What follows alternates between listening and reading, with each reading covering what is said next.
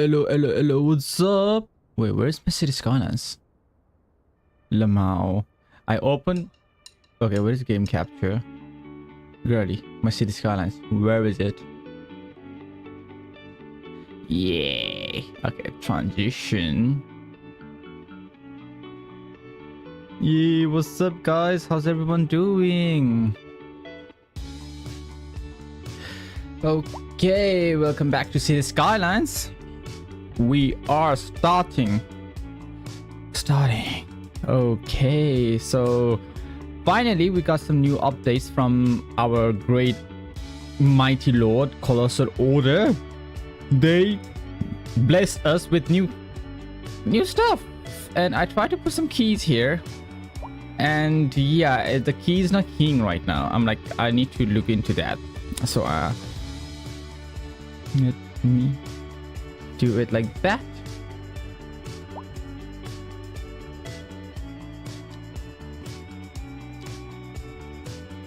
Okay.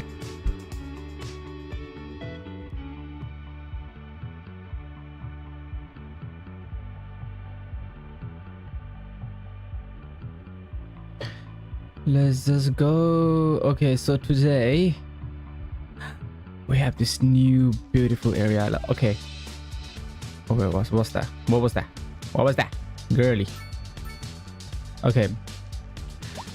So today, for this one, I'm thinking of making this area over here is like calling me. I want to make something over here. So what I was thinking is like make a Mediterranean heritage building or something similar to like that onto this part of this pod.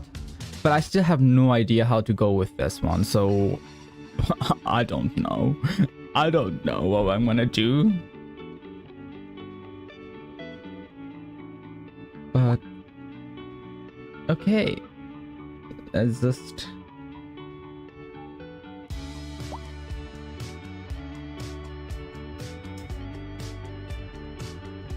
let's just start. So my initial thinking is like I need to make, okay, I want to make a small, you know how a lot of, I don't know how to describe it, but like I want to make a small canal sort of thing over here, so connecting this lake to this ocean thingy, this whole vast sea over here, and then like start building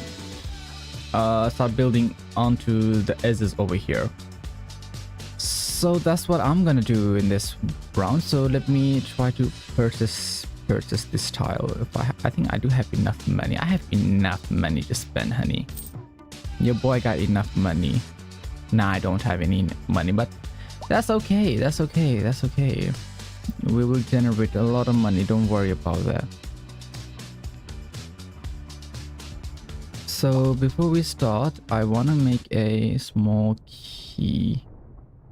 Not a key. What's that called? Small way.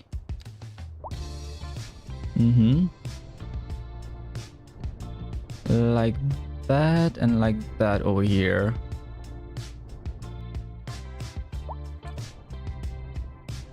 Okay.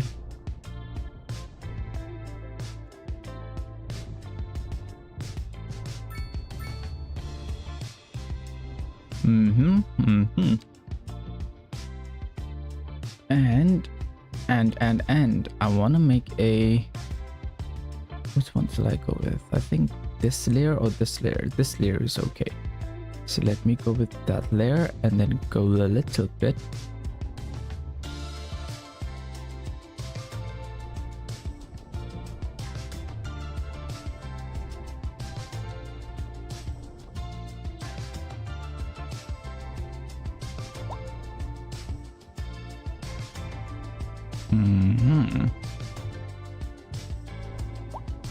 Let me to go back a little bit over here.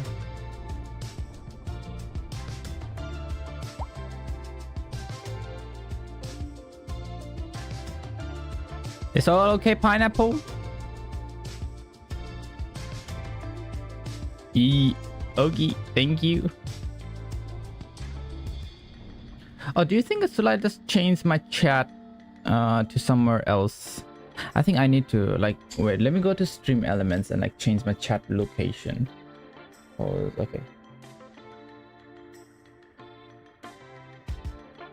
This is down there, and I gotta get. Okay, well.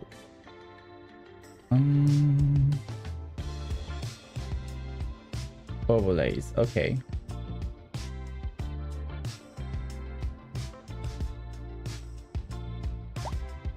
So maybe it's better for me to put it right over here. Yeah. Save it. On the top left, not top left, but rather on the left center. At the very left, but center.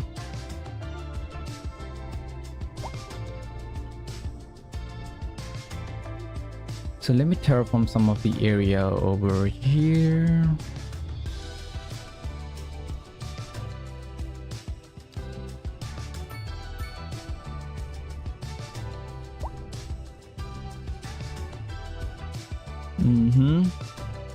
Let me take you back. Oh, no. Make it more than that, more than this.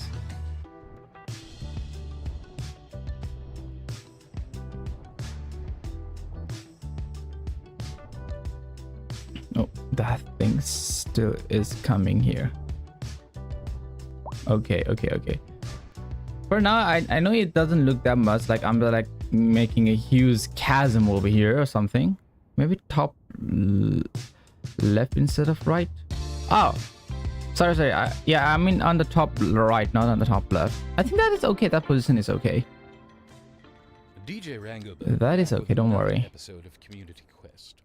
Last time we just entered the great hall of the Viking Overlord, plucked a tail feather from the snowhawk roosting by the fire pit, and used it to unlock the secret chamber. You know what? Someday I want to make a. I want to listen to a podcast. There we discover three while I'm like building like creepypasta. One a flask of poison, and third a lock of hair. We only have room in our inventory for one item. Which shall we choose? Okay, so let me do this now. Let me try to like I have this vision in my head and I wanna implement that. And here is only gonna be Mediterranean heritage. So let me see how we're gonna work. First of all, I need to make it like that. I've been known to do that, but never mind me. I'm not here to make suggestions. We'll roll for it next episode. Stay tuned.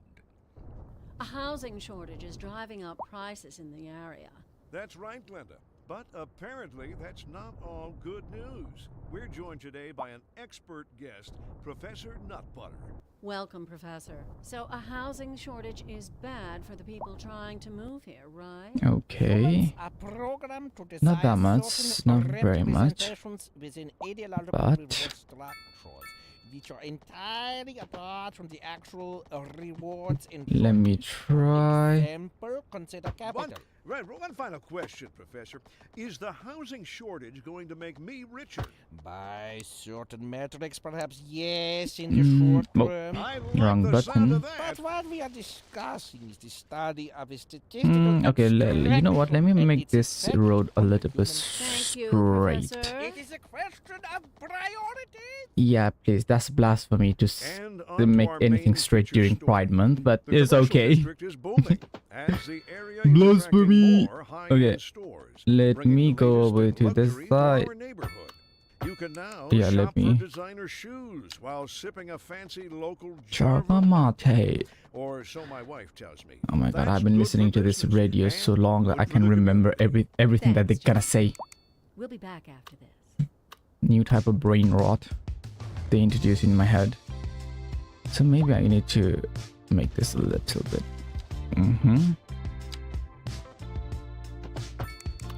And make ye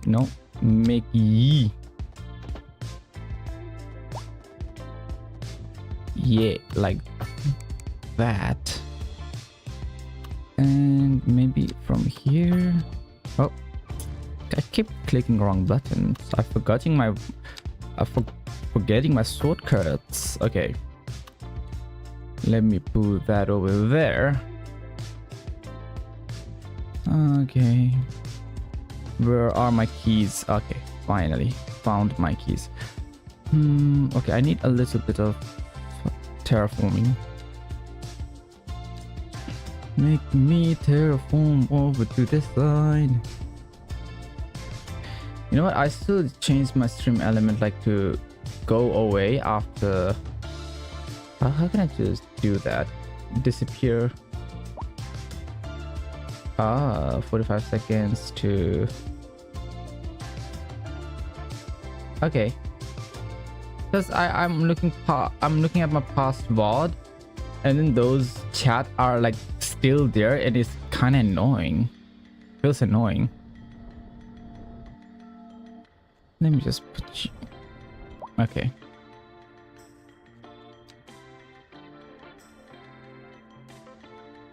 Okay, now let me just. Yeah. Around 3.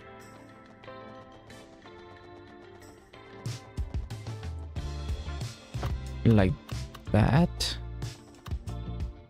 And like that. Okay, let me see how it gonna look like. Oh wait, I still need to.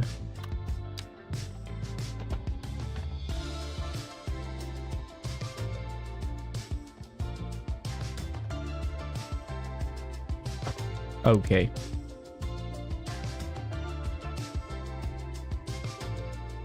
Okay.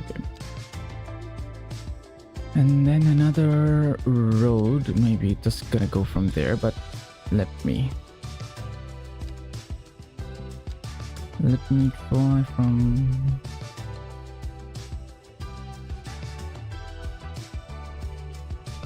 Oops. I think I need to reduce.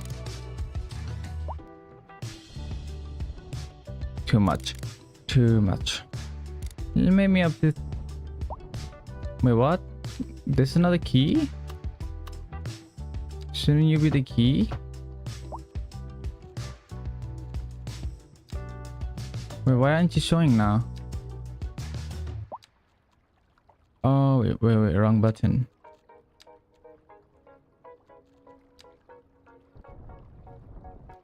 Lama, please don't say. No? Huh? Wait, how does key work in Citieskylines? Damn, I thought I was like, I was gonna get excited. Like, I thought just pop it like there and then like they're gonna show up, but nah, it doesn't. It doesn't. Okay. Okay, how can I just do it then?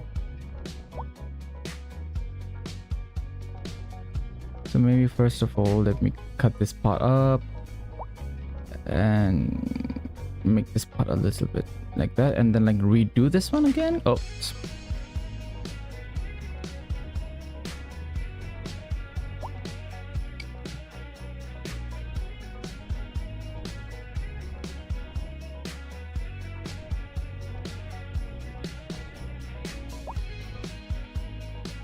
Okay.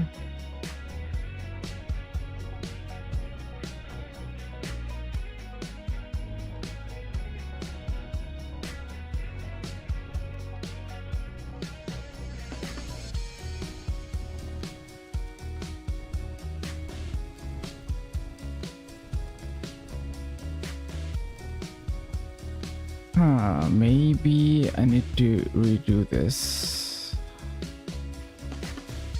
Let me see.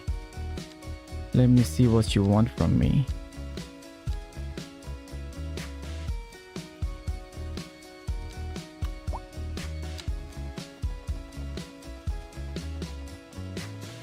Oh?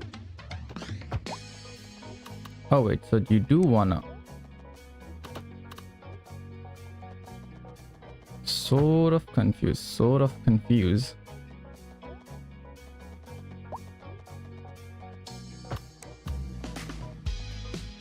Okay. It's not exactly what I wanted it to be, but yeah, it's never gonna be easy working with this game.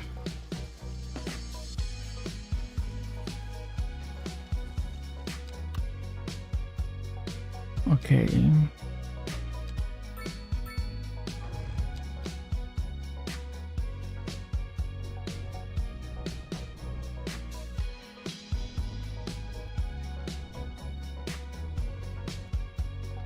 Let me try to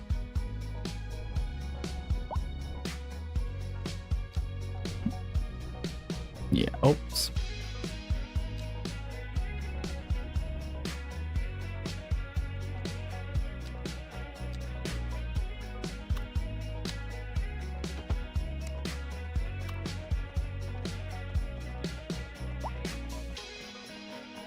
So apparently they only sew up around whenever they want to sew up. Okay, dude. Just okay. What do you want from me? What do you want from me? You know what? Anarchy. Without anarchy, this game is like bullshit.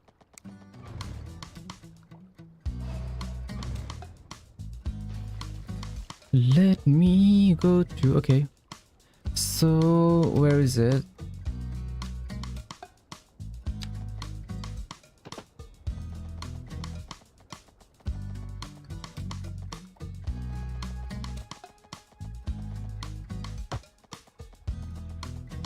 Do I have a zoom in this much just so I can just like... Oh my goody goodness. Okay. Do not.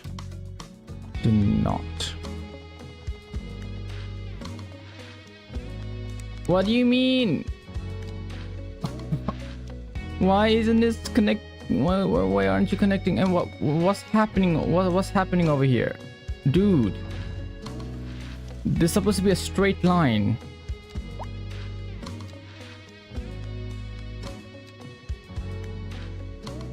What the actual heck is happening here?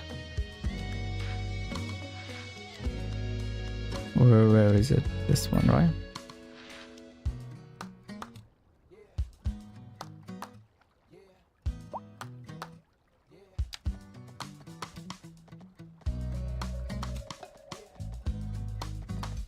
Come on. Like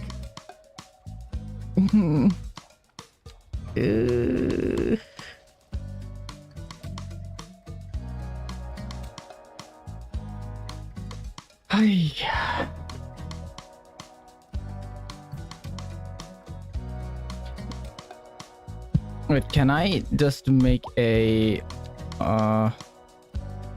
pedestrian path and then later change that to later change that to a key? Can I think I can. Okay, wait. Let me do that. So okay, that's okay. Let me do that. Let me just get this again. Get this right again. And let me just remove these all. Which one again? Yeah, this one.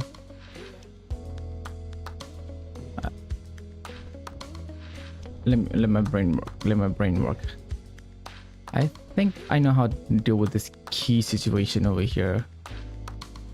So let me just pop it normally. Well, let me, yeah, yeah. Let me go up to here. And then,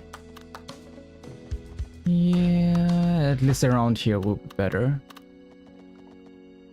Yeah, okay. And, oh yeah, I think this option might,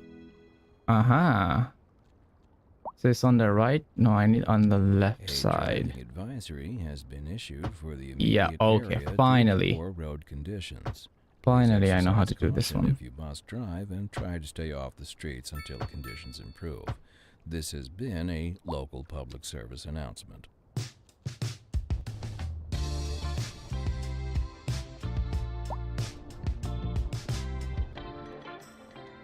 Okay. Thank Oh, you, shit. dear listeners, for joining us today here on Soft Rock Radio, your home for great music and tales of adventure. Don't touch that dial. You know what? For this game, I will enable. Where is it? Interface gameplay. Yeah. Cancel the day and night Just in sequences. from traffic. If you're thinking about hitting the Oops. streets, you can expect delays on the major roads, especially during rush hour. Good to know, Jim. Seems like everyone is in a hurry to get somewhere fast. So at least let me It's remove worth all of slowing down. these. And if you can, plan your trip outside the rush. Oh, I don't know. I'd rather wait an hour in traffic than to have to start thinking about everything all the time. Besides, if I did that, I'd never get anywhere. We're live, and we're getting reports about a traffic accident somewhere in the city. Road maintenance services have already been dispatched, and traffic flow should return to normal. But if you're planning Okay. a quick trip out, you might want to wait a little while until everything clears up. If you're in it, you already know about Okay, it. okay, it No doesn't use disturb it. reminding you. Meanwhile, expect Let delays and me- drive safe.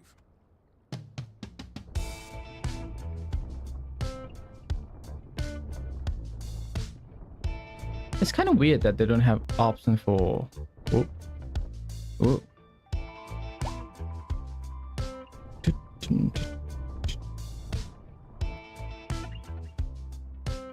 Okay. Now. Wait, now.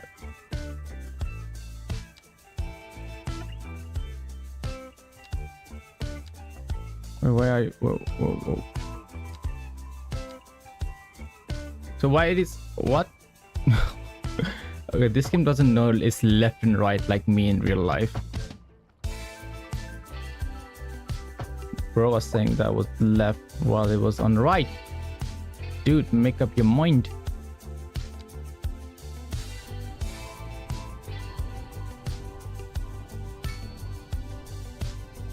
Okay.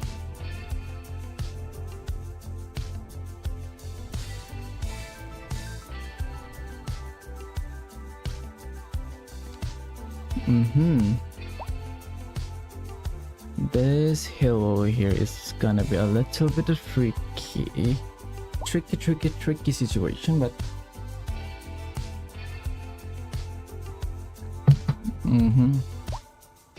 but that's okay.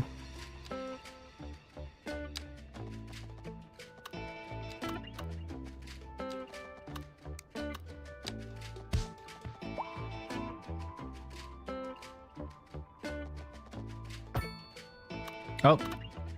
Oh, crappy.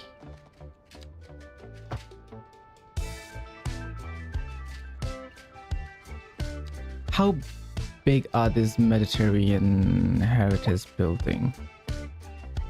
Let me pop them up right around this corner. Are they big enough for me to... they are not that quite big, but okay. But okay, I will need a electricity and everything to be connected to that portion of it.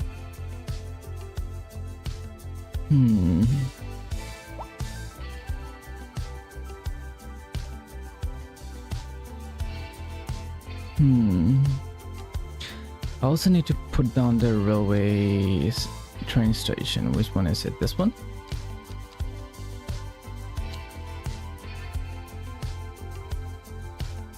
A medium garbage yard. Huh. Oh. How big are you? Could be a problem. Could be a problem here. But that's okay. That's okay.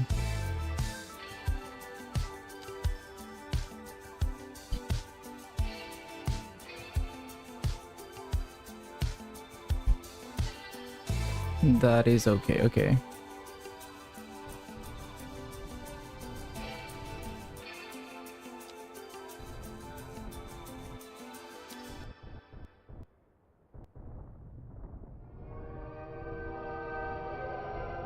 Let me do that.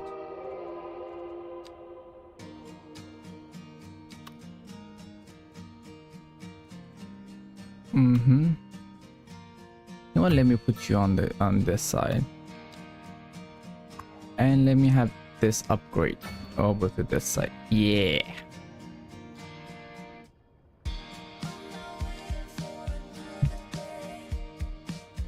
So I will try to connect a railway over from here, like taking one of the bronzes from there.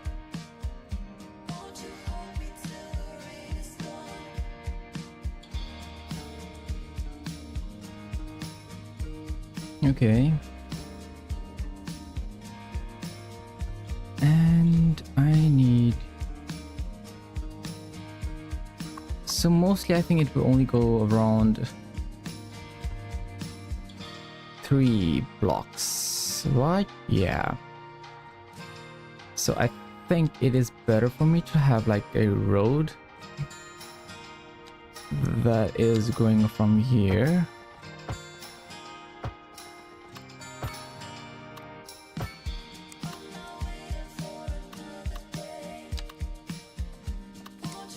to 1, 2, 3. Yeah, from here. So maybe now this one will go from over here.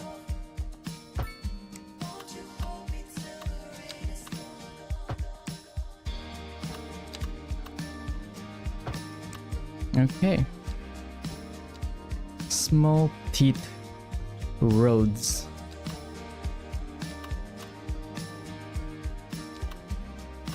Maybe I will try to put a substation onto this road, and maybe you just go underground from here to over here. And about the connection, harbor.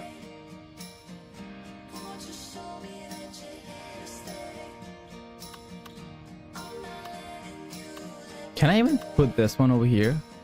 I mean, I can, technically. But will that be okay to put this a new cargo? Ooh, the cargo is huge. This cargo hub is sort of huge.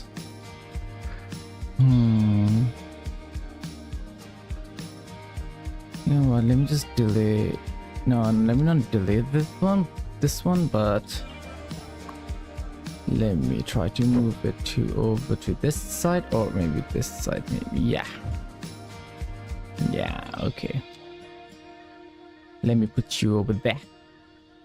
How about that? So now, I got a train station and also a cargo hub thingy.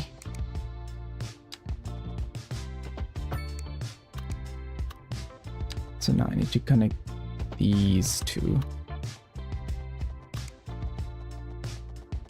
It's gonna be a sharp one, but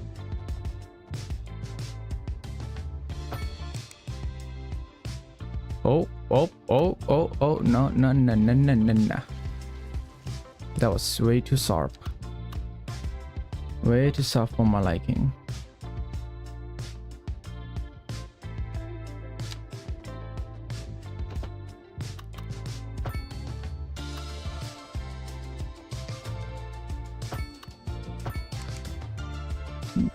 Yay, okay.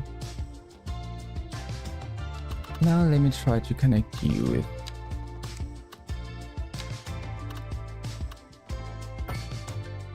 the rest of the city pipeline. Okay. And yeah, now I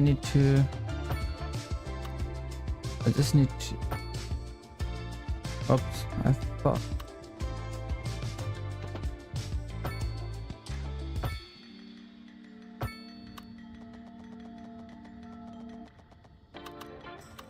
Oh.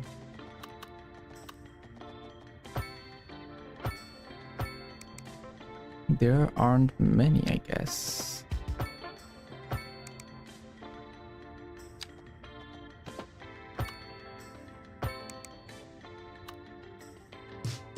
Okay. How about that and connect?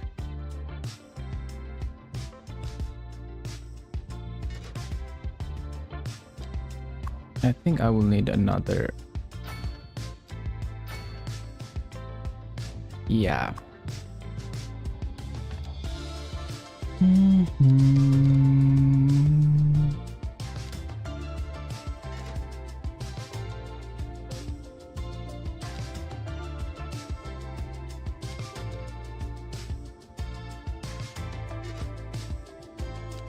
Okay, let me see how many people gonna come and join. Because this one is like sort of secluded, like only people.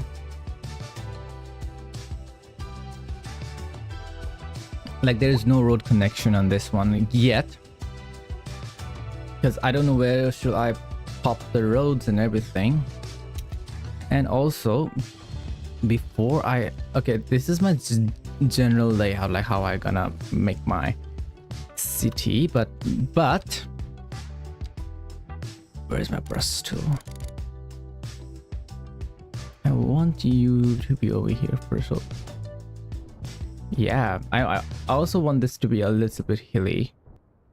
A driving advisory has been issued for the immediate area due to poor road conditions. Please exercise caution if you must drive, and try to stay off the streets until conditions improve. This has been a local public service announcement. Pending updates to our power grid, the city will be experiencing rolling blackouts. We urge the public to remain calm during these breaks in service and to follow the guidelines on the city's website on how to plan for these temporary events. This has been a local public service announcement.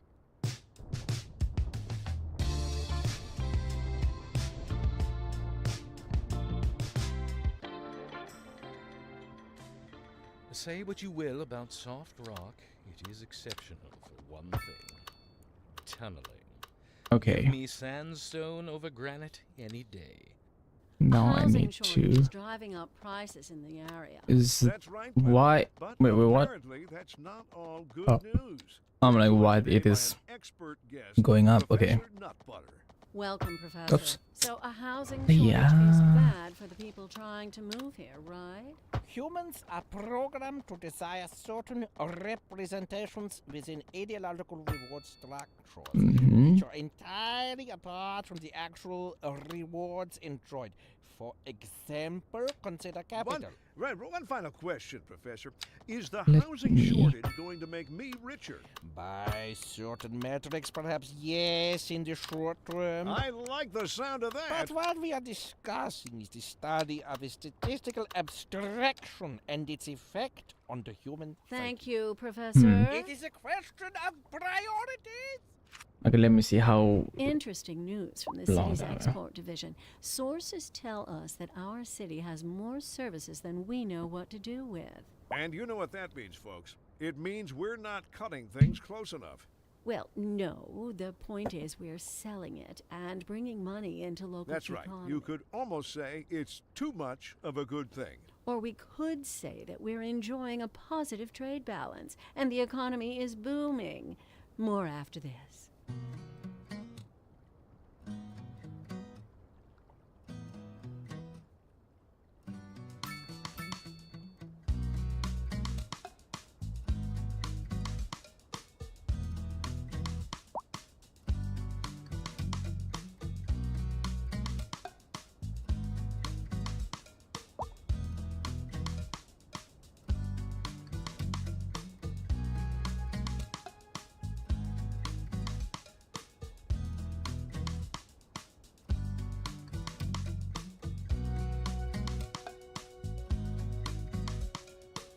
Okay.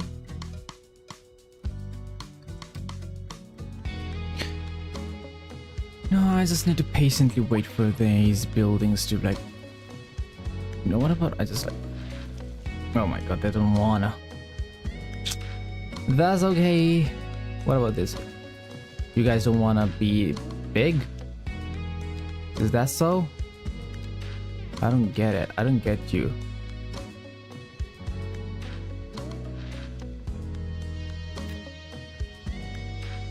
Yeah, I want this. But okay. Oh yeah, that also reminds me, I will need some sops and everything. Like, how am I gonna do that?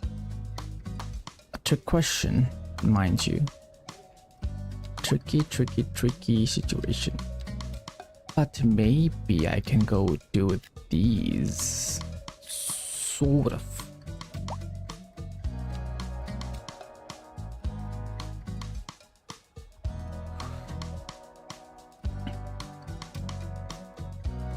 Wait, why aren't you cornered? Why aren't you a corner building? I need a corner building.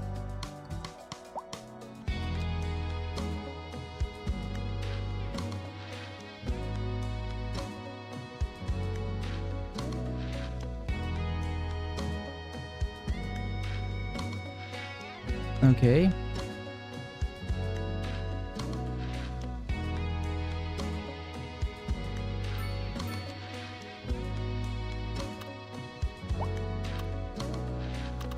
That one I think I will put it somewhere else. How many people are you carrying? None? Okay. That's fine, don't worry. We will get people.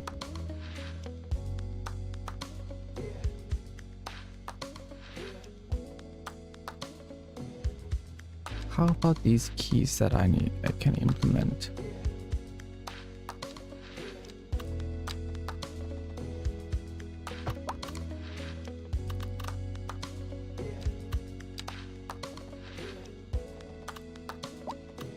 Sorter, yeah.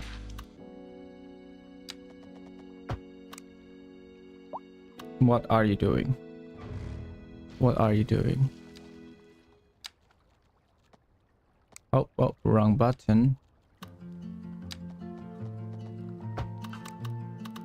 Can I directly connect this one to this? Oh, I can? Then why aren't you connected to that one? Let me connect. Let me connect with you. Come on. Don't be shy.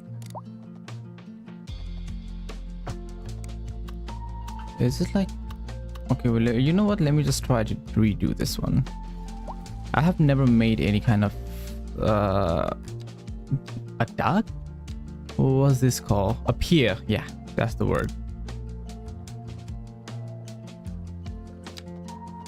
I have never made any pier in my life, so...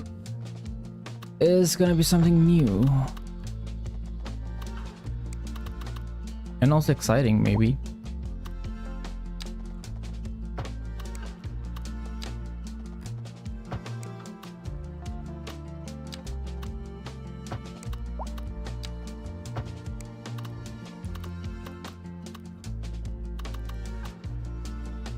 Okay.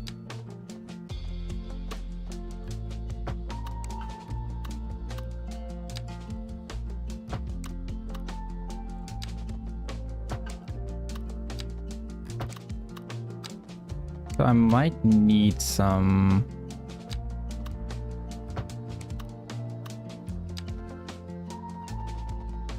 Okay.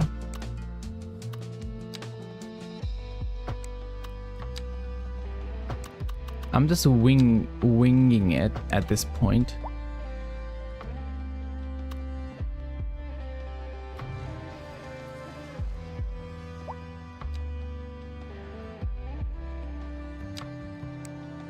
Wrong button again. Why am I misclicking it? So, okay. Let me... Okay. Both are coming in. I think these might blend in, sort of. But, yeah. Gotta work with it. I think I might need to take this road and connect it to a highway over here somewhere.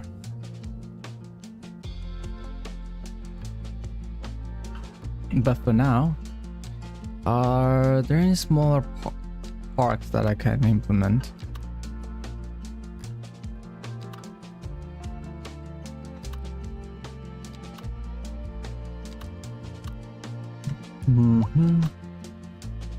Is that a small playground? Okay, that's a small square park.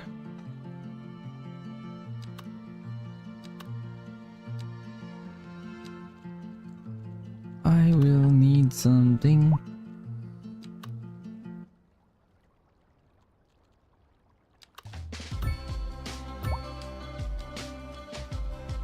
Okay. Now I will need a texture pack. Okay, I need to texture this one.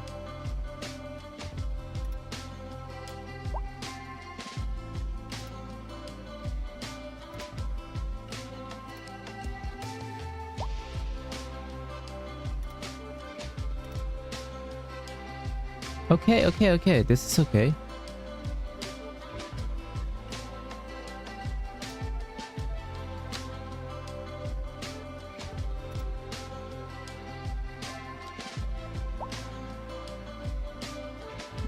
That means I do need something to... Okay, you know what? I don't need you. Nor you.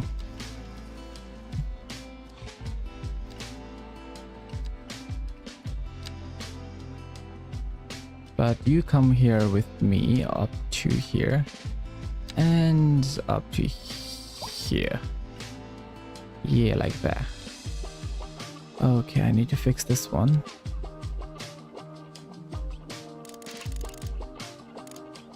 Oh! No, what you doing? Dude. Wrong button again. Wrong settings. Okay. Are there any other textures that might look okay in here? But I haven't used these. This is my first time using this. So let me see which one might look. I mean, I do like that one more than this one. This one is darker, which can be useful in some other cases. Or nah, still gonna go with that one. Road sign, grass. What is this? Concrete surface.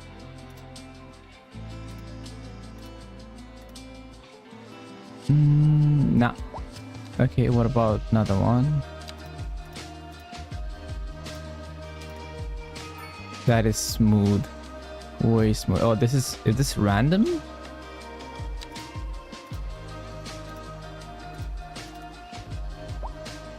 Oh. What the? Huh? So it just creates a void. Dang. Okay, you go. Maybe this and this these two might work, but for now I think I'm gonna go with that one. And I already forget which one was that one.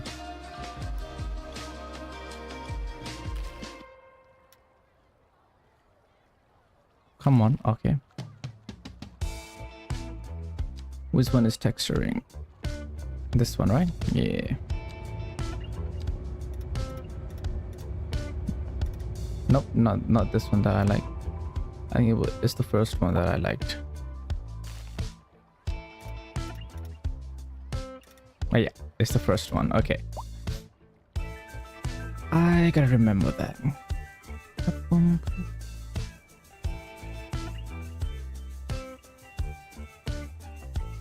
So, okay, let me try to...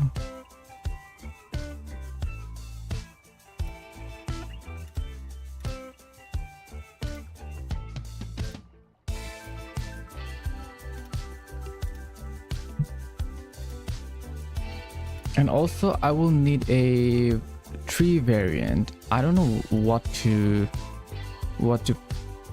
of tree does Mediterranean climate have. But also Mediterranean climate, they never snow, but my city snows. Dang it, I didn't consider that. I should have considered it, but it's okay.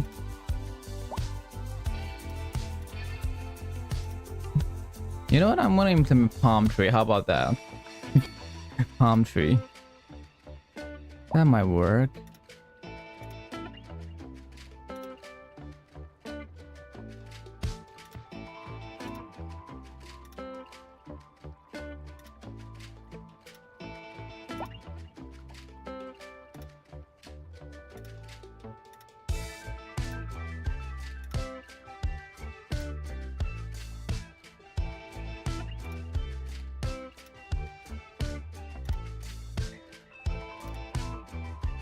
Okay.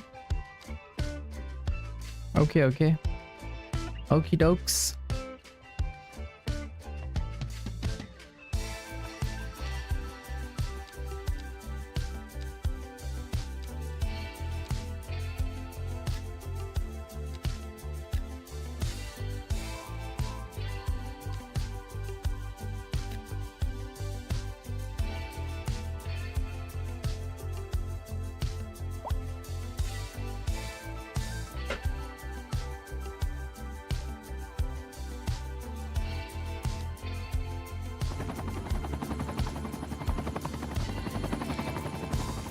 Now I will need some hospitals and other modern. Well, so I only have the Mediterranean MA, modern architecture, urban promenade. Okay, so apparently we don't have a clinic. You know what, I'm just gonna go with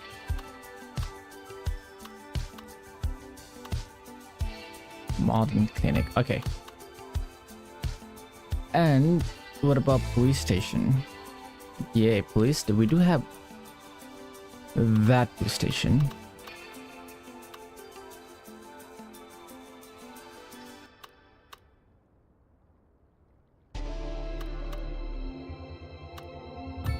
Okay. What about education? Yeah.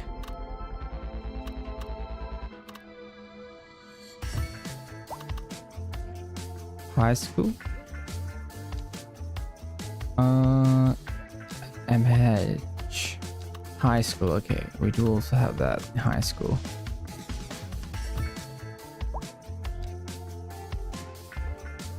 Okay. You know what? We might need to relocate this one to somewhere.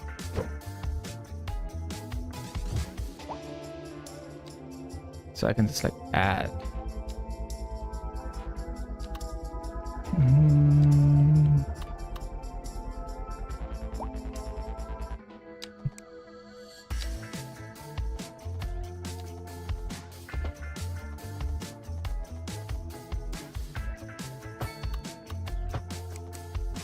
Okay.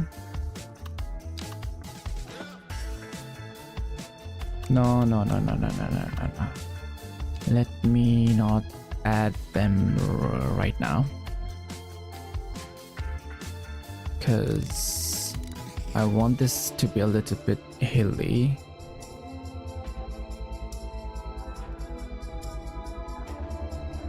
Oh.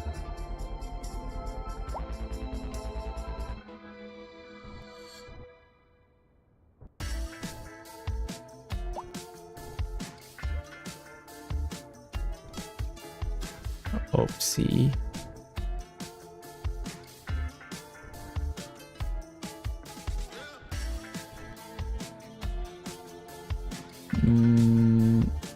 Let me terraform a little bit.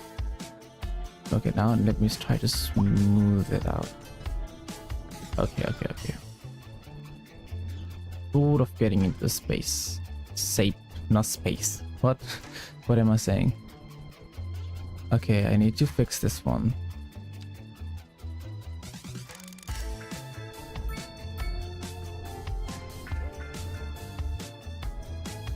and make them,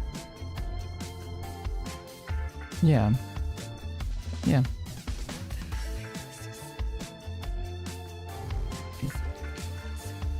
Where's the button again? Yeah, this one.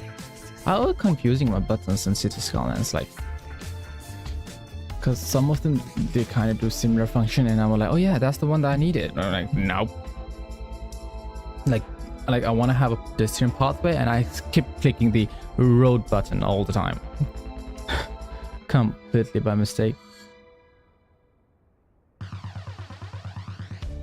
Okay.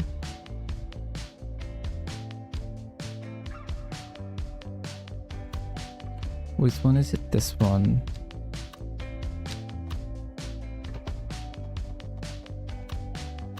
Let me also.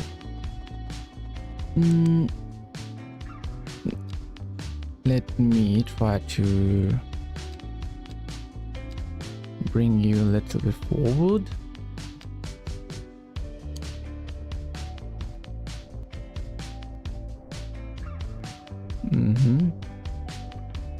And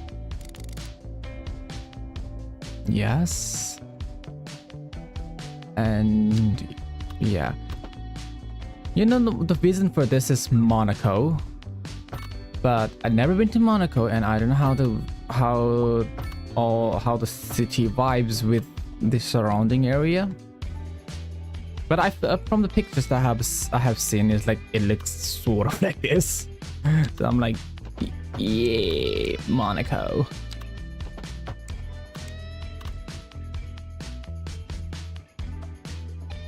And also this one. I need to fix this part, this section over here. Still not.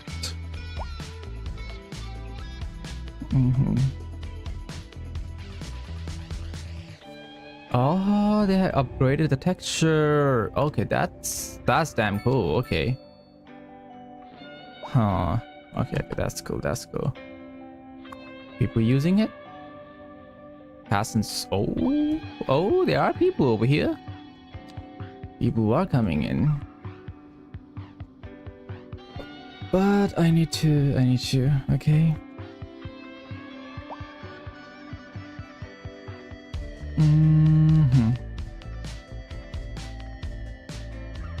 It's kind of complicated here. It's not complicated per se, but I'm like, how should I take this road? Because I don't want to go because I have two options here. One is to go underground and one is to go above ground. I don't want to go underground. I do want to go above ground, like take this one.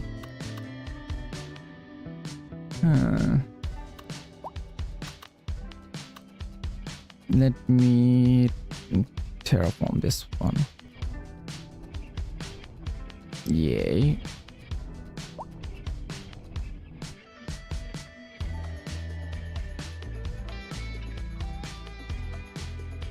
Okay, smooth that out.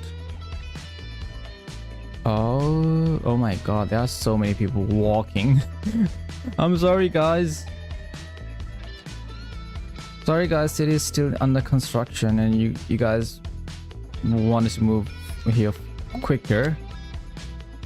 Well, I'm not blaming you, but still, you guys are the risk taker, like the first people going to the Oregon Trail, I guess.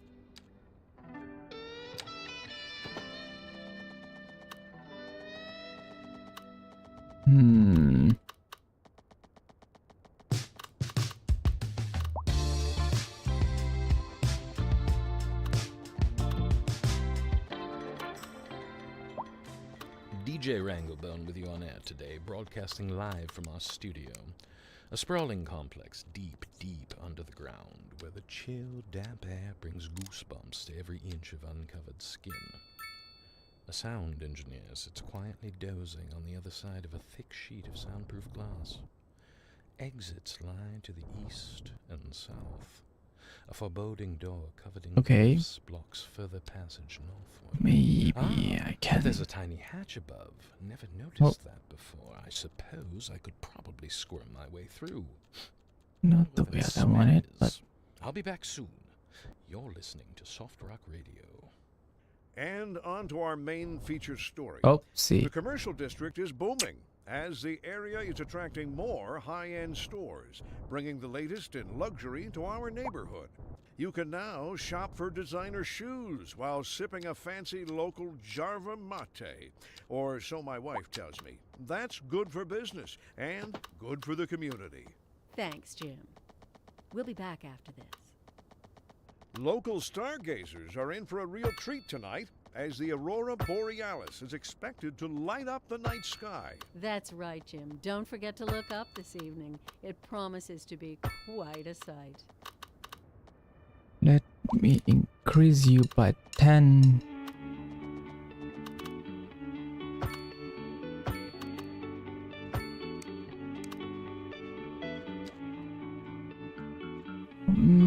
Sort of. Okay. I know what to do. I know what to do. I know what to do.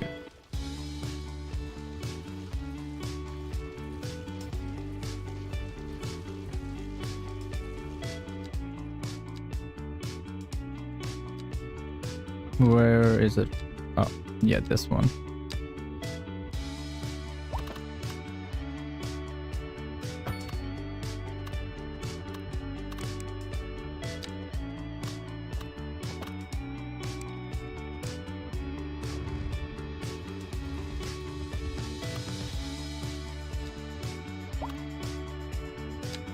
Let me... Oh.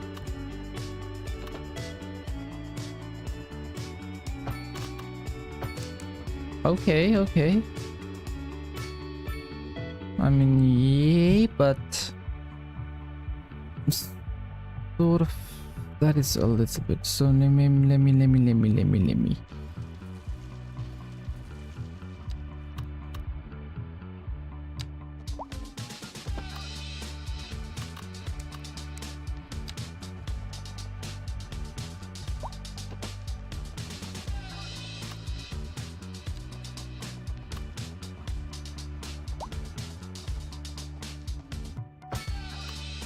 Okay.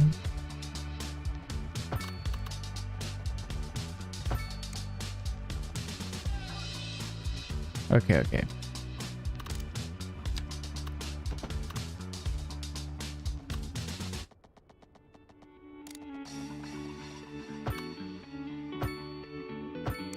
Okay.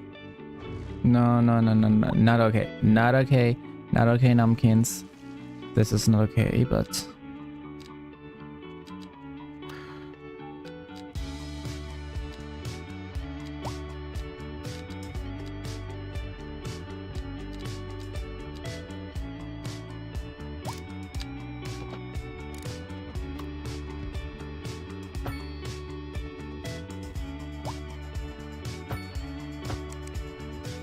Okay. Maybe that's gonna work, but it's kind of wiggly wobbly, but wiggly and wobbly.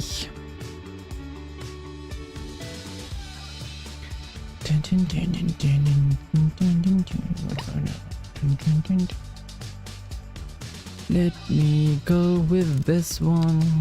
Oh, I need...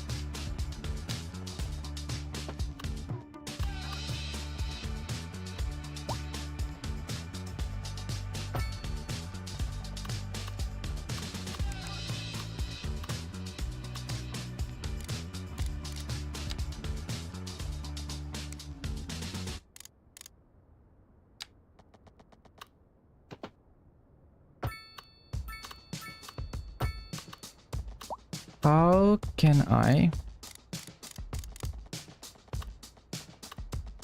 Oh, too much. How, can I just like, you know what? I'm just gonna make it like this, and go with the down.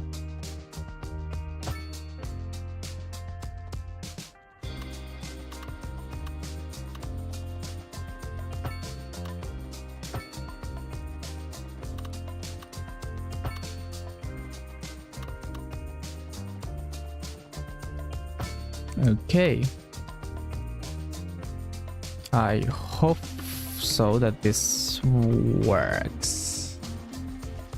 And I don't know why you are complaining over here.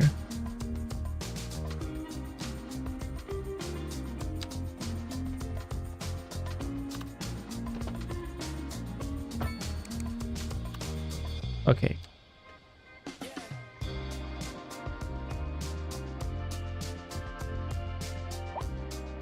Okay.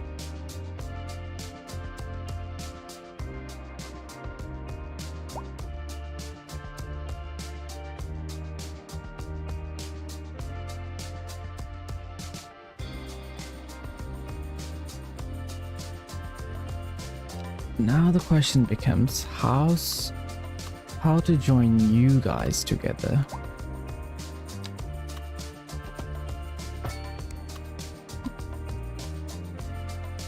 Three lane, 4 lane, 2-way. Okay.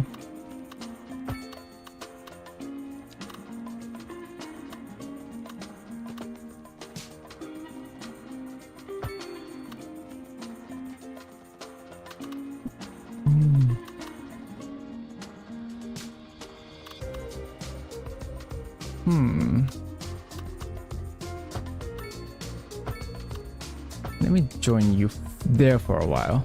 Just there. Because I will try to make something out of it then.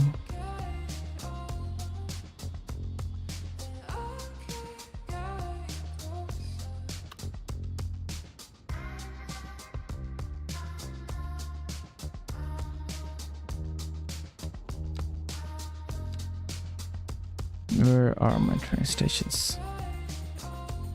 Let me pause you over here.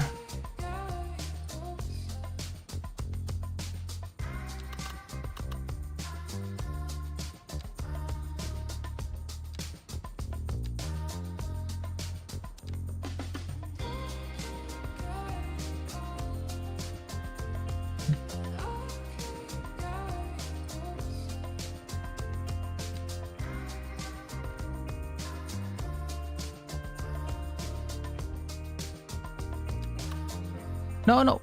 What did I do? Oh, fuck you. Oh, crappy crap.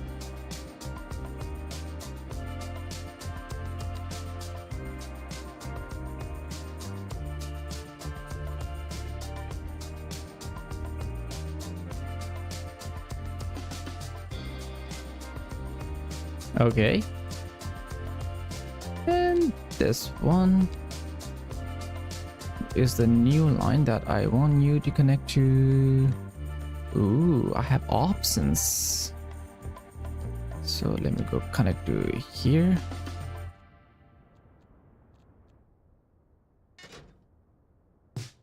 How about I just connect you over to this line over here and then like make another road.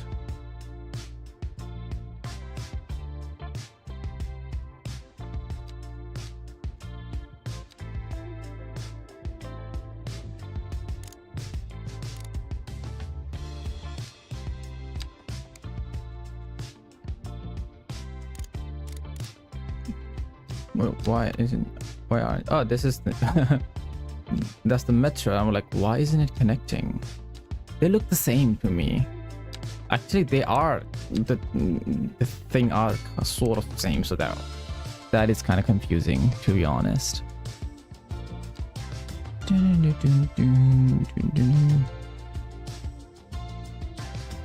Now let me connect you, Milliford, to over here.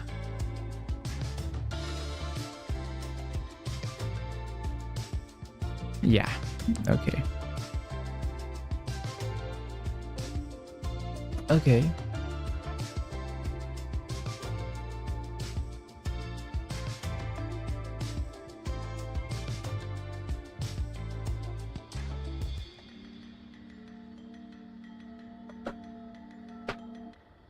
Way too many bots, way too many bots. Don't know what to do with them and how to deal with them.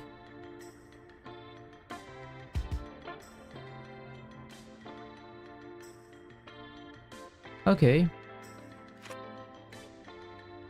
Now the fun part begins. Now I need to decorate this part.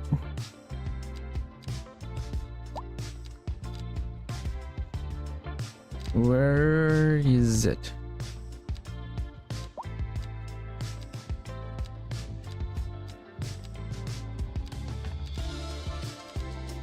Fountains. Where are the fountains?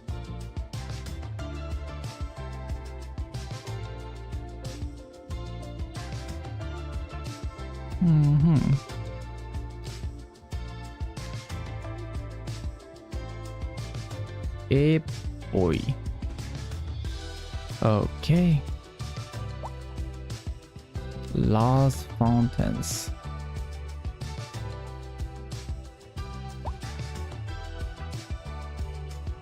Maybe I should put this one over here, not that one.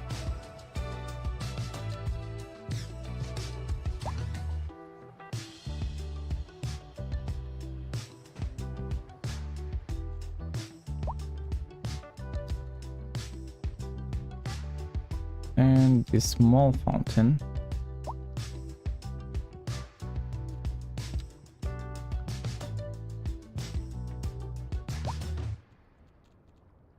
Okay. A driving advisory has been issued for the Now immediate I area will due to poor need road some conditions. benches. Please exercise caution if you must drive, and try to stay off the streets until conditions improve. This has been a local public service announcement.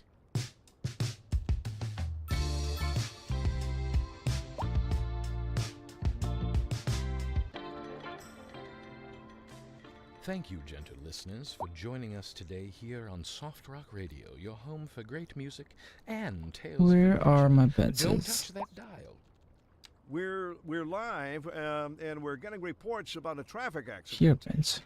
somewhere in the city. Road maintenance services have already been dispatched, and traffic flow should return to normal. No, I need But if another you're one, planning a quick another trip kind of out, bench. You might want to wait a little while until everything clears up. If you're in it, you already Sports, know. no No use sports. reminding you.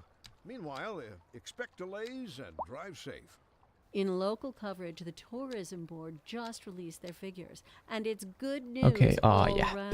these are the pens I was looking for. Tourism was way up over the previous season.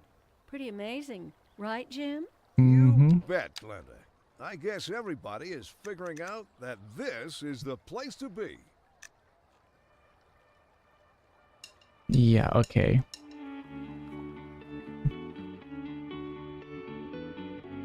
Ooh, people are moving in. Okay.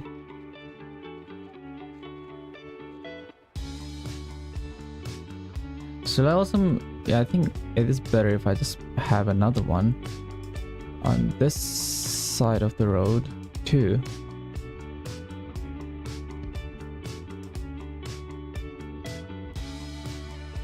Yeah, oh, some of them sank down.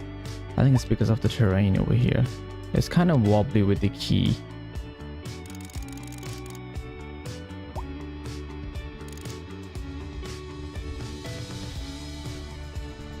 Oh, what? What? Dude?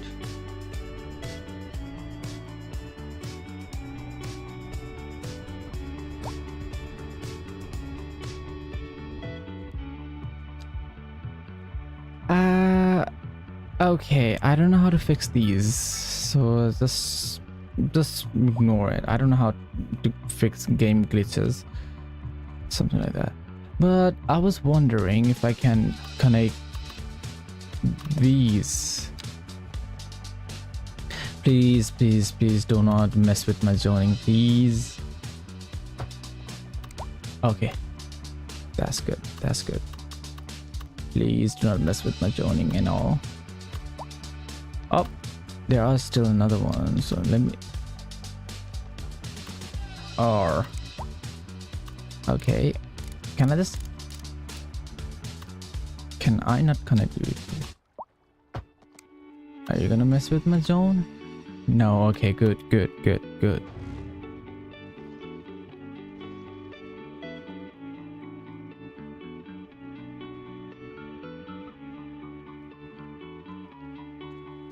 Let me also sort of fix it here.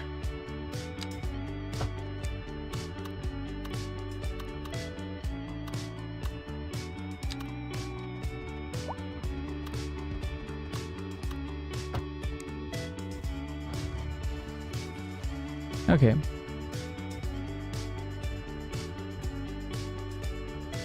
Okay, good.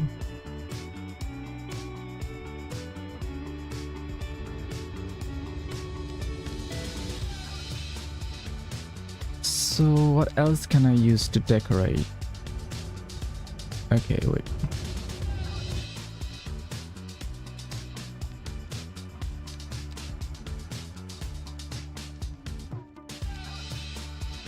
Not fences, but walls. Those are just chimneys, you know. Oh yeah, the trees. You know those trees that is like but okay, wait. Those pedestrian trees?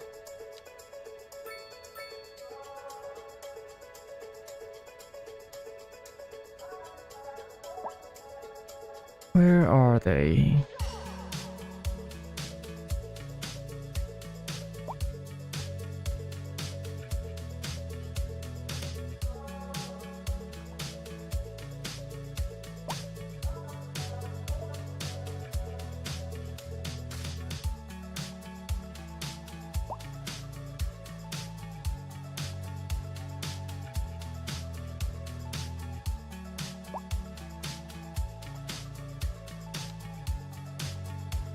I will also need some light too.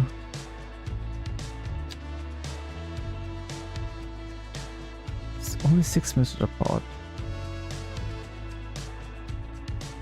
Does kind of suck. That does kind of suck though, but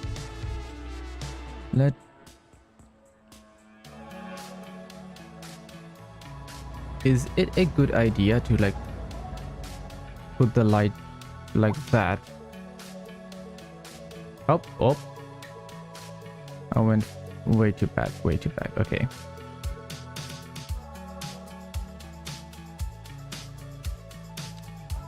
Park poles. This one does have 12 meters. I think this might work. Okay, this might work. Because I wanted to place it together with the benches. Up to here, yay. And maybe for this one.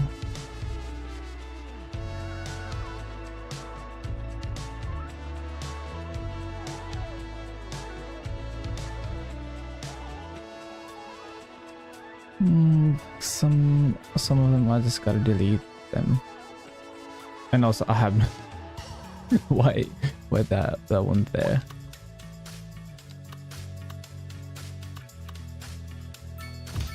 Let me put that one over here.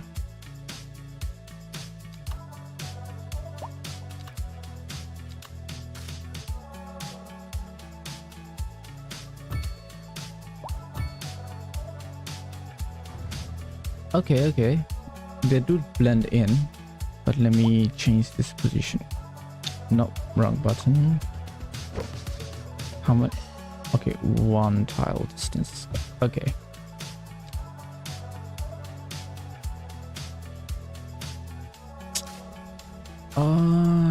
This just kind of sucks though. Okay, you know what? Let's just delete all of these benches and let's try to move it a little bit backwards. Because the key terrain is not very good and these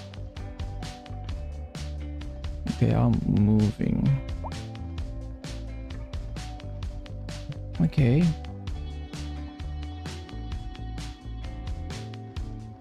Is that another chair? No.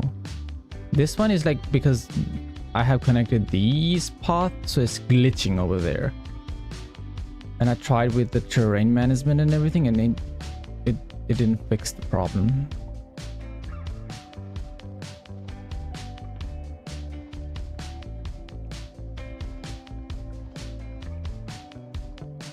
Okay. Last row.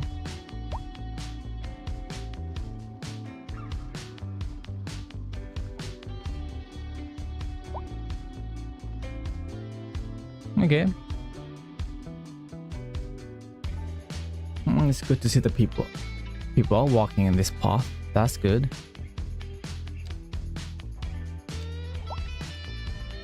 Gazebo. Plants.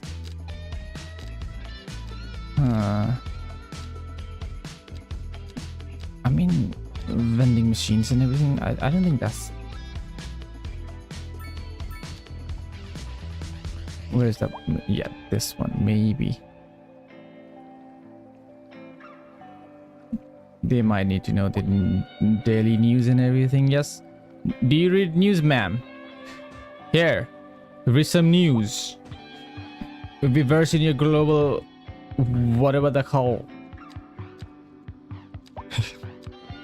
I'm so annoying. Okay.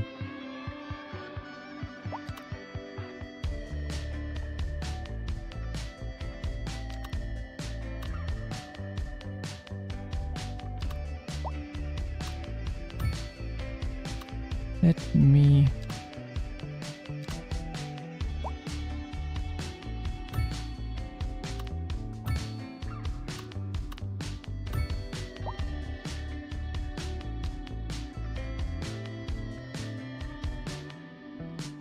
Okay.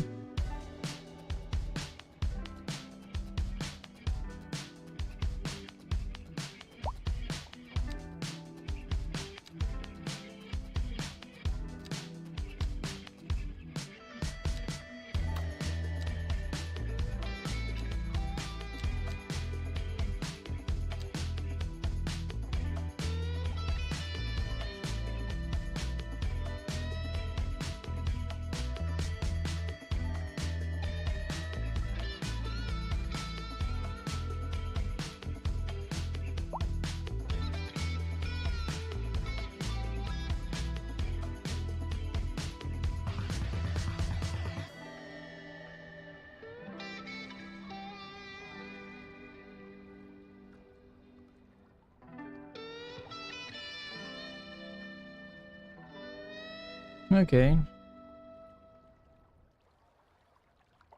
A driving advisory has been issued for the immediate area due to poor road conditions.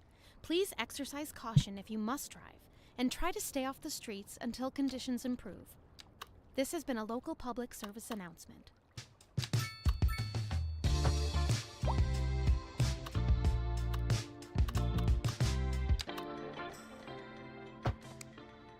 Do you look to the horizon and imagine the untold adventures beyond? You're in the right place, my friend. This is Soft Rock, and I'm your host, Dylan Ranglebone. Stay tuned. Industry in the region is on the rise, and when business is doing well, Oops. that floats our boat. No, There's no no. sinking this boat, Glenda. And on to our main feature story. The commercial district is booming as the area is attracting more high-end stores, bringing the latest in luxury to our neighborhood. You can now shop for designer shoes while sipping a fancy local Jarva mate, or so my wife tells me. That's good for business and good for the community. Thanks, Jim. We'll be back after this.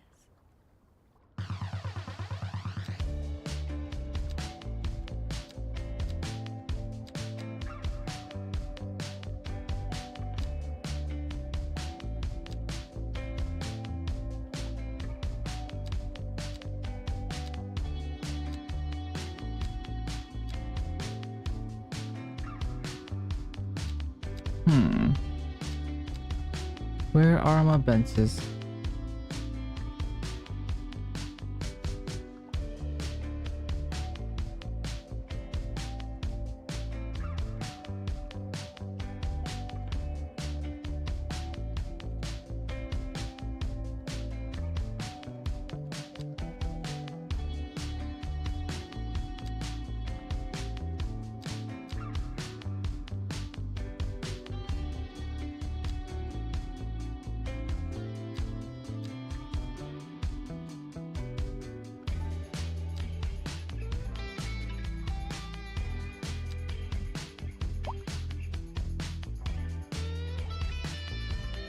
Food stall. Okay.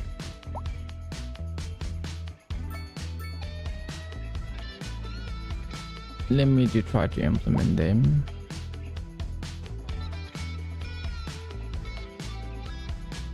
Kiosk. Okay.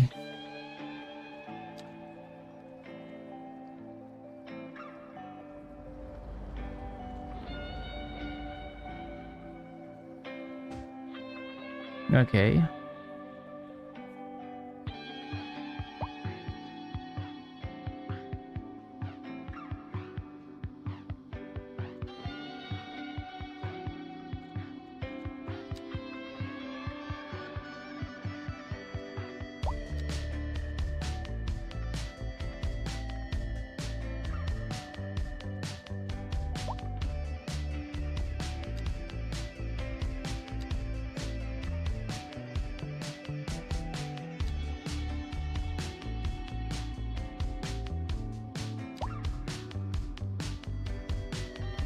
Maybe I should.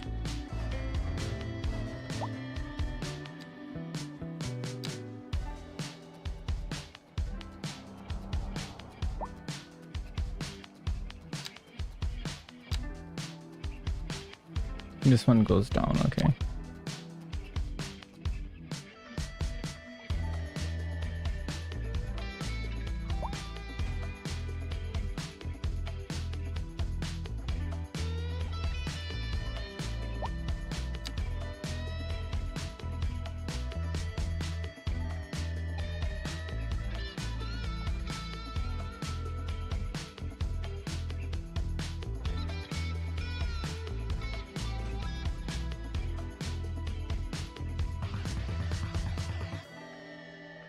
Okay, okay.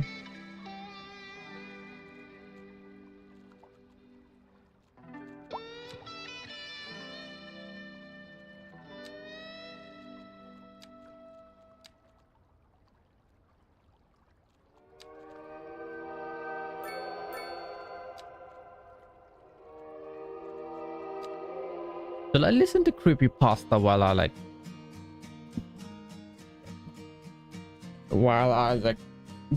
play this game?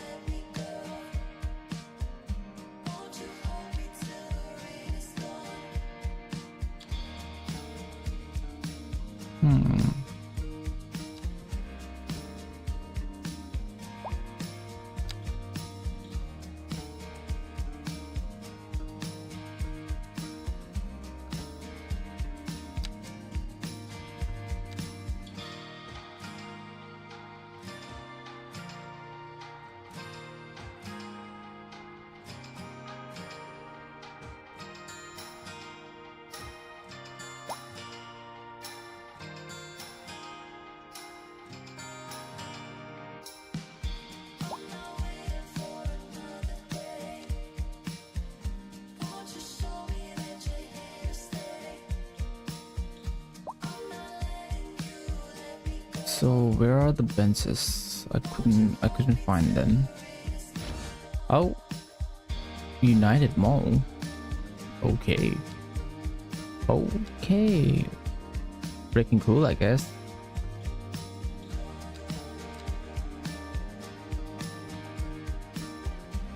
Benches, where are they?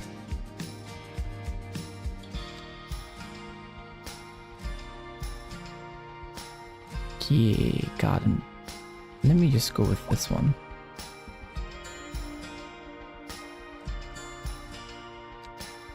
$12 meters, okay. Let me try to make it straight. Oh, this one.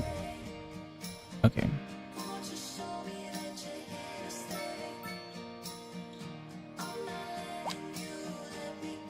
Okay.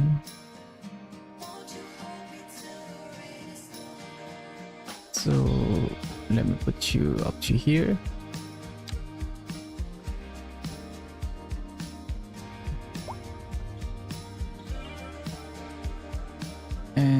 maybe up here.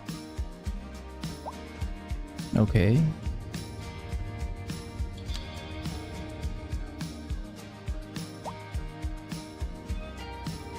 I think it's better for me to put you here.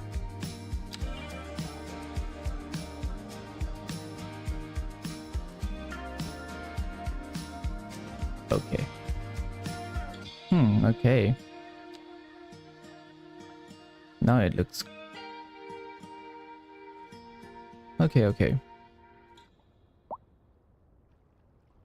So I still need to populate over these areas over here and also make it a little bit... Oh, what was that?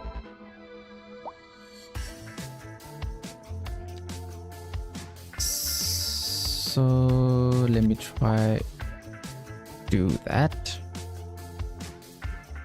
Oh yeah, the joining.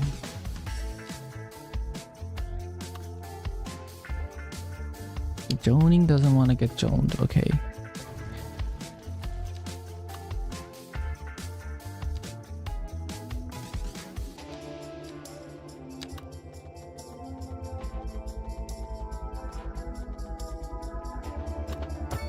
Okay.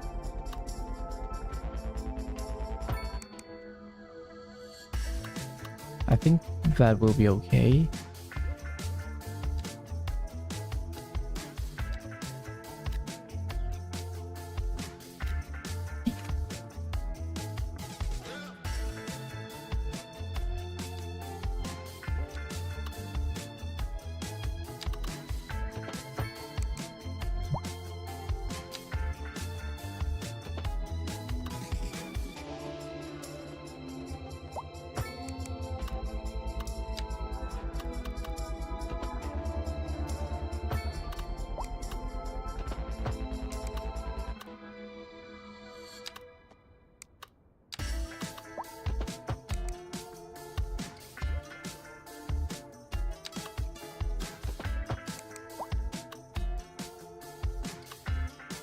You know what, there must be another 2-lane road going from here to here.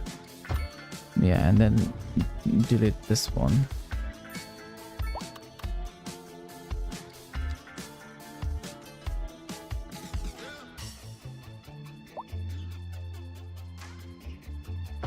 Okay. And also another one over here.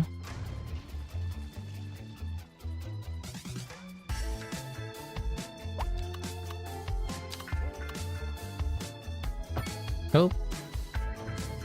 Why you don't want to connect to that road? Game, make your mind. Okay. Okay.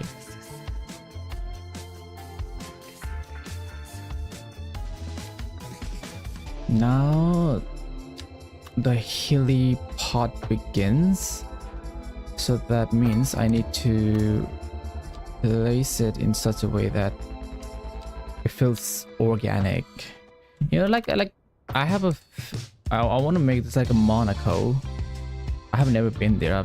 I've seen, oh, I've only seen some pictures, DJ and back with another episode of Community. if the vibe is like this. Last time we just entered the great hall of the Viking Overlord, plucked a tail feather from the snowhawk roosting by the fire Okay. pit, and used it to unlock the secret chamber concealed under Thor's golden breastplate.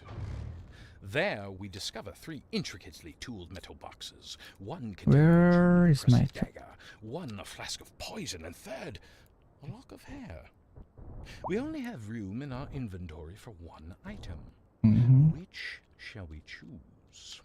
Let's find out what our wise audience thinks. Trog 9 proposes we grab the dagger. An interesting choice. After all, Garthor might return it and he's second. The Wichita Wiccan wants that lock of hair. Ah, but to what purpose, I wonder? If you were thinking like a thief, you might pour the flask of poison on the blade. I mean, I've been known to do that, but never mind me. I'm not here to make suggestions. We'll roll for it next episode. Stay tuned. We're live, and we're getting reports about Okay. a traffic accident somewhere in the city. Road maintenance services have already been dispatched, and traffic flow should return to normal. But if you're planning a quick trip out, you might want to wait a little while until everything clears up. If you're in it, you already know about it. No use reminding Why you. aren't they Meanwhile, joining on this respect side of the road? lanes and drive safe. And That's onto our kind of main a feature problem. Story. The commercial district is booming. Can I as just the pop area is buildings like that? attracting Okay, let me more try high-end stores, doing that. bringing the latest in luxury to our. No. No. The game crashed. The game didn't like that. City Skylines.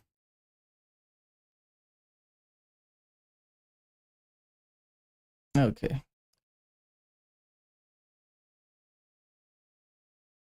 Let me reopen this. Oh my god. I thought they fixed that this time, but nah. How is this game payable? It's been more than 2 years and they haven't even fixed it. Freaking hell.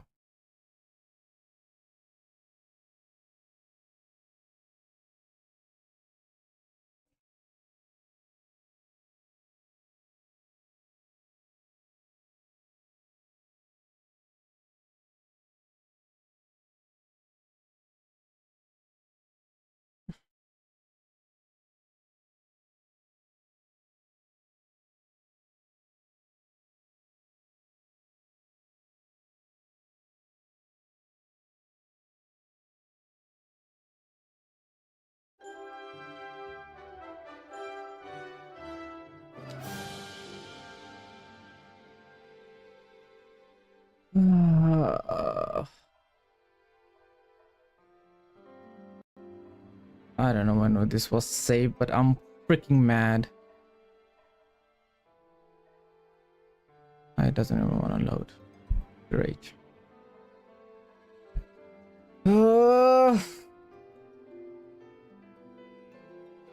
Why you gotta be like why you gotta be like this? Why?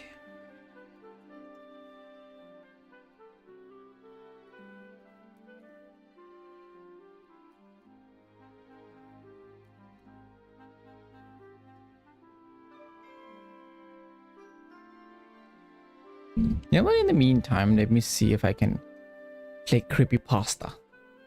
Because I want to hear what... Because I want to listen to something while I build.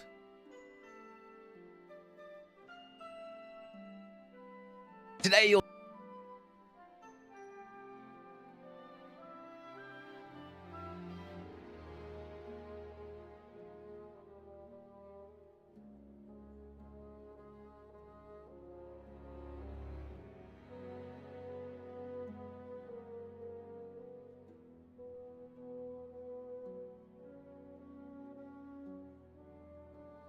Degree from a state.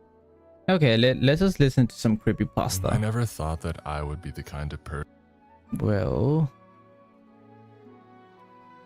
person who would end up at Walmart. Not that there's anything wrong with it. People need jobs and Walmart needs people.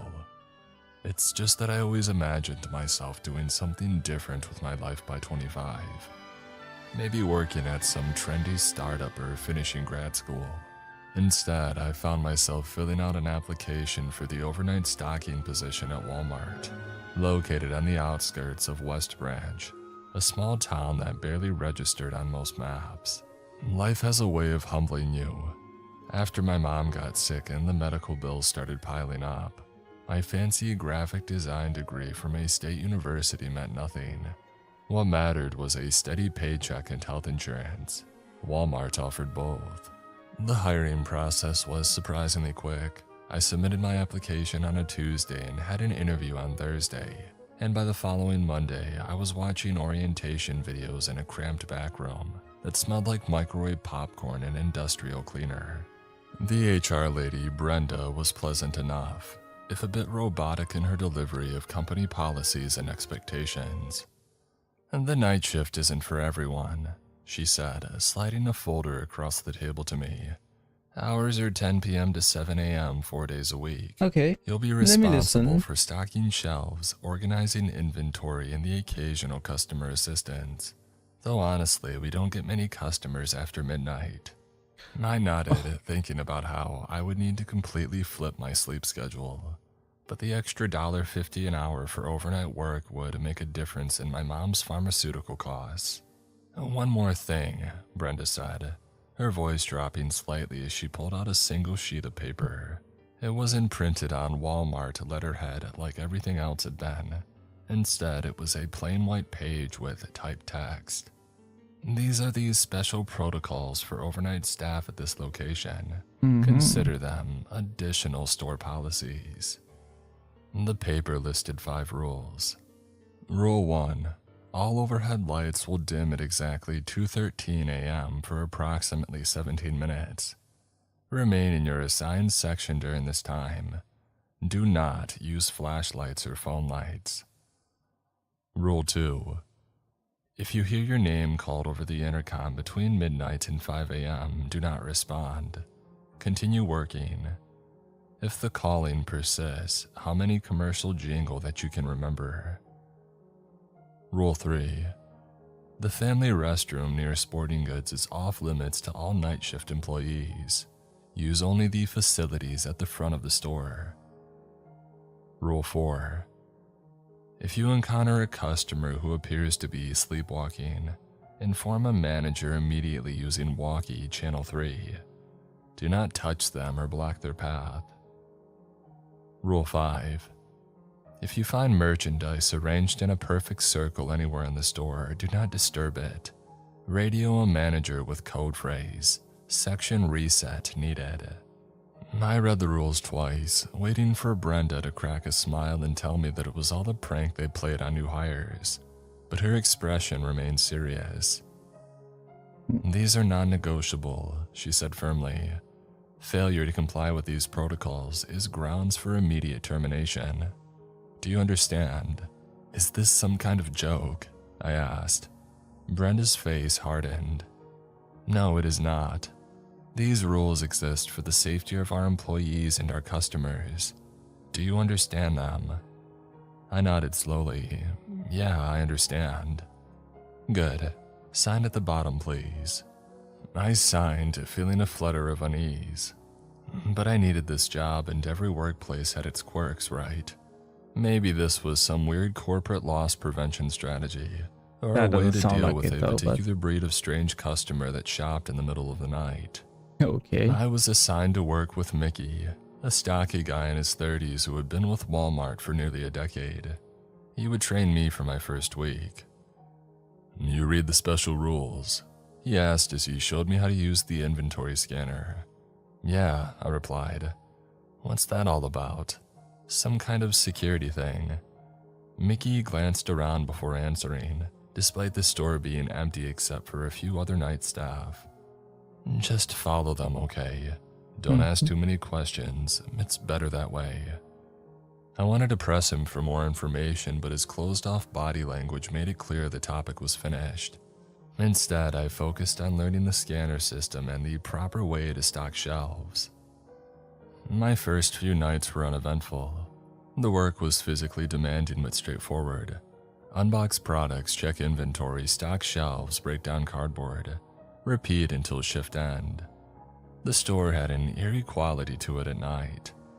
The 2 bright fluorescent lights, the endless expanse of empty aisles, the occasional echoing footsteps of another employee somewhere unseen. The only customers were either insomniacs grabbing late-night necessities or third-shift workers from nearby factories, stocking up during their lunch breaks. They rarely needed help, which suited me fine. I was still learning where everything was located at in the store. It wasn't until my 4th night that I experienced the first rule in action. I was in the cereal aisle methodically arranging boxes of Cheerios when the lights above me dimmed substantially. The sudden change made me jump, nearly dropping the box in my hands. I glanced at my watch. 2:13 exactly.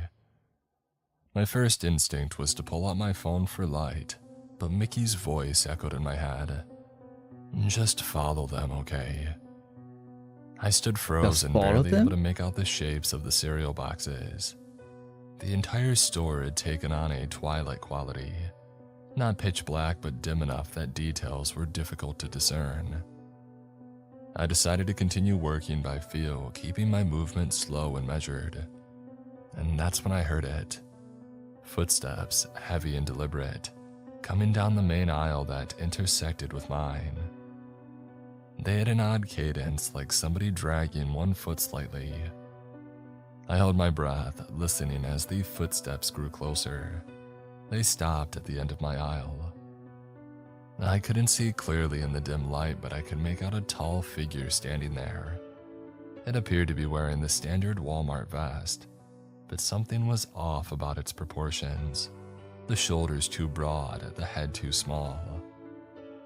The figure stood motionless. I remained equally still, my heart hammering in my chest. After what seemed like an eternity, the figure turned and continued down the main aisle, the dragging footsteps sound fading away. I released my breath, realizing that I had been holding it so long that my lungs burned. Exactly 17 minutes after they had dimmed, the lights returned to full brightness. I blinked at the sudden illumination, quickly looking around. There was no sign of the figure that I had seen and no other employees nearby. When my shift ended, I caught up with Mickey in the break room. "Hey, about my last shift, the lights dimming at 2:13, I said quietly. "I saw someone or something." Mickey immediately tensed. "We don't talk about that," he replied, voice barely above a whisper. "Just follow the rules, that's all you need to know."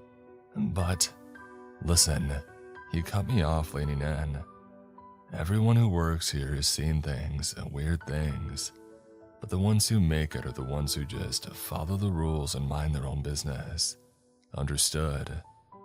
I nodded, troubled by his reaction. As I was leaving, he called after me. "Oh, and Jamie, start bringing headphones. Music helps during that time. Just don't use the light on your phone."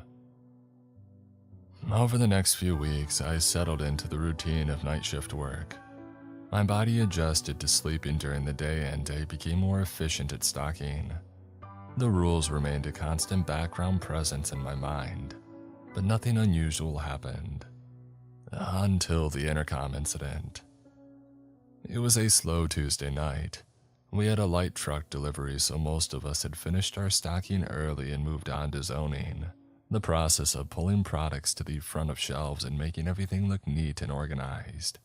I was in the health and beauty section, methodically arranging bottles of shampoo when the intercom crackled to life.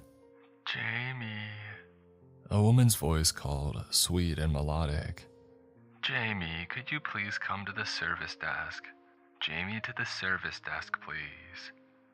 I froze, remembering Rule 2. The store's customer service desk closed at 10 p.m. when the night shift began. There shouldn't be anybody there to call for me. I continued arranging shampoo bottles, trying to ignore the summons, but my hands had begun to shake. 30 seconds later, the intercom crackled again. "Jamie," the voice said, no longer sweet but sharper, more insistent. "You're needed urgently at the service desk. Jamie, to the service desk, now, please." I hummed the first commercial jingle that came to mind. Like a good neighbor, State Farm is there, under my breath, focusing intently on the bottles in front of me. "Jamie." The third call made me jump. Okay, that's creepy. The voice had changed completely, dropping several octaves into a growl that didn't sound human at all. The intercom system emitted a high-pitched whine of feedback. I hummed louder, hands trembling so badly now that I knocked over a row of conditioner bottles. The jingle wasn't working, and so I switched to another, that old Meow Mix commercial, humming more forcefully. A hand touched my shoulder and I nearly screamed. "Hey, you good?" It was Daryl, one of the other Night Stalkers. You're humming pretty loud. Did you hear that? On the intercom? I asked, my voice unsteady. Daryl's expression shifted subtly. Hear what? Somebody called my name 3 times. He glanced around and then lowered his voice. Huh, first time. I nodded. It happens to everyone eventually. It's different for each person. Some hear family members, some hear bosses from old jobs. The important thing is you didn't answer or go to the service desk. What happens if I do? I couldn't help asking. Daryl shook his head. A girl named Monica found out about 6 months before you started. She's not with us anymore. She What do you quit. mean? Oh, His expression quit. darkened. Okay. Let's see Something what's like that. that.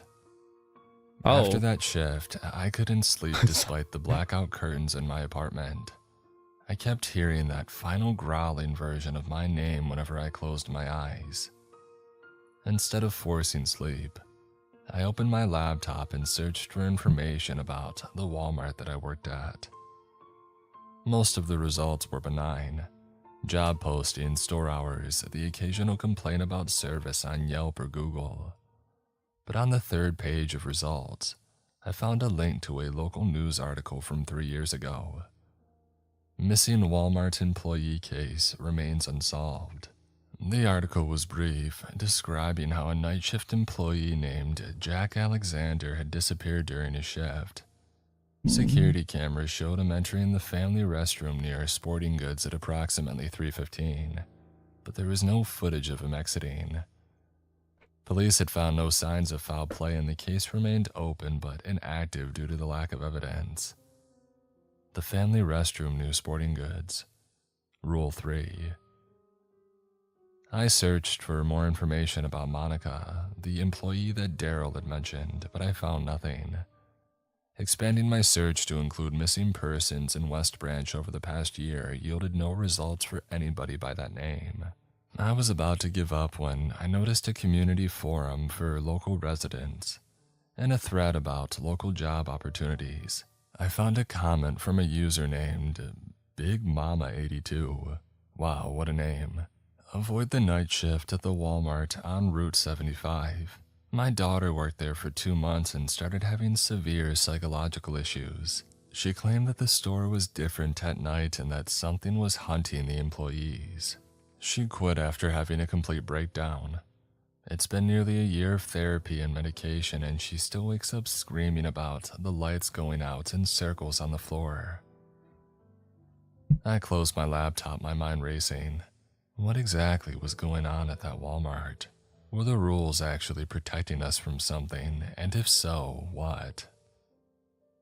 The next night at work, I tried to act normal despite my growing anxiety. I noticed things that I hadn't before. How the night managers always worked in pairs, never alone. How certain sections of the store had small, inconspicuous symbols drawn at the corners of the floor tiles. How everyone wore a small pin on their vest that wasn't standard Walmart issue. A tiny blue star. During our break, I cornered Mickey in the smoking area outside the employee entrance. Tell me what's really going on here, I demanded. I found articles about missing employees, posts about people having breakdowns. This isn't normal. Mickey took a long drag of his cigarette, considering me carefully.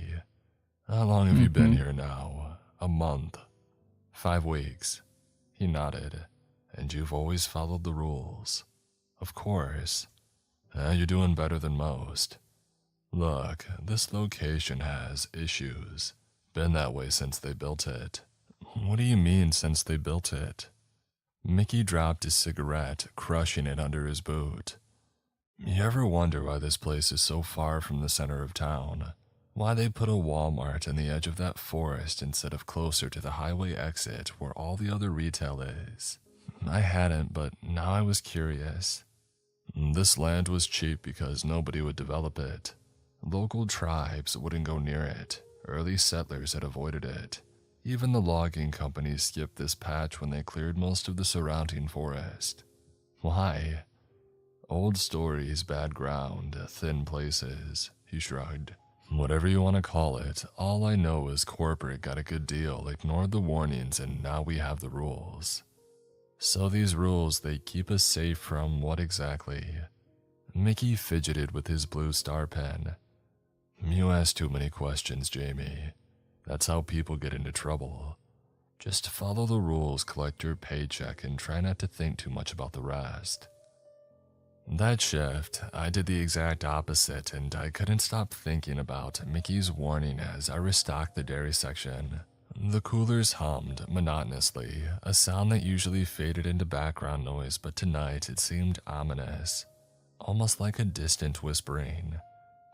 At 1:45, Diane, one of the night managers, approached me with unusual urgency. "We need extra hands in the garden center," she said, already turning to walk away. "Follow me." The garden center was on the far side of the store, partially outdoors but enclosed with high fencing and a greenhouse-style roof. At night it was closed to customers, the doors to the exterior locked and alarmed. When we arrived, I saw why Diane needed help. In the center of the concrete floor, dozens of potted plants had been arranged in a perfect circle. Soil from several broken pots was scattered around, and in the center of the circle sat a single garden gnome figurine facing the eastern fence. Section reset needed in the garden center.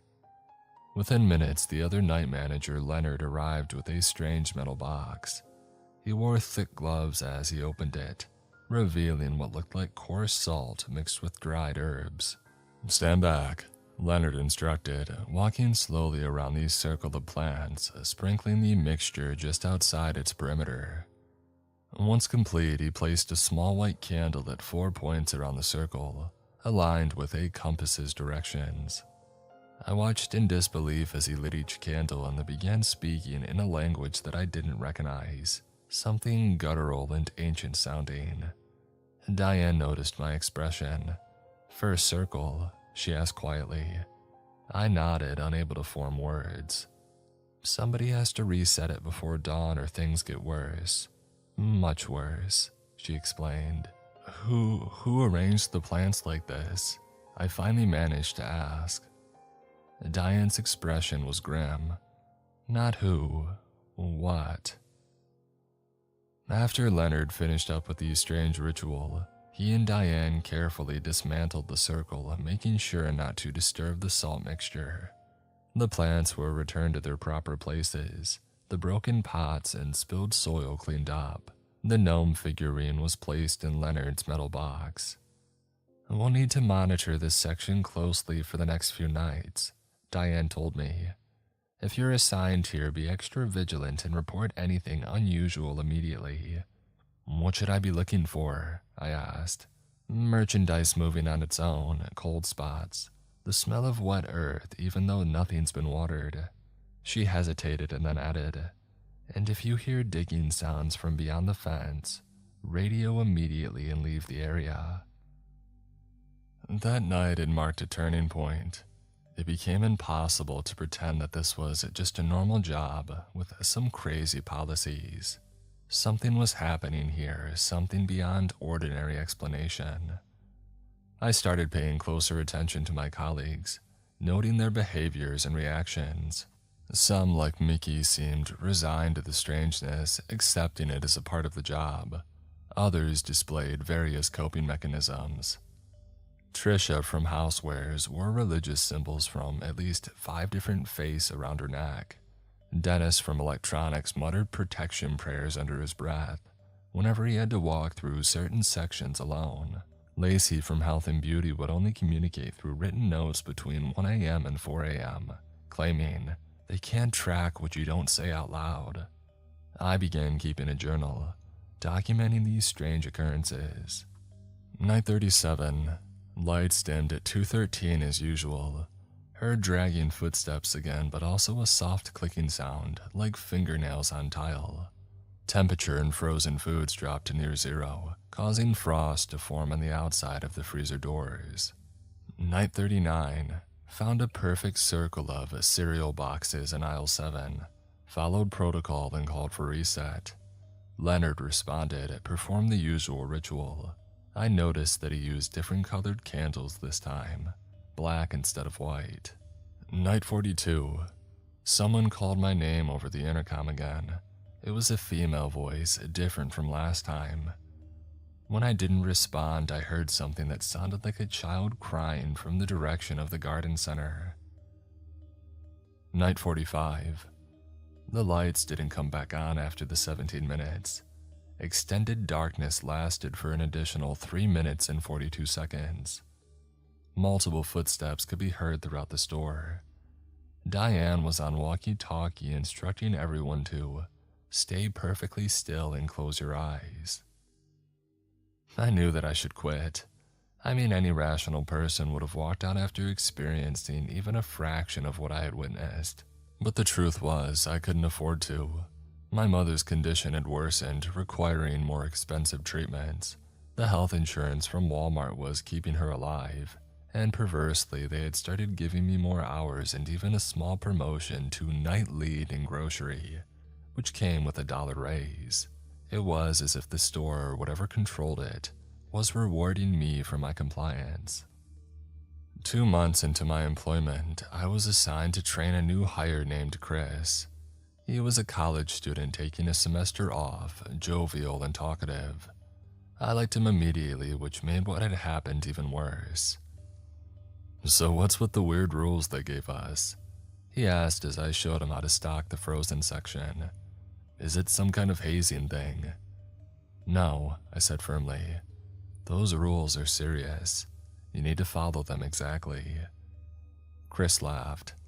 "Oh, come on, man. Don't use the bathroom by the sporting goods section. Don't answer if somebody calls your name. It sounds stupid to me."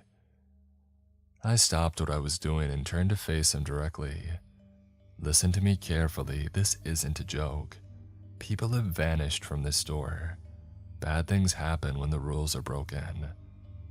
Something in my expression must have convinced him because his smile faded. "Oh, for real? What kind of bad things?" "I don't know everything," I admitted. "Just promise me that you'll follow them, okay?" He nodded, suddenly serious. "Okay, yeah, I promise." We continued working and Chris seemed to take my warning to heart. At 2:13, when the lights dimmed, he followed my lead, standing still and silent in our aisle. I could sense his fear, but he remained composed until the lights had returned. "What was that all about?" he whispered afterward. "I don't know, but we're safe if we follow the rules." Everything went smoothly until about 4 a.m. when Chris mentioned needing to use the restroom. "Hey, use the ones at the front," I reminded him. Yeah, I remember," he said, heading toward the front of the store. I continued working, but after 15 minutes I realized that Chris hadn't made it back. A knot formed in my stomach. I tried to reassure myself, maybe he had gotten distracted talking to another employee, or perhaps Diane had given him something to do. I radioed for him. No response. I walked to the front restrooms. Empty. A terrible suspicion grew within me. I made my way across the store toward sporting goods. The family restroom door was closed, the occupied sign showing red. "Chris?" I called, knocking gently. "Are you in there?" No answer. I tried the handle. It was locked. Heart racing, I radioed for a manager. "Possible Rule 3 violation," I said, trying to keep my voice steady. "Family restroom by sporting goods." Diane and Leonard arrived within minutes, keys in hand and expressions grim. "How long?" Leonard asked. "At least 20 minutes, I replied. They traded glances. "Too long," Diane murmured. Leonard unlocked the door with his master key, but before opening it, he turned to me. "Wait here, don't come in no matter what you hear, understand?" I nodded, throat too dry to speak. Okay, this is getting scary. They entered the restroom, closing the door behind them. At first, there was silence, and then I heard muffled voices, Leonard's deep tone speaking those strange words again, Diane responding in kind. A sudden crash made me jump, followed by what sounded like rushing water. And then came the screaming. Ooh. It wasn't Chris's voice, it wasn't human at all. A high, keening wail that made my teeth ache and my vision blur. I covered my ears, but it did little to block the terrible sound. After what seemed like an eternity, silence fell. The door opened and Leonard emerged alone, his Walmart vest torn and soaking wet. Dark liquid that didn't look like water dripped from his sleeves. "Where's Diane?" I asked. "Where's Chris?" Leonard's eyes were vacant and shell-shocked. "Diane is handling it. The boy crossed over. We couldn't bring him back." "What does that mean? What happened to him?" "He's gone," Leonard said flatly. "We'll tell his family he never showed up for his shift. The company will take care of it." The company? "Take care of it? We need to call the police," I insisted. Leonard grabbed my arm, his wet fingers leaving burning cold marks on my skin. "Hey, listen carefully, there's nothing the police can do. Chris is somewhere else now. Somewhere that they can't reach. Somewhere we can't reach." "I don't understand." "You don't need to understand, you just need to follow the rules." He released my arm. "Go home, your shift is over. Don't come back until tomorrow night." "But..." "That's an order. And Jamie, don't write this in your little journal. Some things shouldn't be recorded."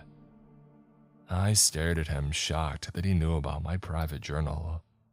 He smiled grimly. "We see more than you think. Now go home."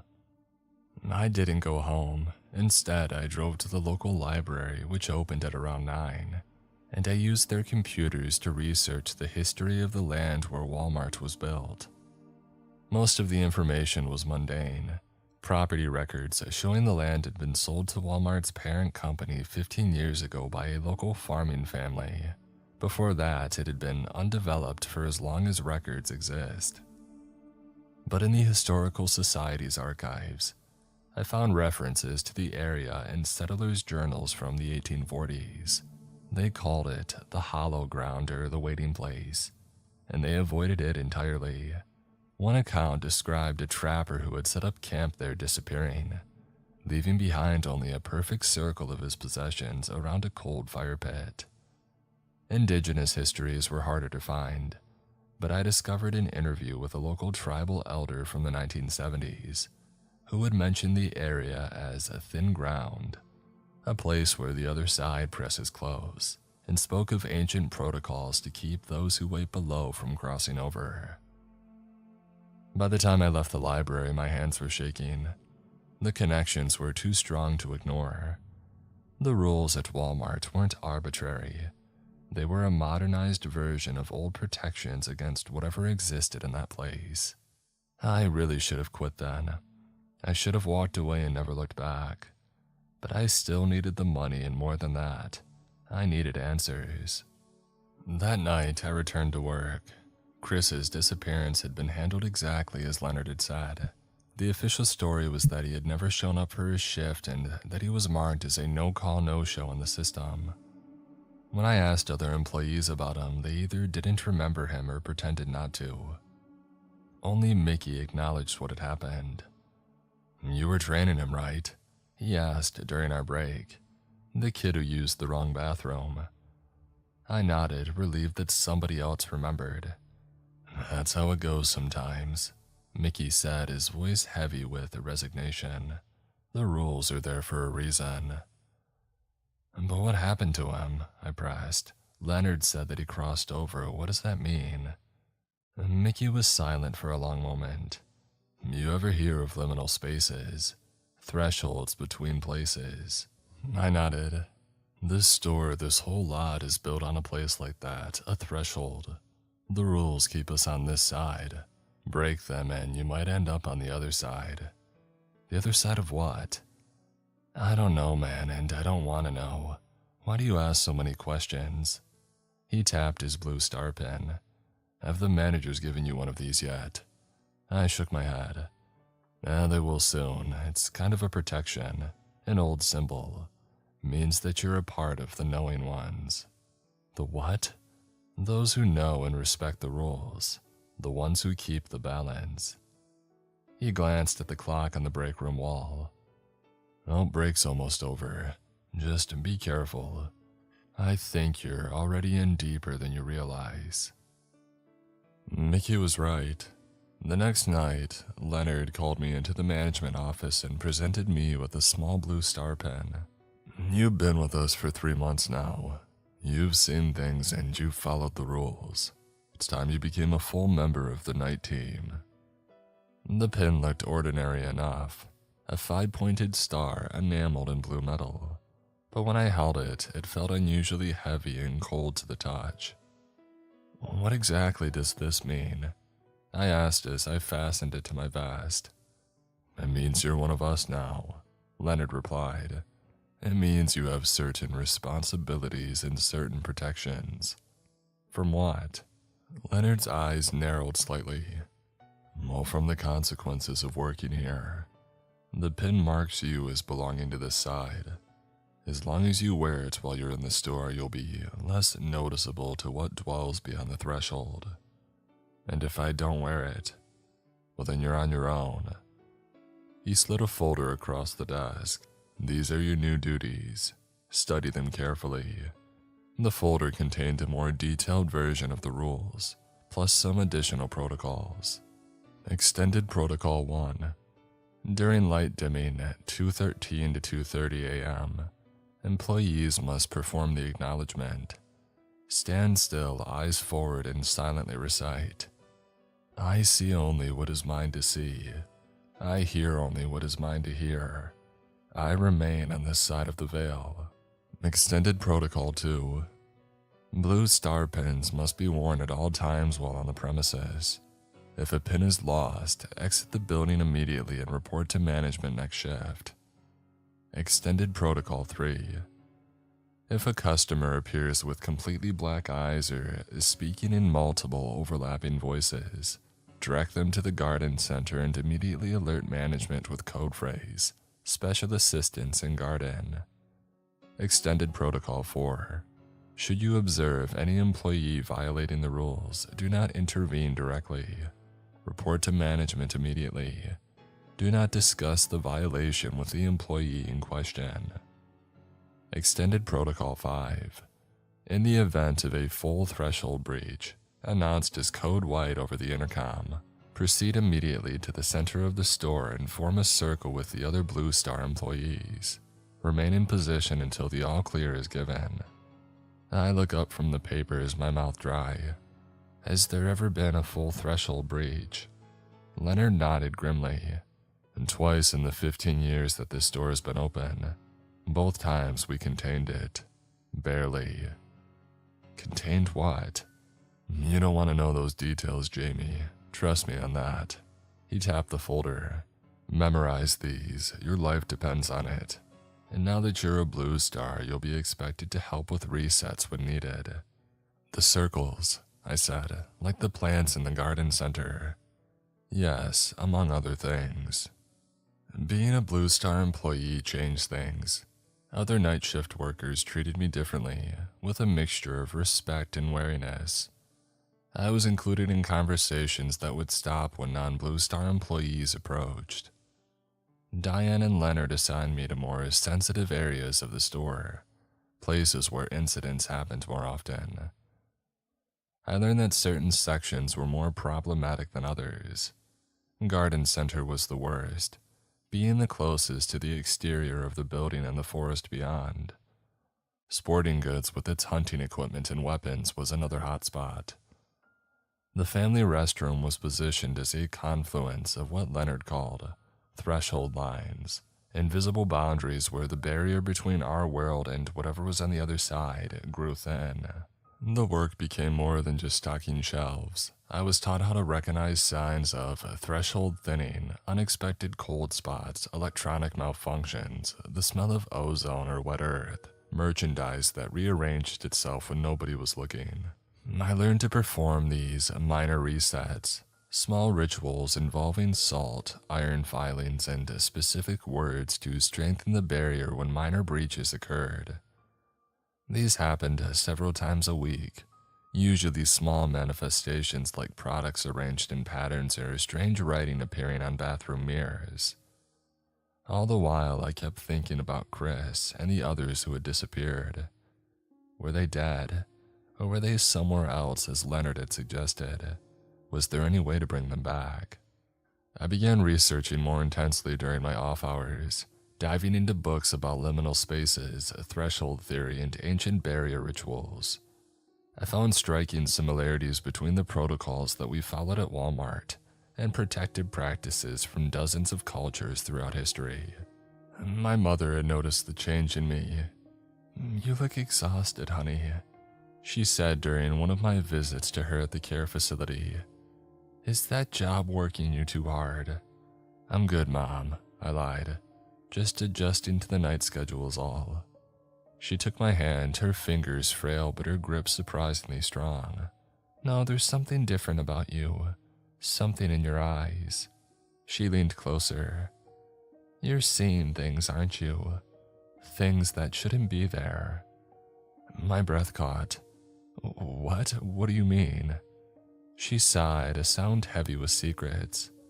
"Oh, the Mercer land. That's where you're working at, isn't it? That Walmart."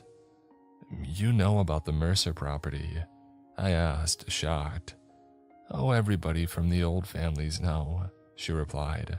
"Your grandmother used to tell stories about the hollow ground, about the things that would happen there."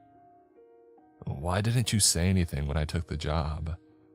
"Oh, I hope the stories were just that. Stories." She looked away. "And we needed the insurance." "Mom, people have disappeared there. Something is really happening at that store." "The veil is thin in that place," she murmured. "Always has been. That's why the rituals are important. The rules." "How do you know about those?" I was stunned. "Not the specific ones that they use now, but every generation had them. Ways to stay safe on that land." She squeezed my hand. "Jamie, listen to me. Be careful, don't get pulled in too deep. Those who spend too much time guarding the threshold eventually become a part of it." My mother's warning haunted me, but I couldn't walk away. Not just because of the financial necessity, but because I had become invested in understanding what was happening there. And if I'm being honest, I had started to feel a sense of purpose in my role as a guardian of sorts. A few nights later, I experienced my first major incident. It was just after 3 a.m. and I was working in the seasonal section, which had been converted for Halloween. Plastic skeletons, bags of candy, and costume displays filled the area, a celebration of the macabre that felt oddly trivial given what I now knew about real terror. I was arranging a display of pumpkin-scented candles when I felt a sudden drop in temperature. My breath fogged in front of me despite the store's heating system running at full blast. The scent of wet earth and decaying leaves filled the air. Following protocol, I reached for my walkie-talkie to report the warning signs of a threshold thinning. Before I could press the talk button, however, I heard a sound that made my blood run cold. A child's laugh, high and tinkling, coming from the next aisle over. We didn't allow children in the store after 10 p.m. No exceptions. I moved cautiously to the end of my aisle and peered around the corner. The Halloween costume section was dimly lit, the display of masks and makeup kits creating unsettling shadows. At first, I saw nothing off, but then I spotted her, a small girl perhaps 7 or 8 years old, standing with her back to me. She wore what looked like an old-fashioned nightgown, yellowed with age. Her hair hung in long dark tangles down her back. "Hello?" I called softly, remembering protocol. Children weren't explicitly mentioned in the rules, but my instincts screamed danger. "Are you lost? Where are your parents?" The girl didn't respond. She was staring at a display of Halloween masks, her head tilted at an unnatural angle. I raised my walkie-talkie, intending to call for a manager when the girl spoke. "They don't look real," she said, her voice sounding very strange. as if coming from much farther away than a few yards between us. Not like the faces below. My finger hovered over the call button. What faces? I asked, buying time while trying to remember if there was a specific code phrase for child apparitions. She began to turn slowly, jerkily, like a wind-up doll with damaged gears. Would you like to see? They're waiting for more. Always waiting for more. I pressed the button. Code blue and Halloween, aisle 14. I said, using the general emergency phrase when unsure of the specific protocol. As the girl continued her unnatural turning motion, I caught a glimpse of her profile. Where her face should have been was only a smooth, blank surface of skin, featureless except for a single vertical line where a mouth might be.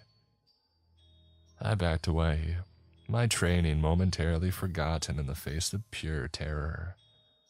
The girl, or whatever was wearing the shape of a girl, continued rotating until she faced me fully.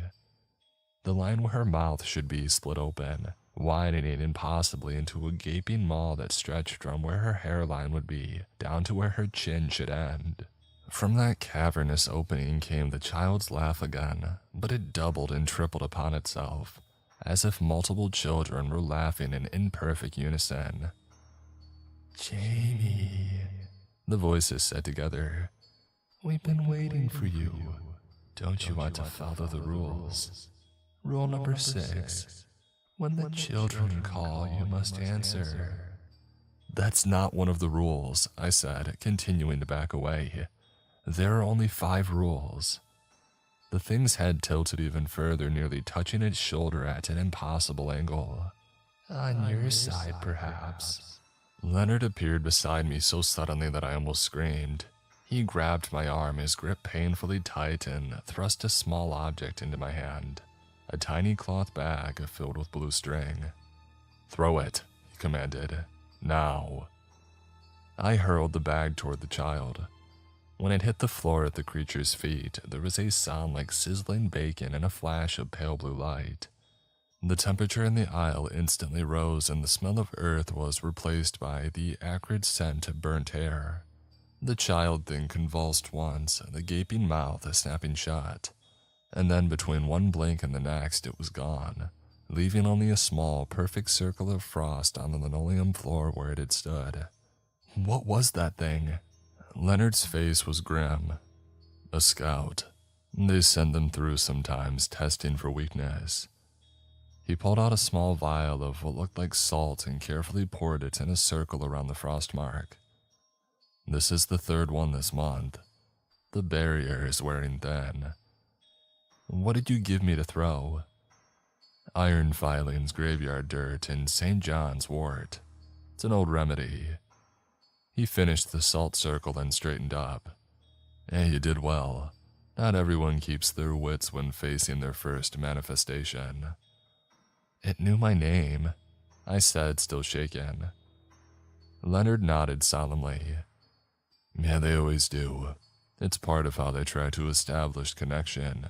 Use your name, make it personal. Try to add new rules that you'll follow without thinking. He patted his blue star pen. This helps protect against their influence, but not completely. The child said something about faces below. What was that about? Leonard hesitated. There are things that you're not ready to know yet, Jamie. Some knowledge is dangerous until you've been properly prepared. I think I deserve to know what I'm facing, I insisted, especially if it knows my name. He sighed heavily. Fine, but not here. Meet me in the manager's office after we finish cleanup. Leonard was waiting for me when I arrived at the small office tucked behind the customer service desk. The room was different than I had remembered it from my initial interview. Symbols had been painted on the walls in dark blue, and a large map of the store was spread across the desk, marked with dozens of small red X's. Sit, Leonard said, gesturing to the chair across from him. What I'm about to tell you doesn't leave this room. Not all blue stars are cleared for this level of information. I sat, noting the serious shift in his demeanor. Usually stoic, Leonard now appeared actually troubled. This entire structure was built as a containment mechanism. He began. Not just a store. Walmart corporate knows what this land is, what it contains.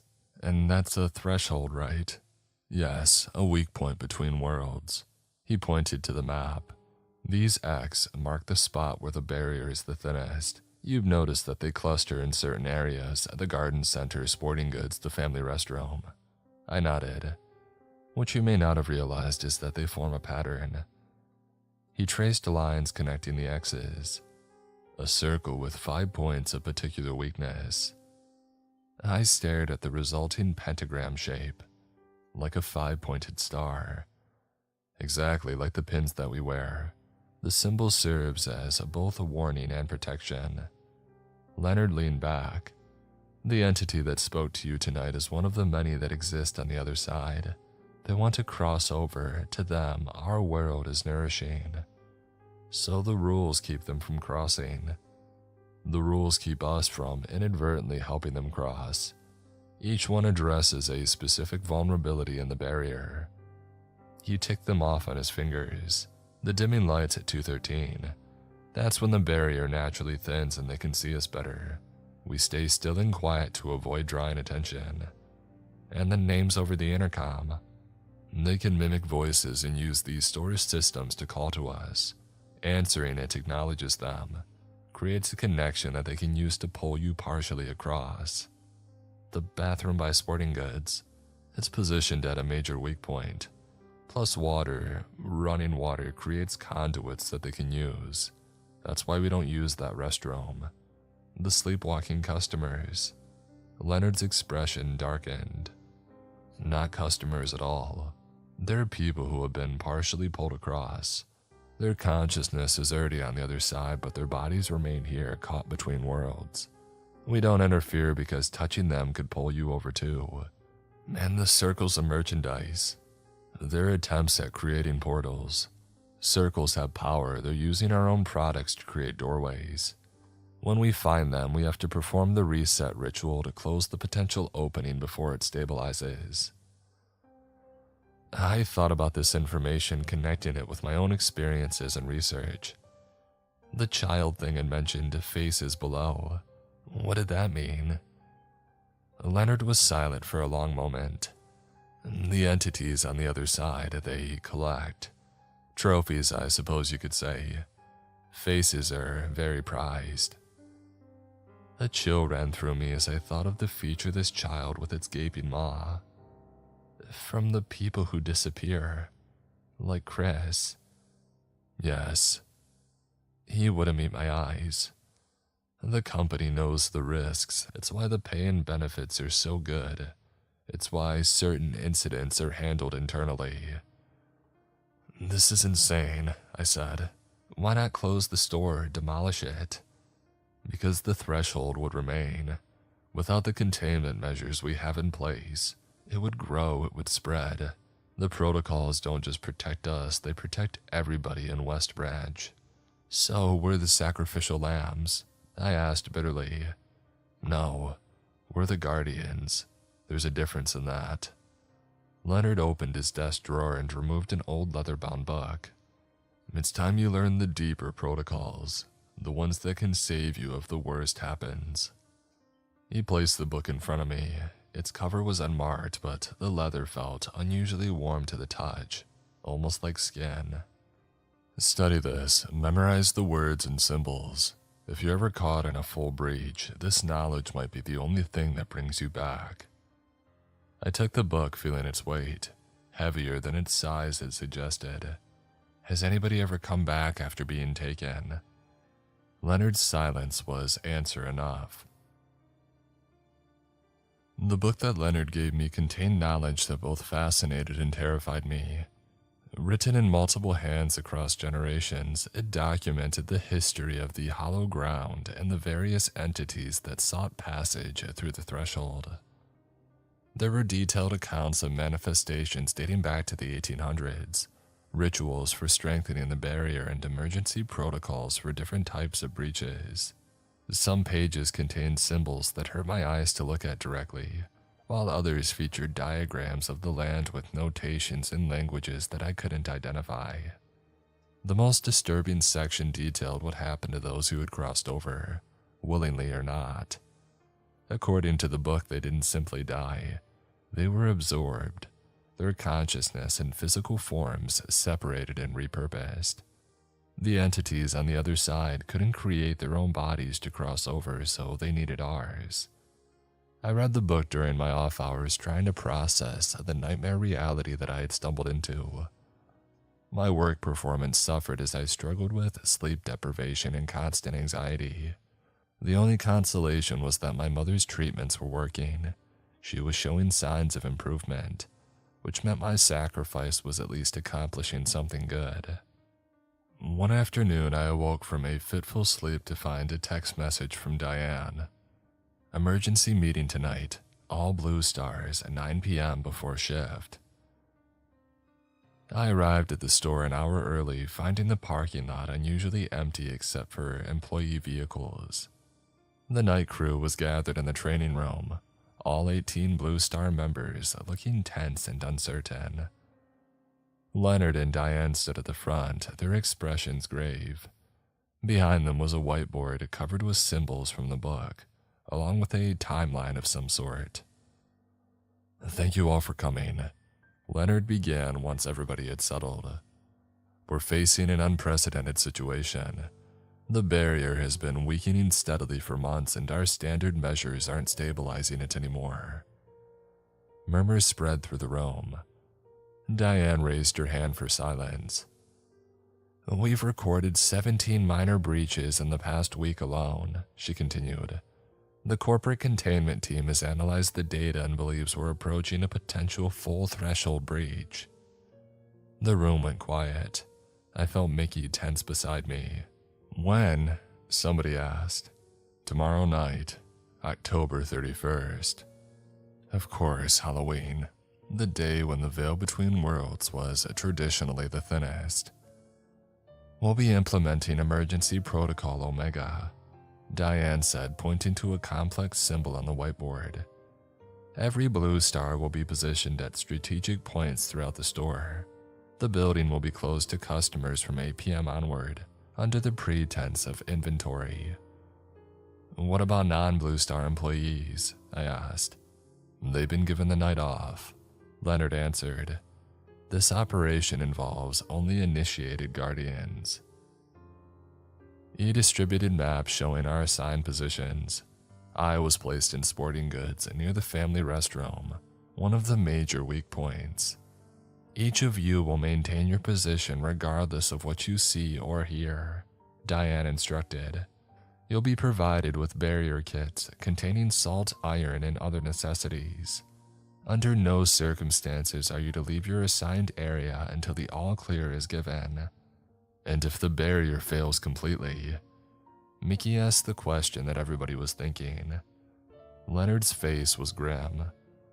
"Then we implement the final containment. The building has been prepared since its construction for this possibility." "Prepared how?" I asked. "There are charges placed at structural points throughout the foundation," Diane said matter-of-factly.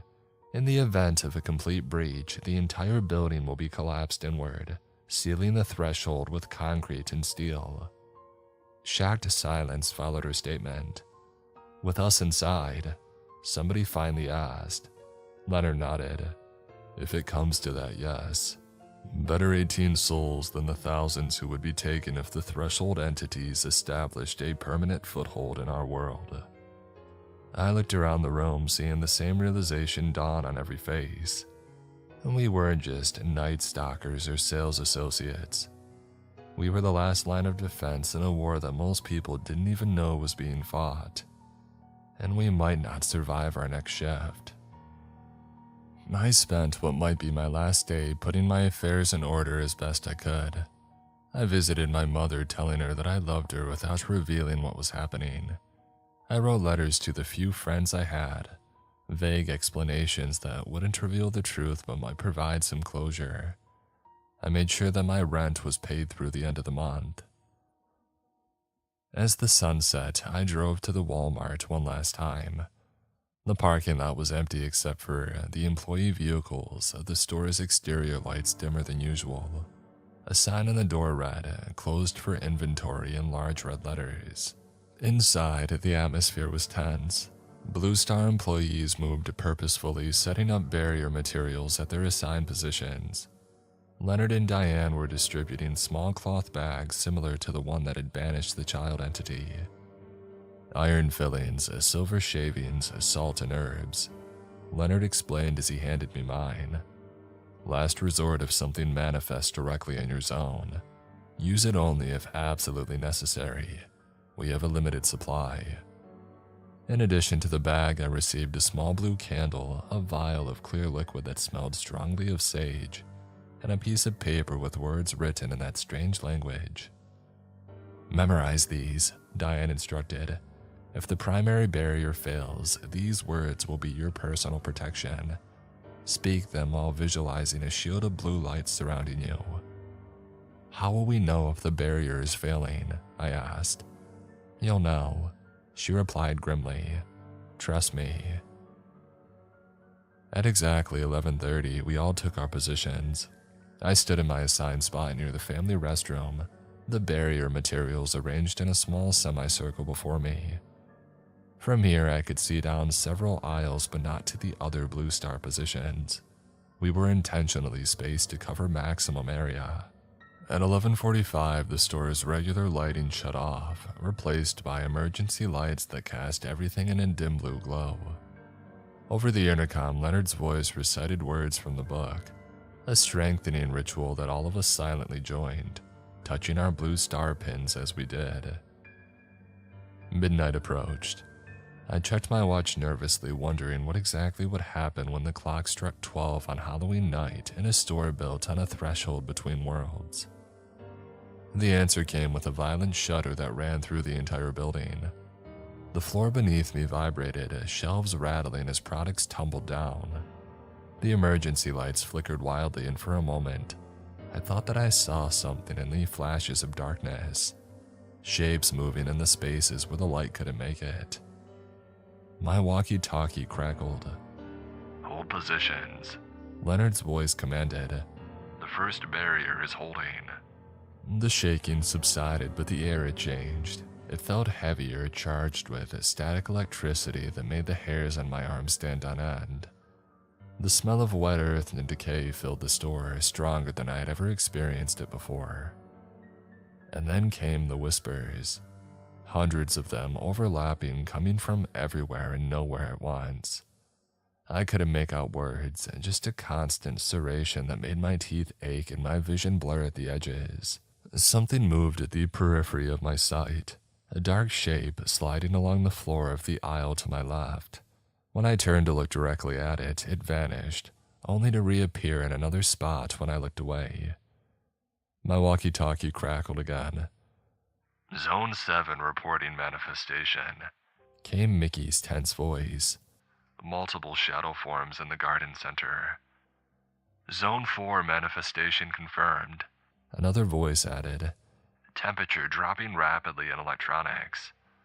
Maintain the barrier protocols, Diane responded.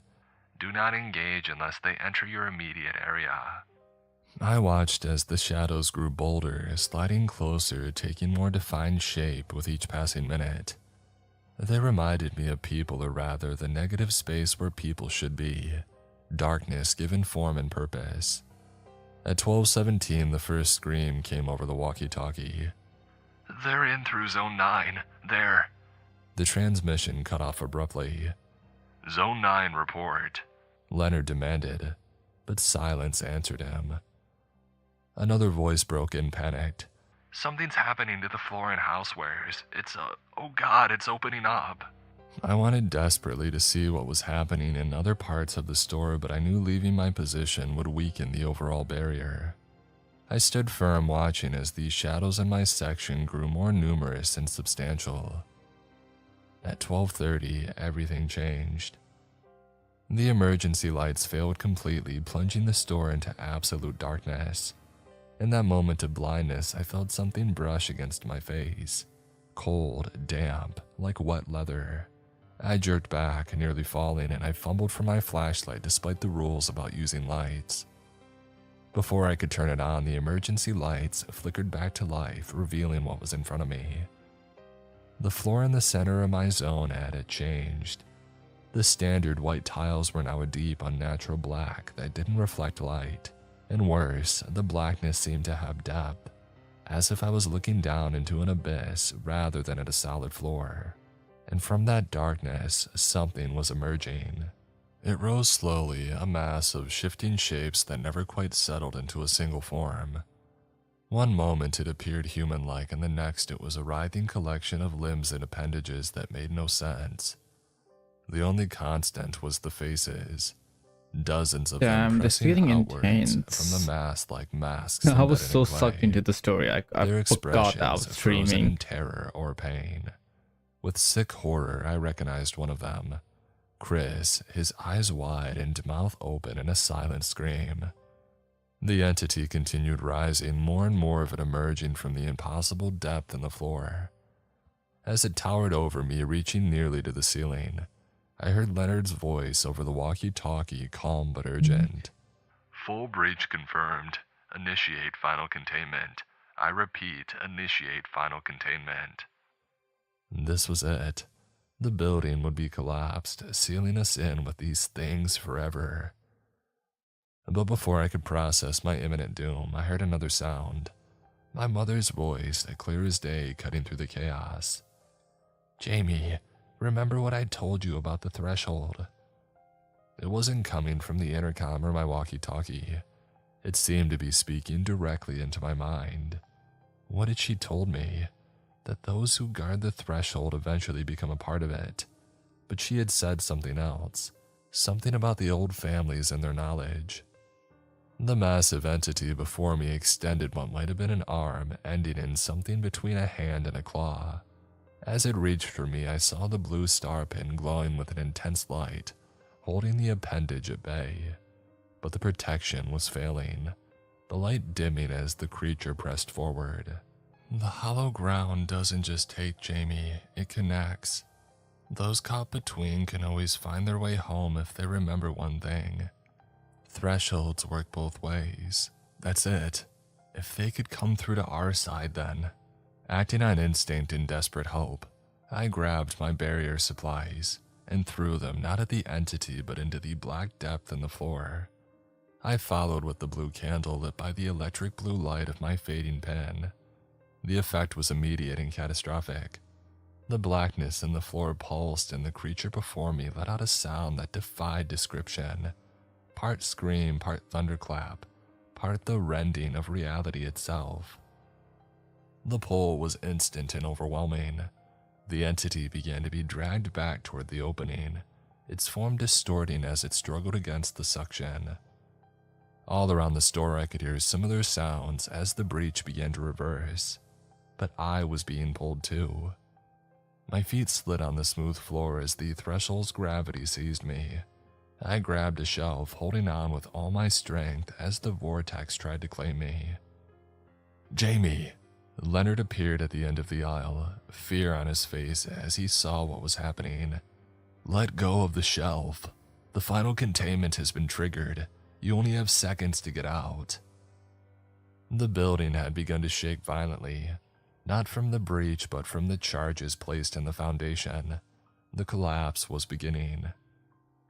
The entity made a final, desperate lunge toward me, and I saw Chris's face stretched in its mass, his eyes suddenly focusing on mine with recognition. In that moment, I made my choice. I let go of the shelf and allowed the threshold to pull me forward, not to be claimed by the entity, but to pass through to the other side, where perhaps I could find those who had been taken, where perhaps there was a way back that didn't involve letting these horrors into our world. As I fell into the blackness, time seemed to slow. I saw Leonard running toward me, Diane appearing behind him. I saw the ceiling beginning to crack as the charges detonated. I saw the entity being compressed and drawn back into the void along with me. And then I was through, falling into a space beyond understanding. I don't know how to describe where I am now. It's not a physical place in any sense that humans would comprehend. There are no walls or floors or ceilings, no up or down. There is light, but no source for it. There are sounds, but they come from everywhere and nowhere. And there are others here. Chris, Monica, dozens more who were taken over the years. They exist in a strange half-state, neither fully conscious nor truly gone. I've learned things in this place, terrible truths about the entities in their world, about why they want to cross over. Our reality is vibrant, dynamic, and rich with energy. Theirs is fading, dying, the last embers of a universe approaching heat death. And they don't take faces as trophies. They take them to remember what it was like to have form, definition, and identity. They are ancient beyond understanding, the last survivors of a reality nearly exhausted. But most importantly, I've learned that my mother was right. Thresholds work both ways. Being caught between worlds doesn't mean being trapped forever, it means having access to both sides. The Walmart is gone, collapsed into rubble that was later cleared away and paved over as a parking lot for a new strip mall. The threshold remains, but it's sealed more effectively than before, buried under concrete and steel and tar. Yet there are other thresholds, other hollow grounds where the veil thins, places where those caught between might find their way back if they're ever clever and determined enough. I'm searching for one now, gathering the scattered consciousness of Chris and the others as I go. I will find a way to bring us home. So, if you work in retail, especially the night shift, pay attention to the rules that they give you. They might seem strange, arbitrary, and even silly, but follow them anyway. Because some stores are built on the wrong ground, and some places should have been left hollow. And some entities are still hungry for new faces to remember.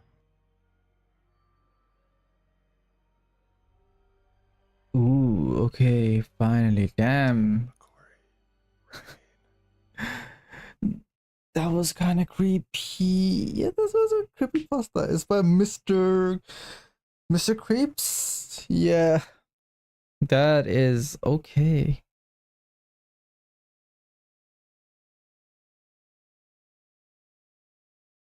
Ooh. What are the other creepypasta that we can listen to? Are there any other?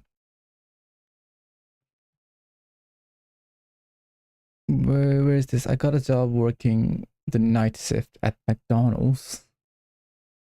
Okay, it's still by Mr. Creep. And the one is Fear of Dark. Oh, I think it's a video essay. So maybe it's better to like, I got a job working the night shift at McDonald's. So let us listen to the McDonald's one then.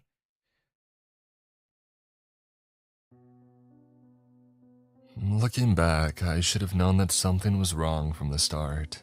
But when you're 22 with mounting student debt and 3 roommates who party more than they pay rent, you don't question a job that pays above a minimum wage, especially not when the manager, a tall woman with unnaturally white teeth named Loretta, hires you on the spot despite your total lack of fast food experience. "We need someone for the overnight shift," she had said, not quite meeting my eyes. 11 p.m. to 7 a.m. Most college kids can't handle it, but you seem different. The way she said different made my skin crawl, but I smiled and nodded like an idiot. And different was good in job interviews, right? "Perfect, you start tomorrow night." She slid the paperwork across the desk. "Just one thing, Thalia. The overnight crew keeps to themselves. They're particular. Just follow their lead and you'll be fine." I should have asked what she meant. I should have noticed how her hands trembled as she handed me my uniform. But all I saw were dollar signs and the possibility of finally paying my phone bill without having to choose between that and getting groceries.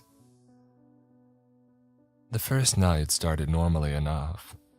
The day crew cleared out quickly, almost frantically, as the clock approached 11 p.m. My trainer was a sallow-faced guy named Michael, who looked like he hadn't seen sunlight in years. His skin had a grayish tint that I attributed to the fluorescent lighting, and his eyes were deeply sunken. He sounds like a The vampire. evening shift leaves at 10:45, not 11, he said flatly. I know better than to stick around during the changeover. Changeover? When we take over, he replied as if that explained everything. Let me show you the stations.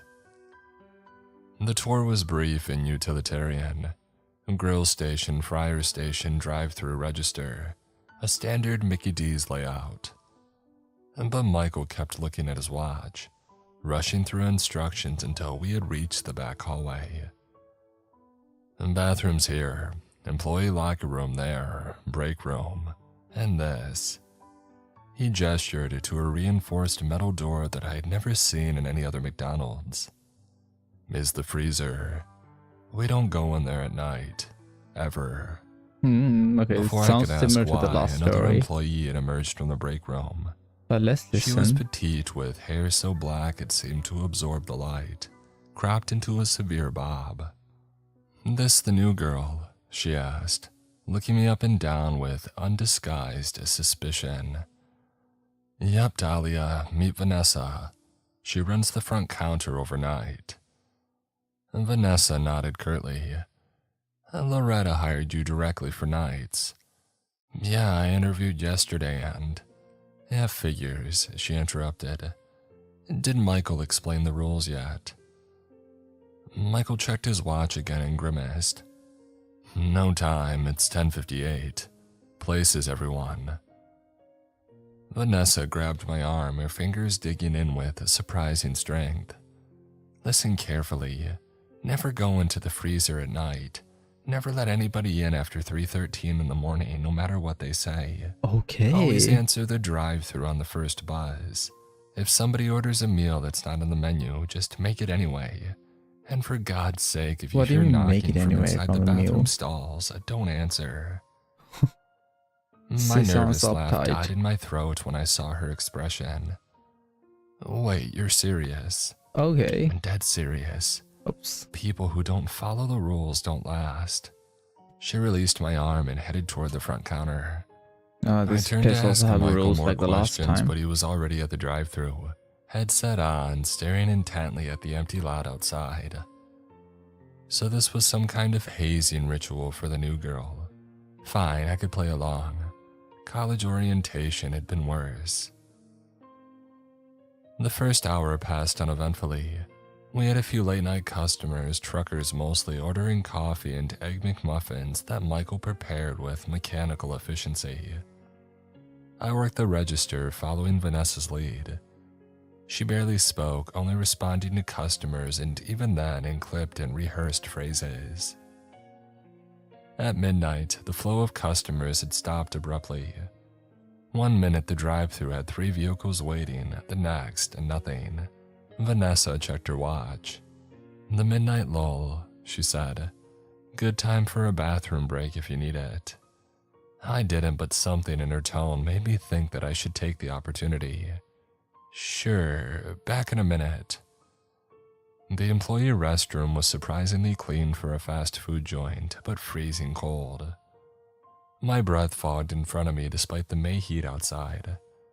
As I washed my hands, this I sounds noticed the different corner from of the a last paper story. sticking out from behind From the paper here. towel dispenser. Curious, I tugged it free. It was a sheet torn from a notebook, the edges frayed and stained with what I had hoped was ketchup. In neat, precise handwriting, someone had listed 5 rules. Rule number 1. Never enter the walk-in freezer between 11 p.m. and 7 a.m. Rule number 2.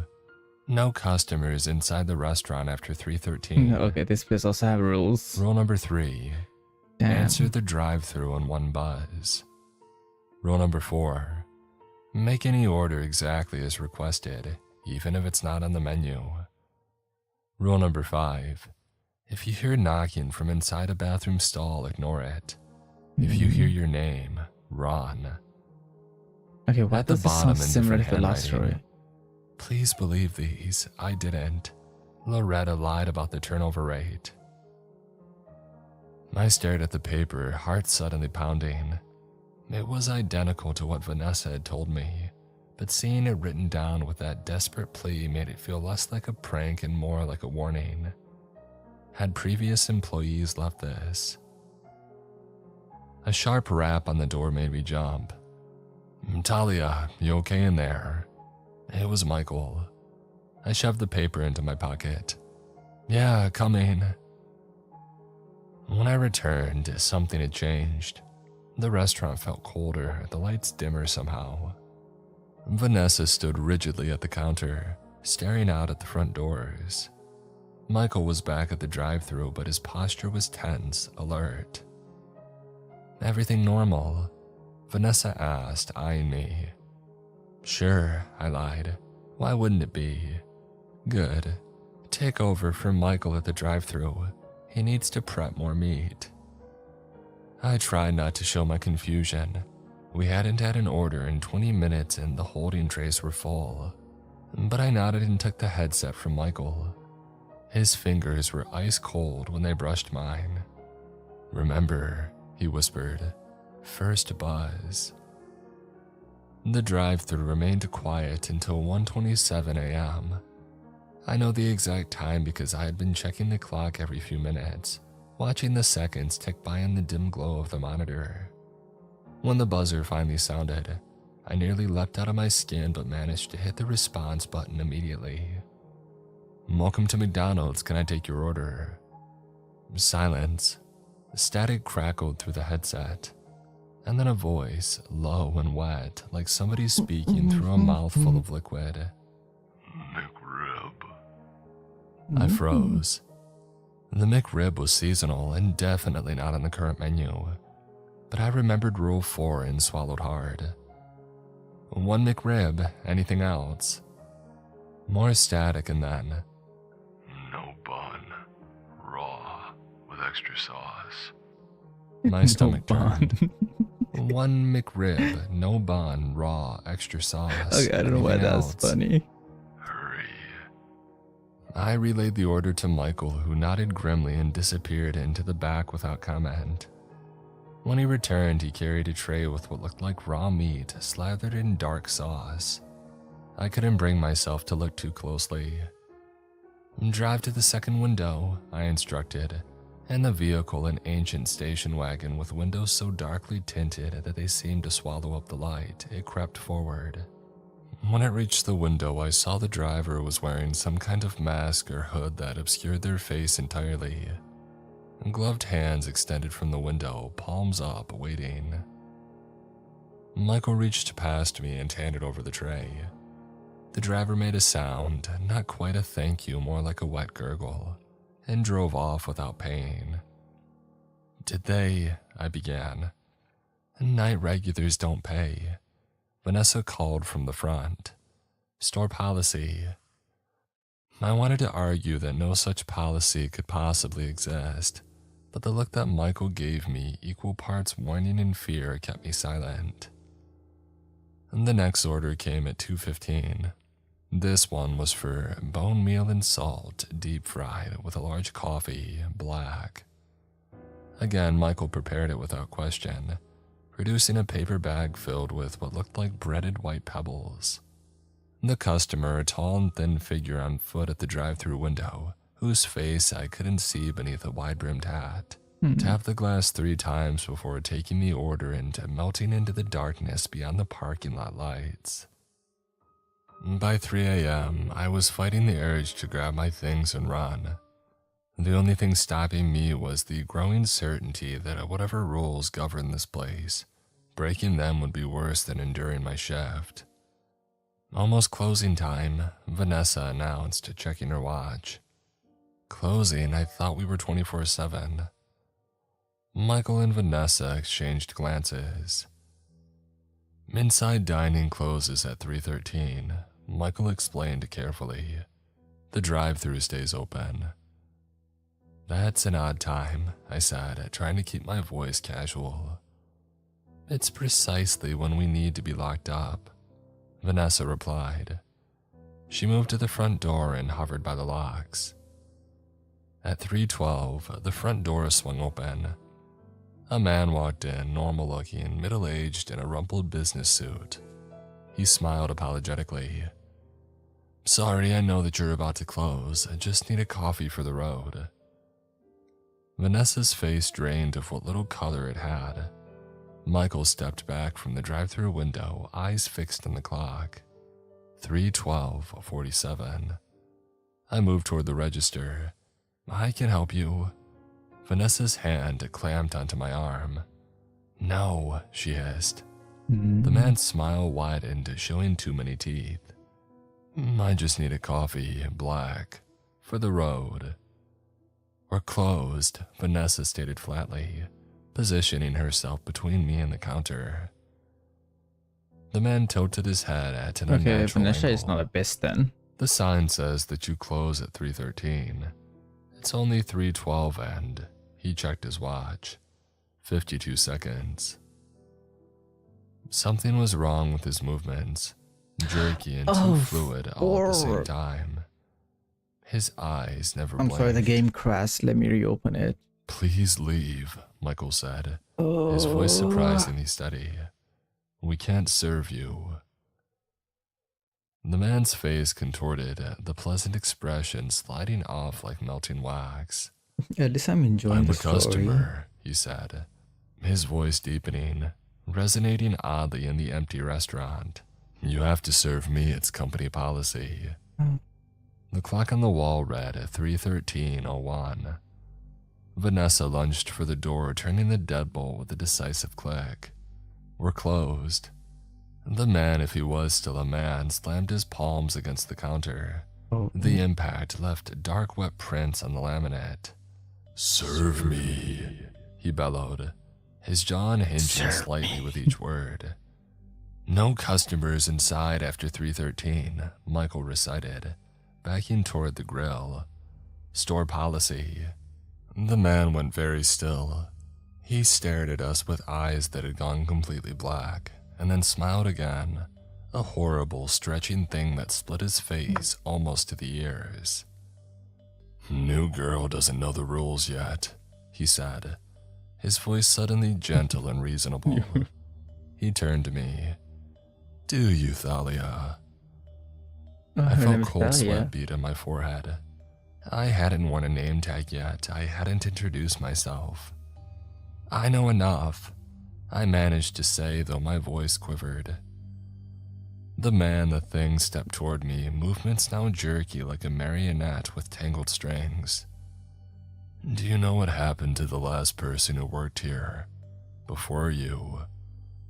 Vanessa made a cutting motion across her throat, warning me not to engage. The thing that had been a man was only feet away now.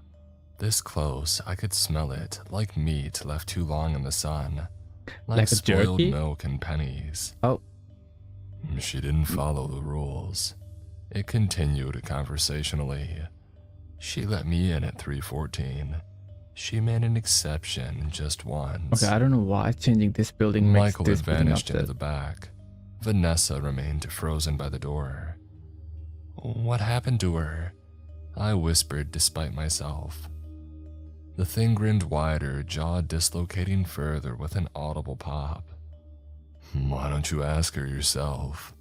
She's still here." It gestured toward the bathroom. A cold, horrifying realization dawned on me. The knocking from the stalls, that desperate note. The thing's form shuddered and rippled. For just an instant, I saw something else beneath the business suit. Something with too many limbs folded wrong. And then Michael was beside me, fire extinguisher in hand. He pulled the pin and unleashed a cloud of white powder directly into the thing's face. It shrieked to sound like metal grinding on metal, and it staggered backward. "Drive through," Vanessa shouted, already moving toward the back exit. "Out, now." I didn't need to be told twice. I ran, following Michael through the drive-through window that he had opened fully. We tumbled onto the pavement outside just as the lights inside the restaurant flickered violently. From within came an inhuman wail of frustration, and then silence. We huddled by Vanessa's car, watching the restaurant through the pre-dawn darkness. For 20 minutes, nothing moved inside. Finally, Michael spoke. It can't come out until somebody lets it out. Restaurant rules work both ways at night. What was that? What is this place? My voice sounded distant and detached, like it belonged to someone else. Vanessa lit a cigarette with trembling hands. Damn, badass. Just a McDonald's during the day. At night, Just a well, McDonald's something during the day, what uses else? it. Uses it for what? Feeding. Ooh. Michael said simply. Different kinds of hunger. Vanessa checked her watch. We have to go back in. Shift isn't over until 7. You're insane, I whispered. I'm calling the police. Go ahead, Vanessa said, exhaling smoke. They've been called before. By 7 a.m. there's nothing to see, just a normal McDonald's with normal employees. They think that you're crazy or on drugs. What about the cameras? They don't record at night, Michael finished. Or rather, they record nothing but static. Look, you can leave if you want, but breaking your contract has consequences. Like what? Neither of them answered. But Vanessa touched the collar of her uniform shirt, Okay, maybe briefly that. pulling it aside to reveal a twisted, burn-like scar in the shape of a stylized M. Your choice, she said. But if you leave, don't come back. Not even during daylight. I should have run. Any sane person would have. But the loans, my rent, the complete lack of any other job prospects in this economy, they all flashed through my mind. And beneath that, a horrible curiosity stirred. What else would I see in this place? What other rules were there to find? Fine, I said, hugging myself against the pre-dawn chill. But I want to know everything. All the rules, and not just the basic 5. Michael and Vanessa looked at each other. Again. The 5 main rules will keep you alive, Michael said. The rest, you learn as you go. We re-entered through the back door at 3:45 a.m. The inside of the restaurant looked untouched. The only evidence of our encounter was the locked front door and the lingering smell of rot that faded with each passing minute. The rest of the night brought more strange drive-through orders from customers that weren't quite human. One ordered a fresh tendon, still warm, that Michael prepared by retrieving a package from a special compartment under the grill. Another asked for a strawberry milkshake mixed with something from a vial that they handed over, a viscous red fluid that I refused to believe was blood. At 4:30 in the morning, I needed the bathroom again. Despite everything I had heard, nature called insistently. And don't acknowledge anything you hear in there, Vanessa warned as I headed for the back hallway. And for God's sake, be quick. The bathroom was even colder than Vanessa. She's a before, badass. my breath forming visible clouds in the air. As I washed my hands, I heard it. A soft, tentative knock from inside the 3rd stall. My heart hammered against my ribs. The stall door was closed, but I could see no feet beneath it. 3 knocks. I dried my hands quickly, keeping my eyes on the mirror away from the stalls. The knocking came again, more insistent now. I reached for the door. Talia? A woman's voice, weak and What the fuck wavering, is came Talia? from behind the stall door. Please, I know you're there. I need help. My hand froze on the bathroom door handle. I'm the girl who had your job before. Loretta told you that there was high turnover, right? She wasn't lying. Please, they've trapped me in here. Just open the door. I remembered the 5th rule. If you hear your name, run. I yanked open the bathroom door and fled, the voice rising to a scream behind me. Don't leave me here. They'll do the same thing to you, please. The door swung shut, muffling but not silencing the pleas that turned to inhuman shrieks of rage. I collapsed against the wall in the hallway, shaking uncontrollably. Michael found me there minutes later. He helped me to my feet without a word and led me to the break room, where he poured a cup of coffee from a pot that I hadn't seen before. "Drink this," he said gently. "It helps with the cold they leave behind." No? Okay. The coffee burned going down but spread warmth throughout my chest. "What happened to her?" I asked. "The girl before me." Michael sighed, suddenly looking much older than I had initially thought. "She broke the rules. The worst one. What's Which the worst? is never ever make a deal with the night manager." I frowned. "Night manager? There's only 3 of us." Michael's expression closed off. "You haven't met the night manager yet. With luck, you won't have to." I wanted to press for more information, but the drive-through buzzer sounded. One long, continuous buzz, unlike the normal alert. Michael paled. "That's for you." "What?" "When it buzzes like that, it's calling for someone specific. It's calling for you." How does he The know? buzzer continued, one unbroken drone that set my teeth on edge. "I'm not answering that," I said. "You have to," Vanessa said from the doorway, her face grave. "Rule 3, answer on the first buzz." "That's not a customer, though," I protested. "You know it's not." "Doesn't matter," Michael said. "The rules protect us as much as they bind us. Break one end." The unsaid conclusion hung in the air. I thought of the voice in the bathroom stall, the girl who had had my job before. With leaden legs, I walked to the drive-through station and put on the headset. The buzzing stopped instantly. "Oh, welcome to McDonald's. Can I take your order?" "Thalia." The voice was like broken glass wrapped in velvet, somehow both grating and smooth. "How are you enjoying your first night?"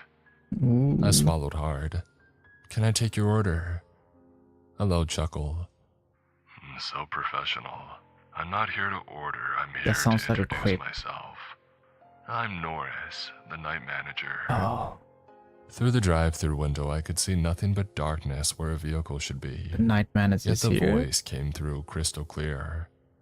"Loretta mentioned you." I lied, trying to sound casual. "Said you handle the overnight operations." "Oh, did she? How thoughtful. And did she mention our special menu items? The ones only available during my hours?" "No, but I've been learning on the job." Another chuckle. "I'm sure you have. You're doing well so far, better than your predecessor. She was unwilling to adapt." My throat tightened. Is that why she's in the bathroom now? The silence stretched for several seconds. "You're more perceptive than I expected." Norris finally replied, voice harder. Maybe I should put this one over here. "Yes, she made some poor choices. She decided the rules didn't apply to her, that there would be no consequences." "What did she do?" "She let somebody in after hours, someone that I had been waiting for. She disrupted the balance." Mm. I thought of the desperate note behind the paper towel dispenser. "And now she's trapped." "Not trapped," Norris corrected.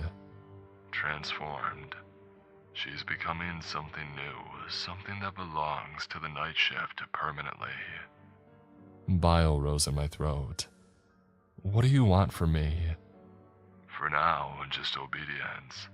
Follow the rules, do your job, serve the customers that I send you." "And if I don't?"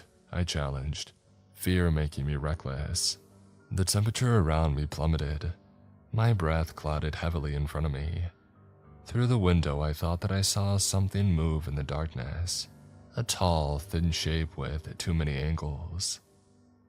"Well, you'll join Eliza, Norris said softly. They'll put you somewhere worse than a bathroom stall. Perhaps the freezer. Would you like that, Thalia? To become a part of our special menu? Oh. Before I could even respond, the connection cut off. The drive-thru area warmed gradually back to a normal temperature. Vanessa appeared at my side, her face ashen. You spoke to him. It wasn't a question. Is he human? I asked. Was, maybe, once. She took the headset from me gently. Most of us think that he's what happens when you work the night shift for too long, when you let the darkness in.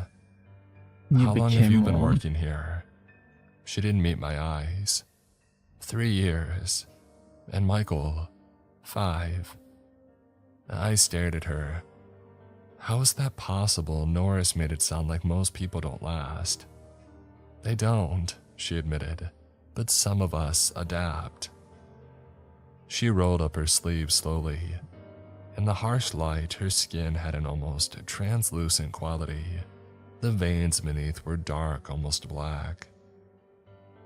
Once you're marked, you belong to the night shift, she said, rolling her sleeve back down. You can't work anywhere else, can't quit, can barely function in the daylight. That's insane, I whispered. Why would is anybody agree to cargo that? coming towards here? The pay increases every month that you survive, Michael said, joining us, significantly. After a year, you're making more than most people with master's degrees.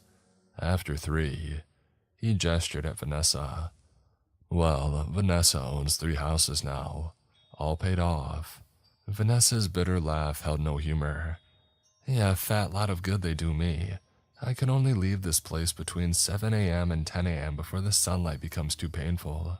I sleep all day in a basement apartment with blackout curtains. But the money, it's a cage made of gold, she snapped.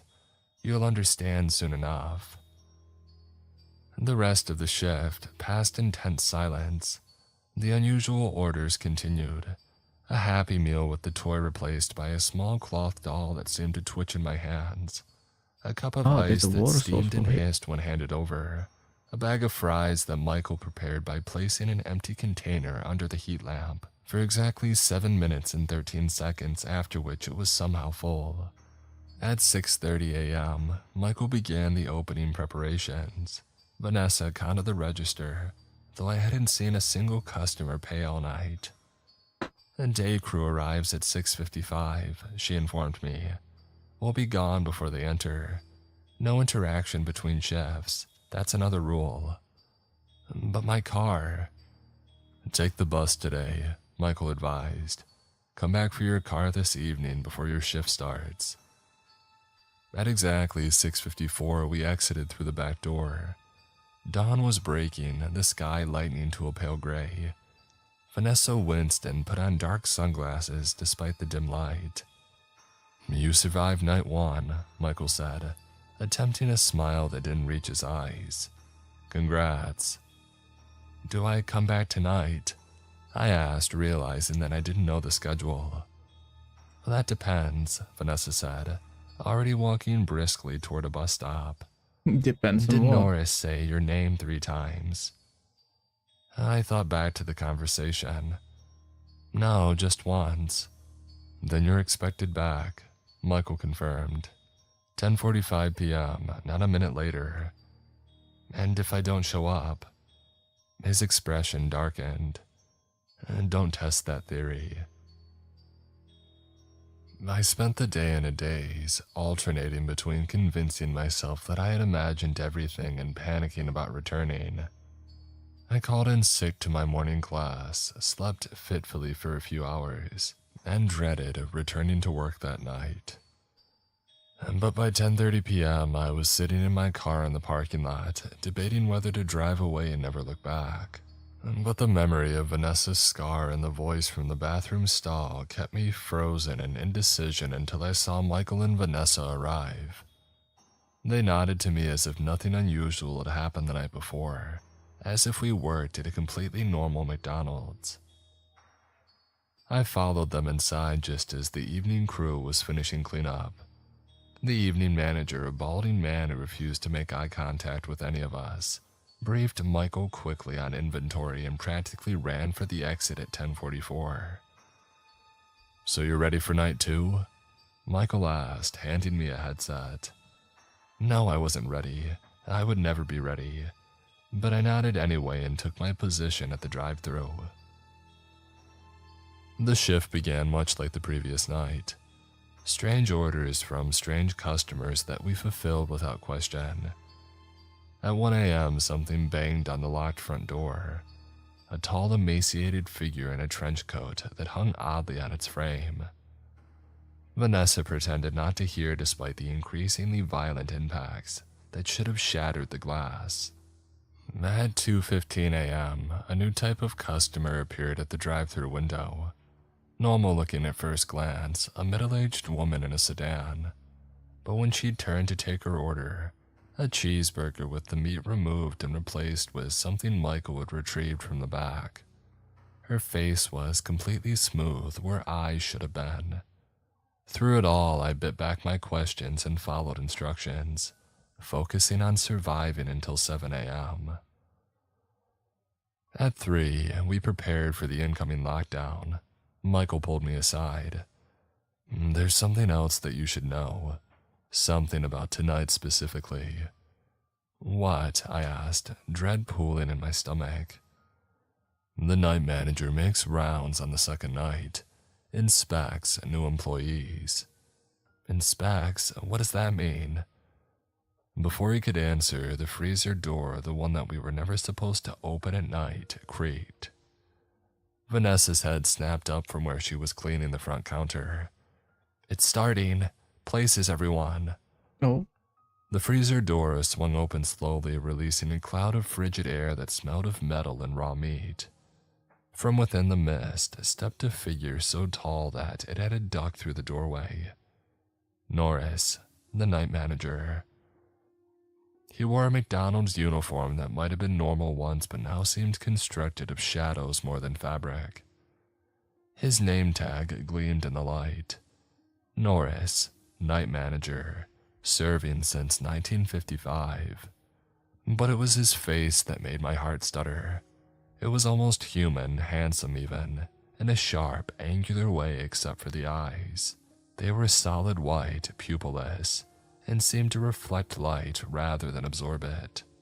"Good evening, team," he said, his voice that same broken glass smoothness that I had heard through the headset. "How are the night specials moving?" "Steady demand," Michael reported stiffly. "No issues." Norris smiled, revealing teeth too numerous and pointed to be human.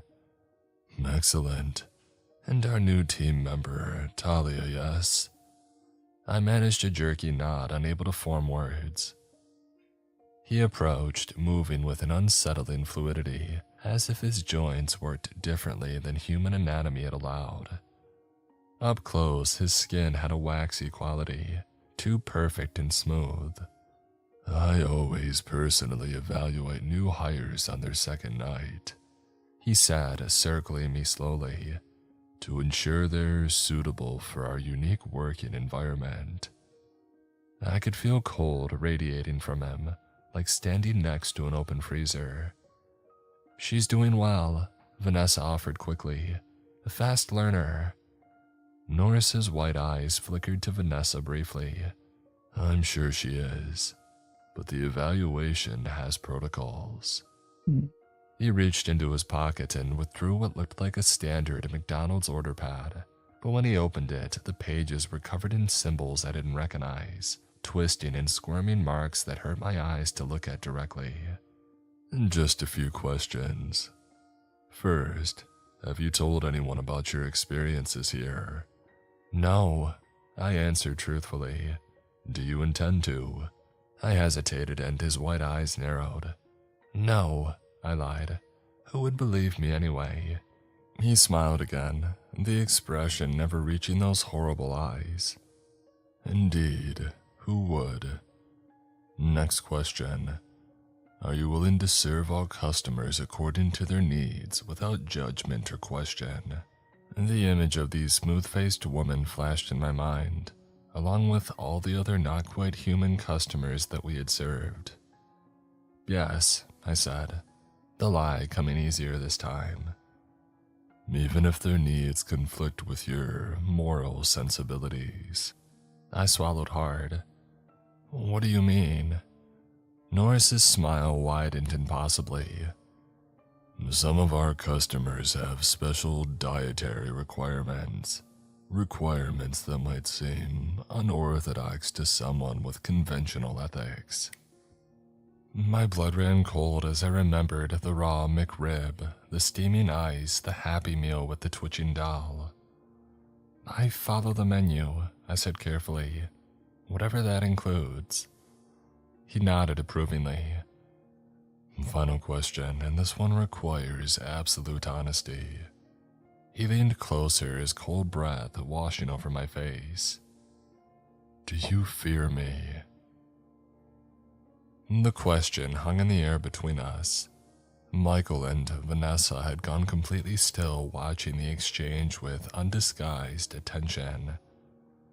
Truth or lie, which would keep me alive until morning? Yes, I whispered, deciding honesty was my only option. I do. Norris held my gaze for an endless moment, and then threw back his head and laughed, a sound like ice cracking over a frozen lake.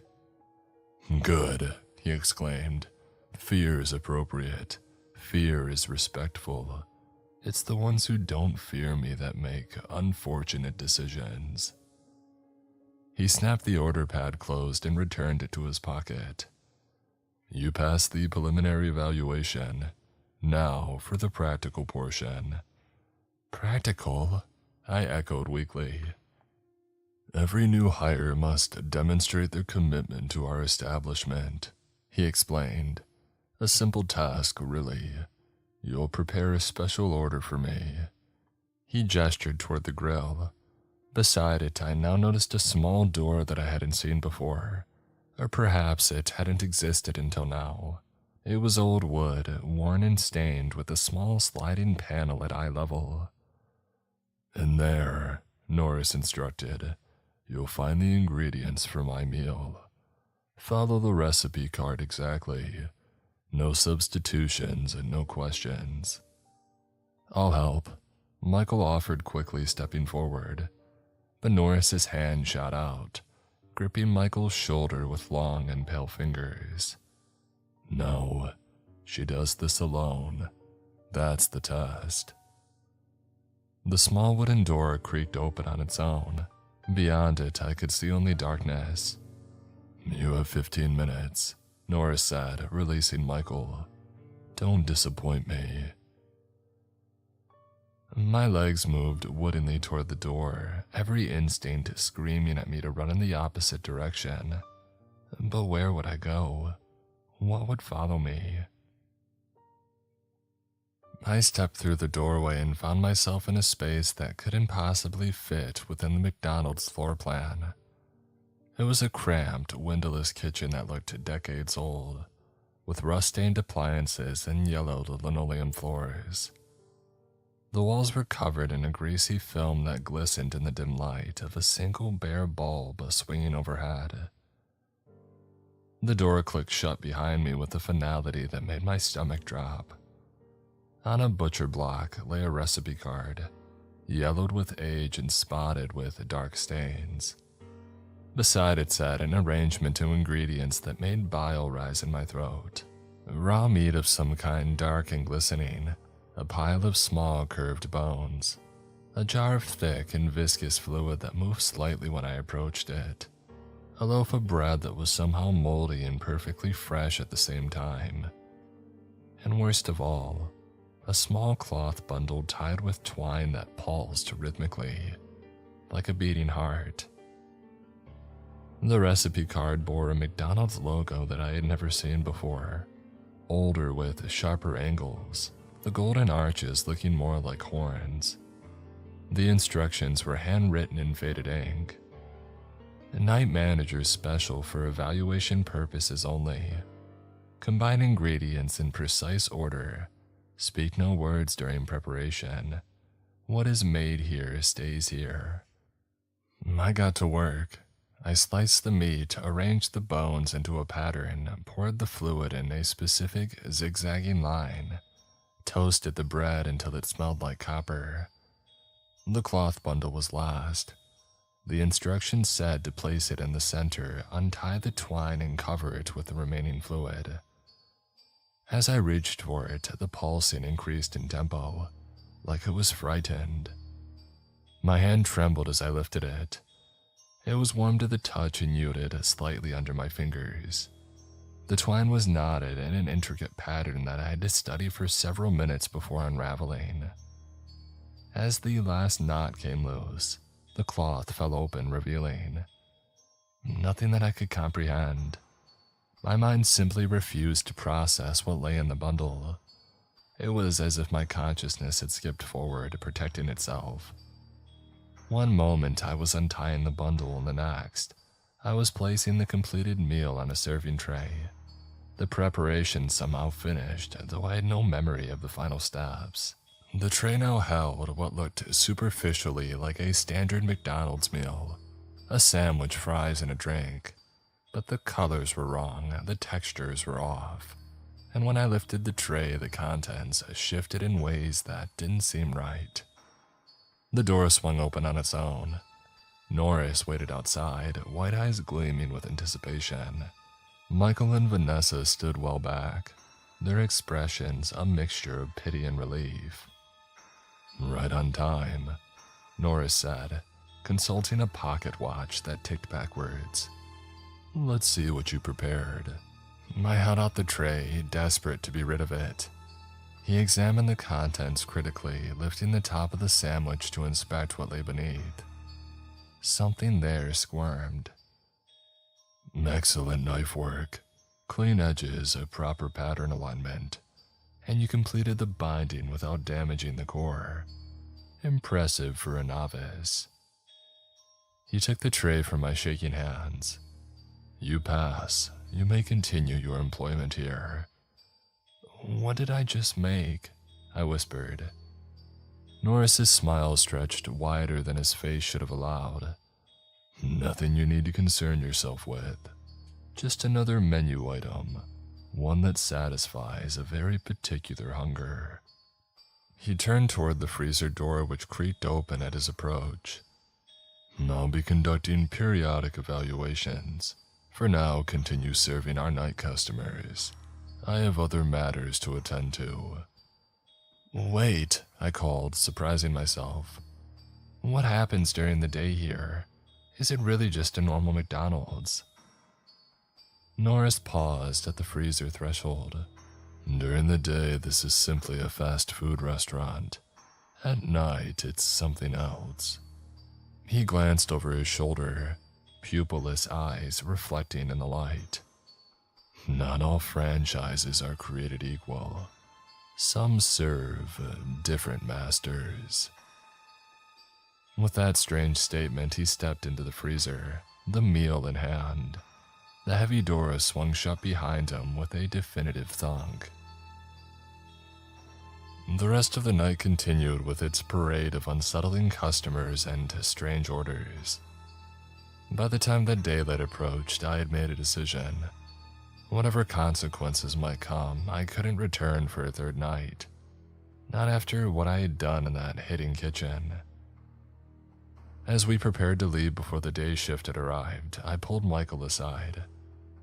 "I can't do this, I'm not coming back," I told him flatly. His face fell. "You can't just quit. You've been marked now." "Marked? What does that mean?" He hesitated and then slowly rolled up his sleeve.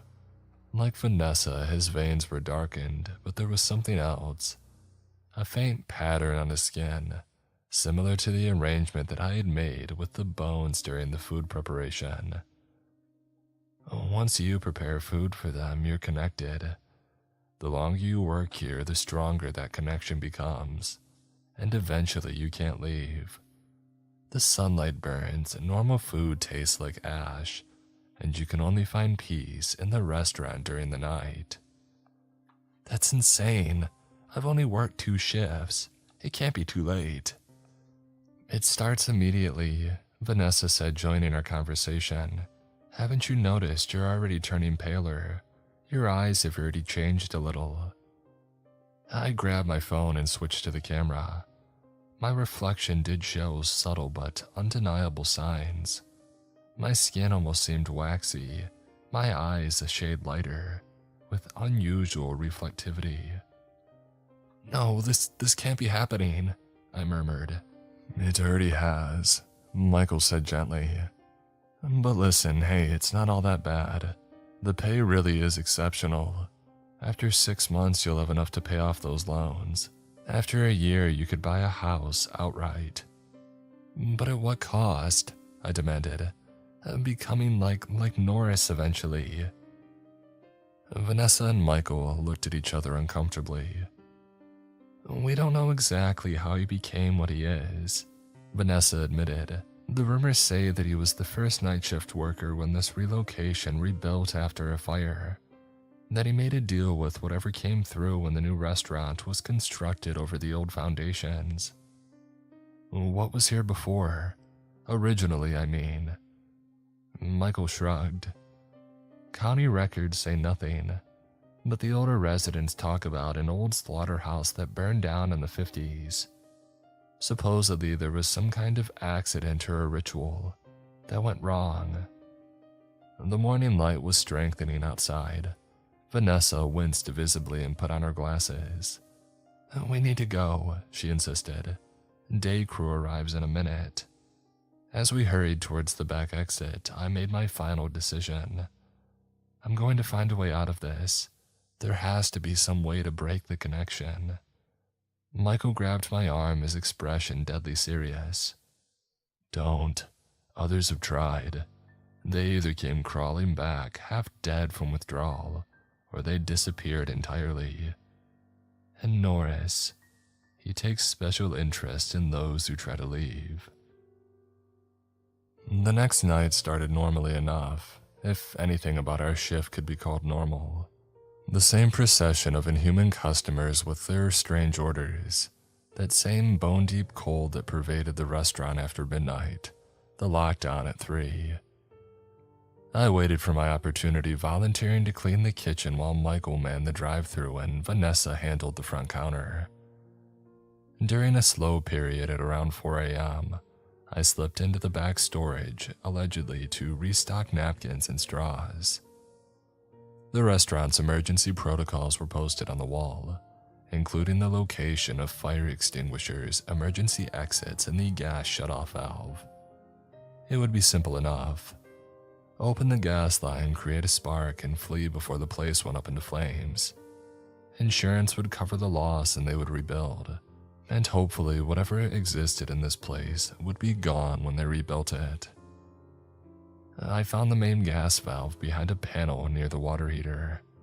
With trembling hands, I began to turn it, imagining freedom from this nightmare. I wouldn't do that if I were you. I whirled around to find Eliza standing behind me, or what remained of her. The woman wore a McDonald's uniform soaked and stained as if she had been submerged in dark liquid. Her skin had the gray pallor of a corpse, and her eyes were completely black, like pools of oil. You're real. As real as anything here, she replied, her voice carrying the same hollow quality. And I'm trying to save your life, ironically enough, by stopping me from burning the place down. Yeah, exactly. She stepped closer, leaving wet footprints on the floor. You think you're the first one to try. The fire that destroyed the previous restaurant wasn't an accident. It was a worker like you trying to get out. But it worked. They had to rebuild. Eliza's laugh was like water gurgling down a drain. Oh, it didn't work, it just made it worse. And those who set the fire became the first items on the new menu. A chill ran through me. What are you saying? I'm saying the night manager gets stronger every time somebody tries to destroy this place. Every act of rebellion just feeds it. Breaking the rules doesn't free you. It transforms you into something that serves him eternally. So I'm supposed to just accept this, become like Vanessa and Michael working here until I'm no longer human. She tilted her head, water dripping from her hair. No, there is another way out, but it requires patience and intelligence, not desperation and fire. Well, what way? Well, the same way you defeat any contract. You find the loophole. She glanced nervously toward the door. I don't have much time. He lets me move freely only for short periods, usually to discourage new employees from making bad choices. Tell me, I pleaded. The rules protect you, but they also bind Norris and the others. They can't hurt you if you follow them exactly. And more importantly, they can't keep you if you fulfill your contract to the letter. What contract? I never signed anything saying that I would become some kind of night creature. Well, you did actually. She pointed to my name tag. Check the back. I unpinned it and turned it over. In small text, barely visible even under the bright storeroom lights, was a paragraph of legal text. Bearer agrees to serve for a period of employment terminating upon fulfillment of night shift requirements or at management discretion. Early termination incurs penalties including but not limited to physical transformation, spiritual binding, or menu inclusion. Contract voidable upon completion of 7 consecutive shifts without rule violations or successfully passing the final evaluation. 7 shifts, I murmured. That's it. Just work a week without breaking rules and I'm free. Her expression darkened. Oh, it's not that simple. The rules change nightly. Norris adds new ones without telling you. And the final evaluation. She shuddered, water sloshing inside her uniform. Only one person has ever passed it in all the years that I've been here. Who? The day manager, Loretta. Why do you think she can come and go freely? She passed the test and fulfilled her contract, earned her freedom, but the cost was high. I remembered Loretta's 2 white teeth and the way she never quite met my eyes. What did she have to do? Oh, I don't know exactly, it's different for everyone, but it always involves a sacrifice, something precious to you. Something that ensures you'll never speak of this place even after you're free. The storeroom door creaked. Eliza's form shimmered, becoming less solid. I have to go. He's looking for me. Remember, 7 shifts without breaking rules or past the final evaluation. Don't try to burn this place down. Don't try to run. Just survive. Wait, how do I request the evaluation? You don't. Her voice already fading as her form dissolved into a puddle on the floor. He offers it when he believes you're ready to sacrifice something that matters. The puddle slithered beneath the door just as it opened to reveal Michael. Everything okay in here? He asked, eyes narrowing at the wet spots on the floor. Vanessa said you've been gone for a while. I stepped away from the gas valve, forcing a neutral expression. Just looking for straws. The dispenser up front is empty. He studied me for a long moment and then nodded toward a shelf. They're over there. Hurry up, we've got a customer. I grabbed a box of straws and followed him back to the front, my mind racing with this new information. A way out existed. Difficult, dangerous, but possible. As 7 a.m. approached and we prepared to leave, I caught Michael alone by the time clock. Is it true about the 7 shifts? He froze. Who told you that? Eliza. His expression shifted from surprise to pity. You shouldn't listen to her, she's not reliable anymore. Being in the bathroom has changed her. But is it true? Yes and no. The 7-shift rule exists, but nobody makes it that far without breaking at least one rule. They're designed to be broken eventually. And the final evaluation. A myth. Or if it's real, it's not worth the cost. Loretta took it, and she passed. How do you know that? Eliza told me and it makes sense. Loretta can come and go. She works days and she's free. He leaned close, lowering his voice. Look at Loretta carefully the next time you see her. Really look.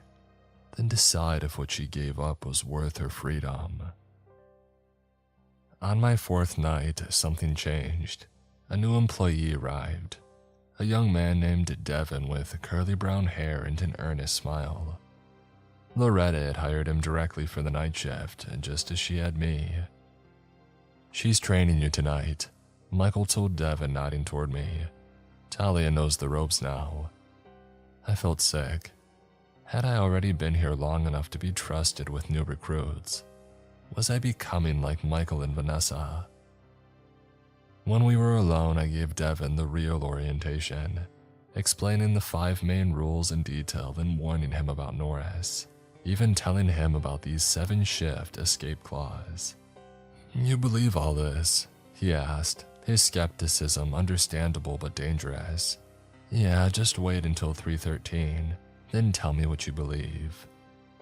Sure enough, at 3:12 a customer appeared, this time a woman with too many fingers who moved like a stop-motion animation. And Devin watched in horror as she was denied entry, transforming into something inhuman when the clock struck 3:13, and Vanessa locked the door. Jesus Christ, he whispered after we had escaped through the drive-through window, huddling in the parking lot until the thing inside tired of throwing itself against the glass. What is this place? After that night, Devin became my ally. On my 5th night, Norris had emerged from the freezer for his now familiar inspection. But this time he seemed different, his focus sharpened on me specifically. You've reached an important milestone. Night 5 of the proving. The what? A test, Vanessa explained later on, after Norris had returned to the freezer. Everybody who makes it to the 5th night faces it. It determines whether you're worthy of completing the full 7. At 2:22, I received a phone call in the manager's office. Norris's voice, deeper and more resonant than usual, instructed me to go to the 3rd bathroom stall where I would face a choice. Inside the stall, I found not a toilet but a vast, circular chamber with walls made of polished bone. Eliza, more substantial than before, stood beside a small table with 2 items. A McDonald's name badge and a small red toy like those found in Happy Meals. Choose. The badge binds you permanently to the night shift, granting security and belonging. The toy reveals truths that might help you escape, but at great risk. I studied the items. Neither, I said firmly, stepping back from the table. I reject both choices. The 5th rule states that I should ignore anything from bathroom stalls. Eliza went very still, her form flickering. Clever, very clever but incomplete. The 5th rule has a 2nd part, doesn't it? If you hear your name, run. As if on cue, my voice called from somewhere in the darkness above. Talia, is that you down there? Help me, please. I turned and ran toward where the stall door had been, and for a moment I only saw seamless, bone walls surrounding me. But then a door appeared and I slammed through it, tumbling onto the bathroom floor as the stall door swung shut behind me. When I returned to the front, Vanessa and Michael stared at me with shock and grudging respect. You refused both options, Vanessa said, not quite a question. I nodded. The 5th rule overrode the proving itself. Brilliant, Michael murmured. Using the rules against the rulemaker. I never considered that. Before we could discuss any further, Norris appeared, his white eyes gleaming with an emotion that I couldn't identify.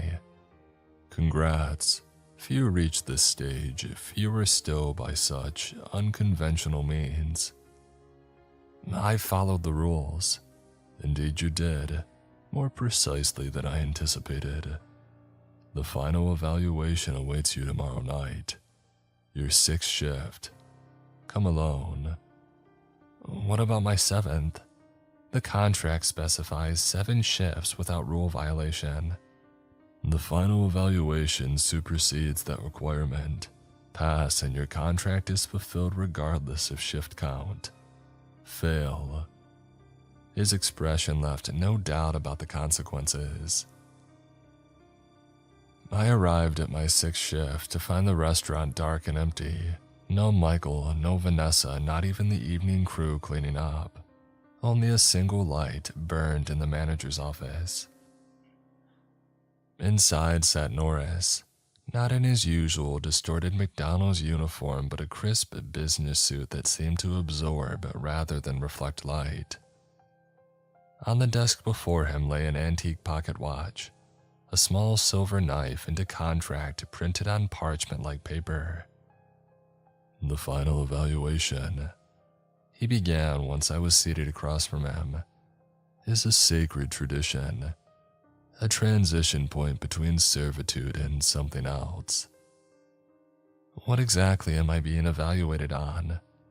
Your worthiness for freedom. Upon completion, your employment obligations will be fulfilled. You may leave McDonald's permanently with no lingering connection. In exchange for what? His smile widened, showing those too numerous and too sharp teeth. Just a token, something that you value freely given. Like what Loretta gave up, her empathy. Norris's expression shifted subtly. Loretta made her choice. Your sacrifice will be uniquely yours. And if I refuse, then you remain with the night shift forever. What specifically do you want from me? I pressed. What part of myself am I supposed to surrender? Norris set down the knife. Your memories. My memories of what? Of this place, of the night shift, of the true nature that lurks here. He tapped the contract. In exchange for your freedom, you will relinquish all recollection of what transpires here after dark. You will remember work all out, the smooth operation of your establishment. Explain, he demanded, the temperature around us dropping perceptibly. Let me keep my memories my complete self, and in exchange I'll agree to help maintain the boundary, to ensure that those who shouldn't know about this place remain ignorant, to occasionally direct suitable candidates your way for employment. You propose to become an agent rather than a servant. Interesting but insufficient. What prevents you from simply walking away once you're freed? A new rule. A binding as strong as the 5 main rules but voluntary. I propose a Rule 6. Those who leave must maintain the secret, enforceable by the same consequences that govern the other rules. Norris went utterly still. You suggest altering the framework, adding to the binding architecture that governs this place. Such a thing hasn't been done since the beginning. Is it possible? Possible, yes, but it would require more than just my agreement. The authorities above me would need to approve. Well, then ask them. Surely a willing agent is more valuable than another reluctant servant. Norris rose and moved toward the freezer door, which swung open to reveal not a storage compartment, but a swirling vortex in the darkness. I must consult with those above. Wait here. Hours passed before he returned, his form subtly altered, edges blurring slightly as if partially dissolving into the air. It is decided. Your proposal has merit, but the authorities require additional assurance of your commitment. What kind of assurance? A demonstration. He pushed the silver knife across the table toward me. Not memory, but blood. A binding agent stronger than ink. If I do this, I said carefully, I want specific terms. I keep all my memories and I'm free to leave the McDonald's permanently. I can live a normal life in the daylight world. My only obligation is to maintain the secret of what happens here after dark, and to occasionally direct suitable candidates our way. Norris reminded me, we require new employees periodically. The contract now contained a new section outlining Rule 6 and my obligations as a daylight liaison. The original sacrifice clause had been replaced with a blood oath requirement. With trembling fingers, I took the knife and pressed the tip to my index finger, drawing a bead of blood that I touched to the paper. The blood spread into thin lines, forming a complex symbol beneath where my signature would go. I signed my name above the blood, and the parchment glowed briefly with a dull reddish light. It is done. Rule 6 has been incorporated into the framework. You are bound by it, as are we. And the transformation. I gestured to my increasingly inhuman appearance. Will it reverse? With time, yes. The physical changes will fade once your employment formally ends. He glanced at the pocket watch. Which it does now. Your final shift is complete. Relief washed over me so intense that I nearly wept. That's it, I can just walk out. You may leave at any time, though I suggest waiting until morning. The night holds dangers for those between states. I waited until dawn and then walked out into the morning light, feeling it warm my skin without the burning pain that I had experienced in recent days. I drove home wondering if I had made the right choice. I've been working at this same McDonald's for years now, but not as somebody trapped on the night shift, barred from living in the light of day. I've recruited hundreds of new employees for the night shift. Some seem to get the hang of it while others don't last long. I've come to live with what I'm forced to do and even find some joy in adding new members to the team, as morbid as that might seem. So, if you ever see a job posting for a night shift position at McDonald's with good pay and benefits, I recommend that you check it out and give it a try. What's the worst thing that can happen?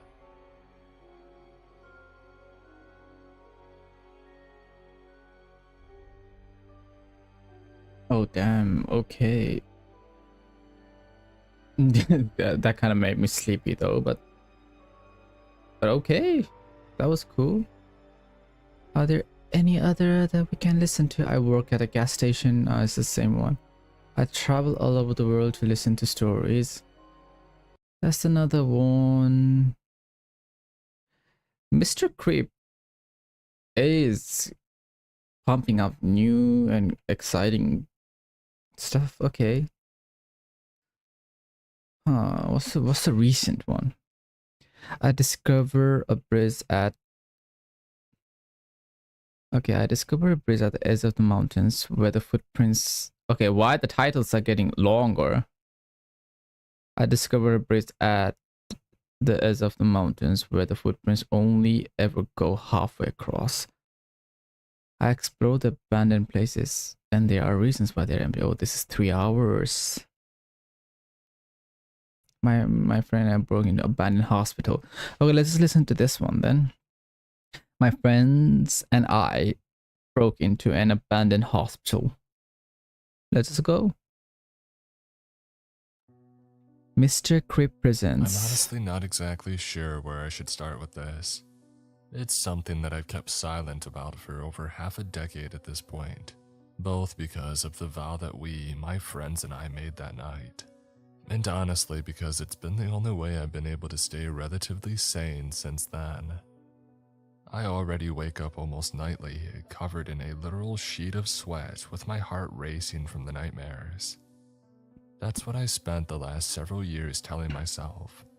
It was only a nightmare, nothing more. And for the most part, it seemed to work.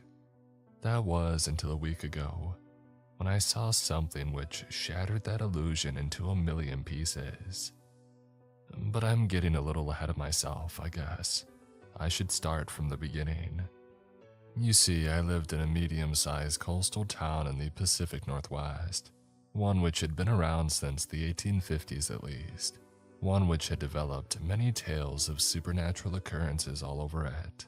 Accounts of strange happenings have been reported for over half a century or more, ranging from ghostly voices emanating from where the town's once bustling logging building stood on the edge of the estuary, to noises of old motion pictures playing after hours in the old Egyptian-style theater downtown, one of the last remaining in the United States, to the sounds of ghostly music and laughter coming from the ballroom of the old hotel, now converted into apartments. But one of the biggest ones, so big it used to be a centerpiece of the annual Halloween ghost tours in town, was the old hospital. Built in the mid-1920s, it served as the town's sole hospital until the early 70s, when the modern one was built and the old one shut down. For a short period of time between the 80s and the early 90s, it housed a community college, but it too left, leaving it again silent and abandoned. The official reasoning given was that the structure wasn't up to proper code, and the costs in bringing it up to modern standards would be just too expensive. But as with every town, rumors spread about the real reason why nobody would occupy it for long. Whispered in hushed tones by the older townsfolk were rumors of, to put it simply, rather sinister and horrifying things which went on inside the building's walls. Tales of unethical experimentations being performed on patients and volunteers from the local state hospital, of doctors being involved in the occult and performing witchcraft ceremonies after hours in the basement, and of things equally as vile, which they refused to speak about out loud at all. To my friend group, all who were extremely interested in the supernatural and urban legends, the tale of the hospital was the most exciting thing about our town. Every year since we were 6 or 7, we would go to the annual Halloween haunt walk. And every time the tour guide stopped us in front of the red and tan building, we would all perk up, craning our necks and looking up at the windows, hoping to catch a glimpse of some specter staring down at us. But nothing ever happened. And as the turn of the century rolled around, leading from the 2000s into the 2010s, our enthusiasm for it seemed to wane slightly. We all became wrapped up in our own personal lives, and soon, our annual meetup was forgotten about. That was until one cold, rainy day in early 2018. I had just gotten up for the day, as it was my day off from work, when my phone rang on my bedside table. Reaching over the bed, I picked it up and was surprised to see Johnny's name staring back at me. I quickly answered it. "Hello?" A moment later, Johnny's deep and booming voice rang through the phone. "Hey, Mikey boy, how are ya?" I hadn't heard from my friend in almost 3 years since he had gone to Eugene for college. I let out a small laugh. "Dude, been a hot minute since I heard from you." "I've been alright. What about you? How's school going?" I sat down in my desk chair as he answered. School's been going fine, bro. Thanks for asking." His voice took on a teasing tone. "I heard you're going to be turning 28 this summer, huh?" I groaned. "Dude, don't remind me. I'd like to pretend that turning 30 wasn't only a handful of years away." He let out another laugh. "Hey, how do you think I feel when I'm 35 now?" "My bad, man." I laughed back and then looked out the window. "So are you back in town or something?" I asked. I heard him shift on the phone. "Yeah, actually I am, for about a week or so. That's actually the reason that I called. Are you doing anything right now?" I glanced at the clock. The large white numbers showed it was a little after 10:30. "Nah, not right now. Today's my day off and I'm not meeting Ruby until tonight for dinner." A smacking sound came from my friend's end of the call. "Oh yeah, that's right. Today is your guys' 5-year anniversary. Congrats." I thanked him and then he continued. "Look, I called up the others a few minutes ago. We're all meeting at the diner in the strip mall parking lot down from Walmart. Come and join us. I've got something for us to do for old time's sake, now that we're all back in town." I allowed myself a small grin. Knowing Johnny, this was going to be interesting, to say the least. Alright man, just give me half an hour to get dressed and drive down there. About 35 minutes later, I pulled into the strip mall's parking lot. Spying my friend's Cadillac, I parked next to it and walked into the diner. The smell of home-cooked bacon and eggs washed over me. Many of the patrons in the diner were late risers, having a breakfast while they still could. Turning to my right, I spied a hand waving over the top of the far booth. "Over here, Mike." Waving at Francine, the diner's owner, I strode across the tiled floor and slid into the empty spot on the red vinyl bench. Looking up, I was greeted by the 3 smiling faces of my friends. "Hey Mike, long time bro," Lucas exclaimed, reaching across the booth to fist bump me. Addie gave me a small wave from the other side of him, the curls of her auburn hair bouncing slightly on her shoulders. A thick hand fell on my shoulder, and I turned to see Johnny's a ginormous grin looking down at me. "Hey dude," he said simply. I happily exchanged greetings with them all, and after ordering a grilled cheese sandwich and a coffee, we all fell into old times, laughing and telling each other what we had been up to since we had last seen each other. I was the only one who had stayed in town, working for a decent pay at the fish processing plant down the coast, and occasionally on one of the fishing boats during the summertime. Johnny had gone off to college in Eugene, while Lucas had gone off to Portland for some big-time job. Addie had moved up to Seattle to work as a photographer, her passion. As our food was brought to us, I realized for the first time how much I missed our friend group, how much I missed hanging out with them. I had a small group of other locals that I was friends with, and of course, I had Ruby. But the dynamic that the 4 of us shared was something that nobody else could replicate. "Okay, so you're all probably wondering why I gathered us all here, right?" Johnny said as we had finished eating. "Yeah, well duh," Lucas said, putting on a dumb expression. "I thought you had brought us here to sit and jam our thumbs up our butts." And Johnny flipped him the bird with a laugh as Addie let out a giggle. "Okay, wise guy," he proclaimed, and then reached into the bag next to him. "No, I brought you here because I saw this yesterday." He pulled out a copy of our town's local newspaper, The World, and laid it on the table. I craned my neck to read the headline. "Macaulay Hospital to be demolished in coming weeks." "No way," Lucas said, panning over the article and then looking up. Addie leaned in for her turn to read it herself. "So they're finally going to actually tear it down?" she asked, looking up. Johnny shrugged his shoulders. "Sure seems like it. They're going to turn the area into some kind of parking lot or something, according to the article." I leaned back in the booth, feeling a small wave of sadness wash over me, and said the only thing that I could think of. "Well, that sucks." It felt not only as though a piece of our town's history, however sordid, was about to be destroyed, but also a beloved piece of our own personal ones. The tours to the hospital had been such a staple of our childhoods that losing it almost felt like finally having to part with a childhood stuffed animal, as strange as it may seem. Johnny nodded. "It does suck, but it says here that it won't be torn down until early to mid-April. That means that it'll still be standing like the headline says for a few more weeks." I sat up a little straighter, hearing something come into my friend's voice. It was almost a mischievous tone. Oh boy, he's got something planned. The other 2 seemed to have picked up on it as well. "What are you thinking?" Lucas asked him, leaning forward on his elbows. Johnny lowered his voice to make sure that he couldn't be heard. "I'm thinking that we never got a chance to see inside the place. So, why don't we sneak inside this weekend and check it out? Make an adventure of it." Now everybody was sitting up straight and staring at him.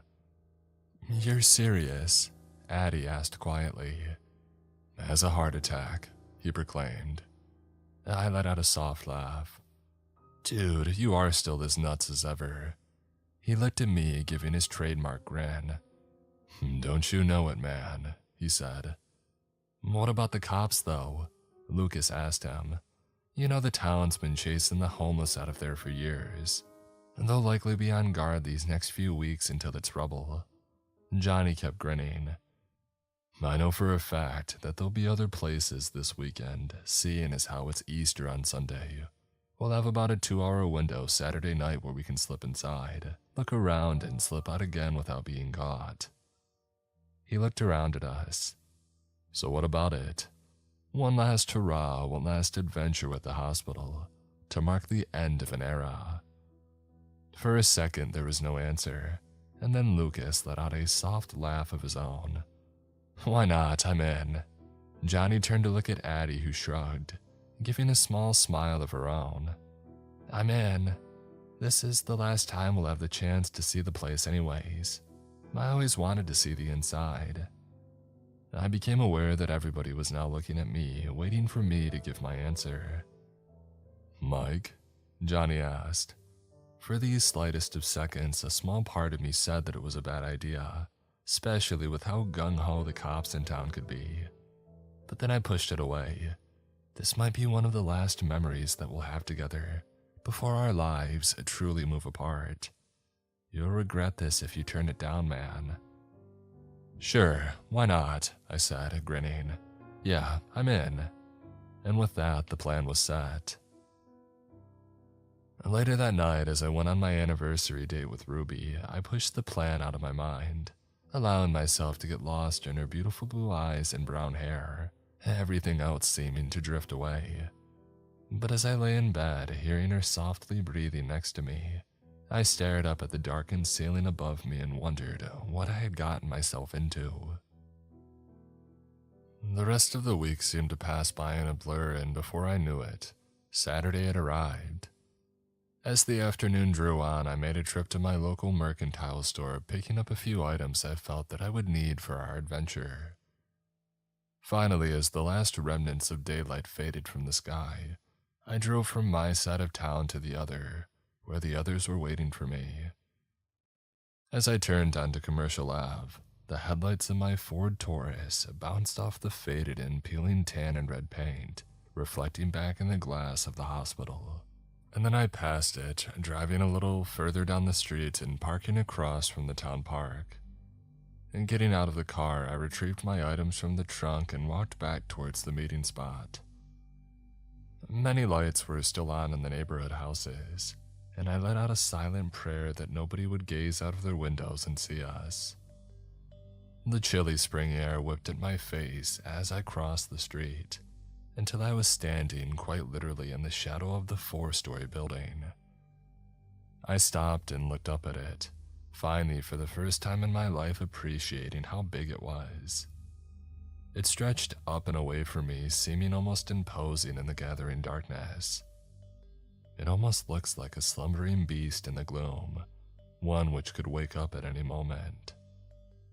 I shook my head slightly. Where had that thought come from? The wind whipped at my back and a slight shiver shot up my spine, though I didn't know whether it was from the cold or the building. That was when a hand fell on my shoulder.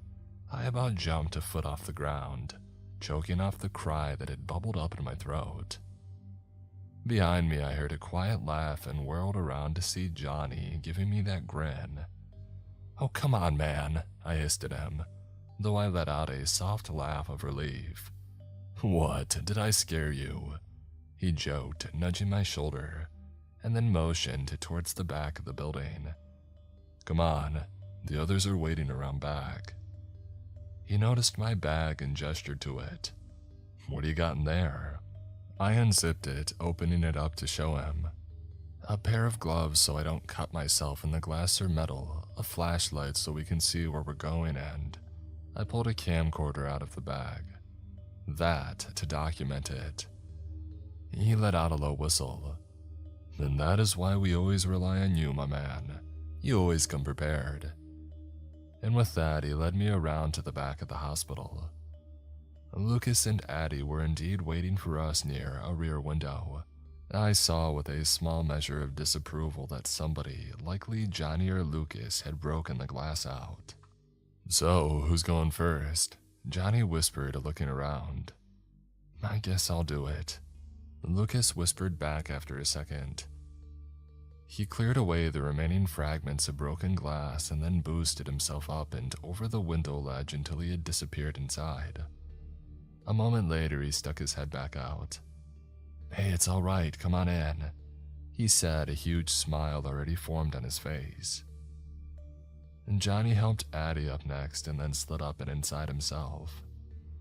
For a few moments, I was left alone outside and I quickly looked around.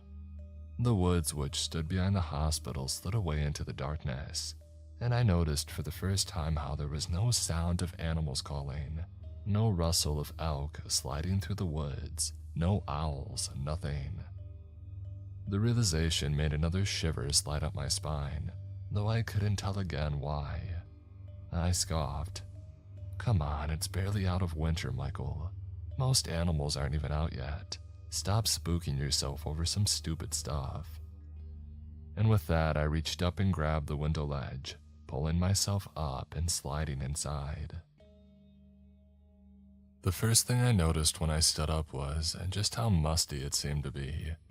The air almost seemed thick, heavy laden with dust and God only knew what else. Hope to God that I don't breathe in too much asbestos or something. I forgot to bring a mask. Reaching into my bag, I pulled out first the gloves and then the flashlight. Snapping it on, I hooded the beam slightly with my free hand and shone it around. The room which we had entered was large and, as I had figured it would be, empty.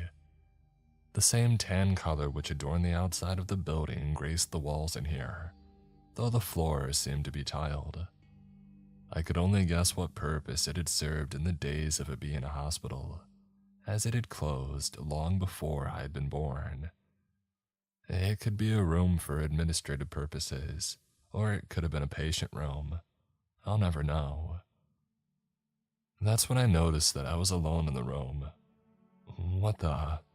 I hadn't even heard the other three leave the room, and had I been too distracted by my surroundings to immediately notice it. Guys?" I called out softly. For a few moments there was silence and then the sound of footsteps came from the doorway beyond. The footsteps approached the door and for a microsecond, I felt yet another shiver pass through me. A dark figure appeared in the doorway, and for a moment, I almost felt afraid to lift the light and shine it towards them, afraid of whom or what I might see. But then I shook the apprehension from my mind and lifted my hand off the light.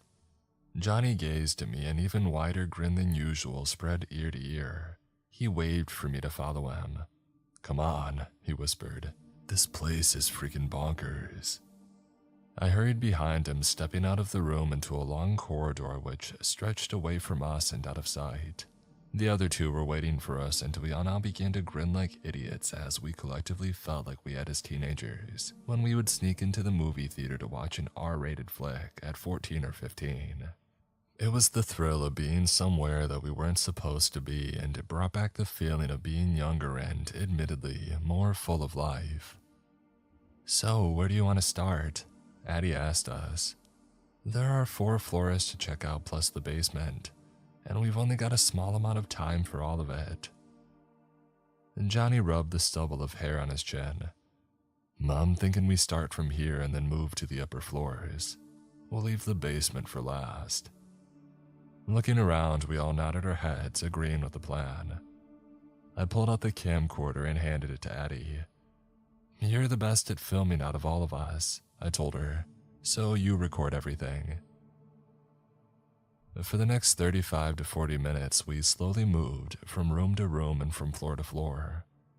The others had also brought flashlights, and with each room we shone them into, we were rewarded with either an empty space or occasionally a few tables and desks, likely left behind by from its college days. Still, despite the slight disappointment that the empty rooms brought us, we still eagerly checked out each room, speculating on what they would have been in the old days. "And this might have been the maternity wing," Addie whispered once we had reached the 3rd floor and aimed the camera into a large series of rooms. "And this might have been where my mother and grandmother were born." Her excitement bolstered the rest of us, and we kept moving on, finally reaching the top floor. This floor seemed to have few walls remaining on it, and we walked from one end of the top floor to the other without much obstruction. As we reached the far end of the floor, something caught Lucas's eye and he shone his light into a corner. "Hey, check out this graffiti," he said. We huddled up around him and aimed our lights at the dark red letters spray painted on the wall. "Beware of Dr. Craddock." Lucas let out a soft laugh. "Holy crap, I had almost forgotten about the legend of Dr. Craddock," he whispered softly, almost more to himself than us. But his words seemed to unlock a long-forgotten memory in my mind. One of a story that the tour guide who had led us around one year in the early 2000s had told only once and for whatever reason never told again. According to him, Dr. Craddock had been one of the head surgeons at Macaulay Hospital from the late 30s until the mid-60s, a man who was as gifted with his mind as his hands.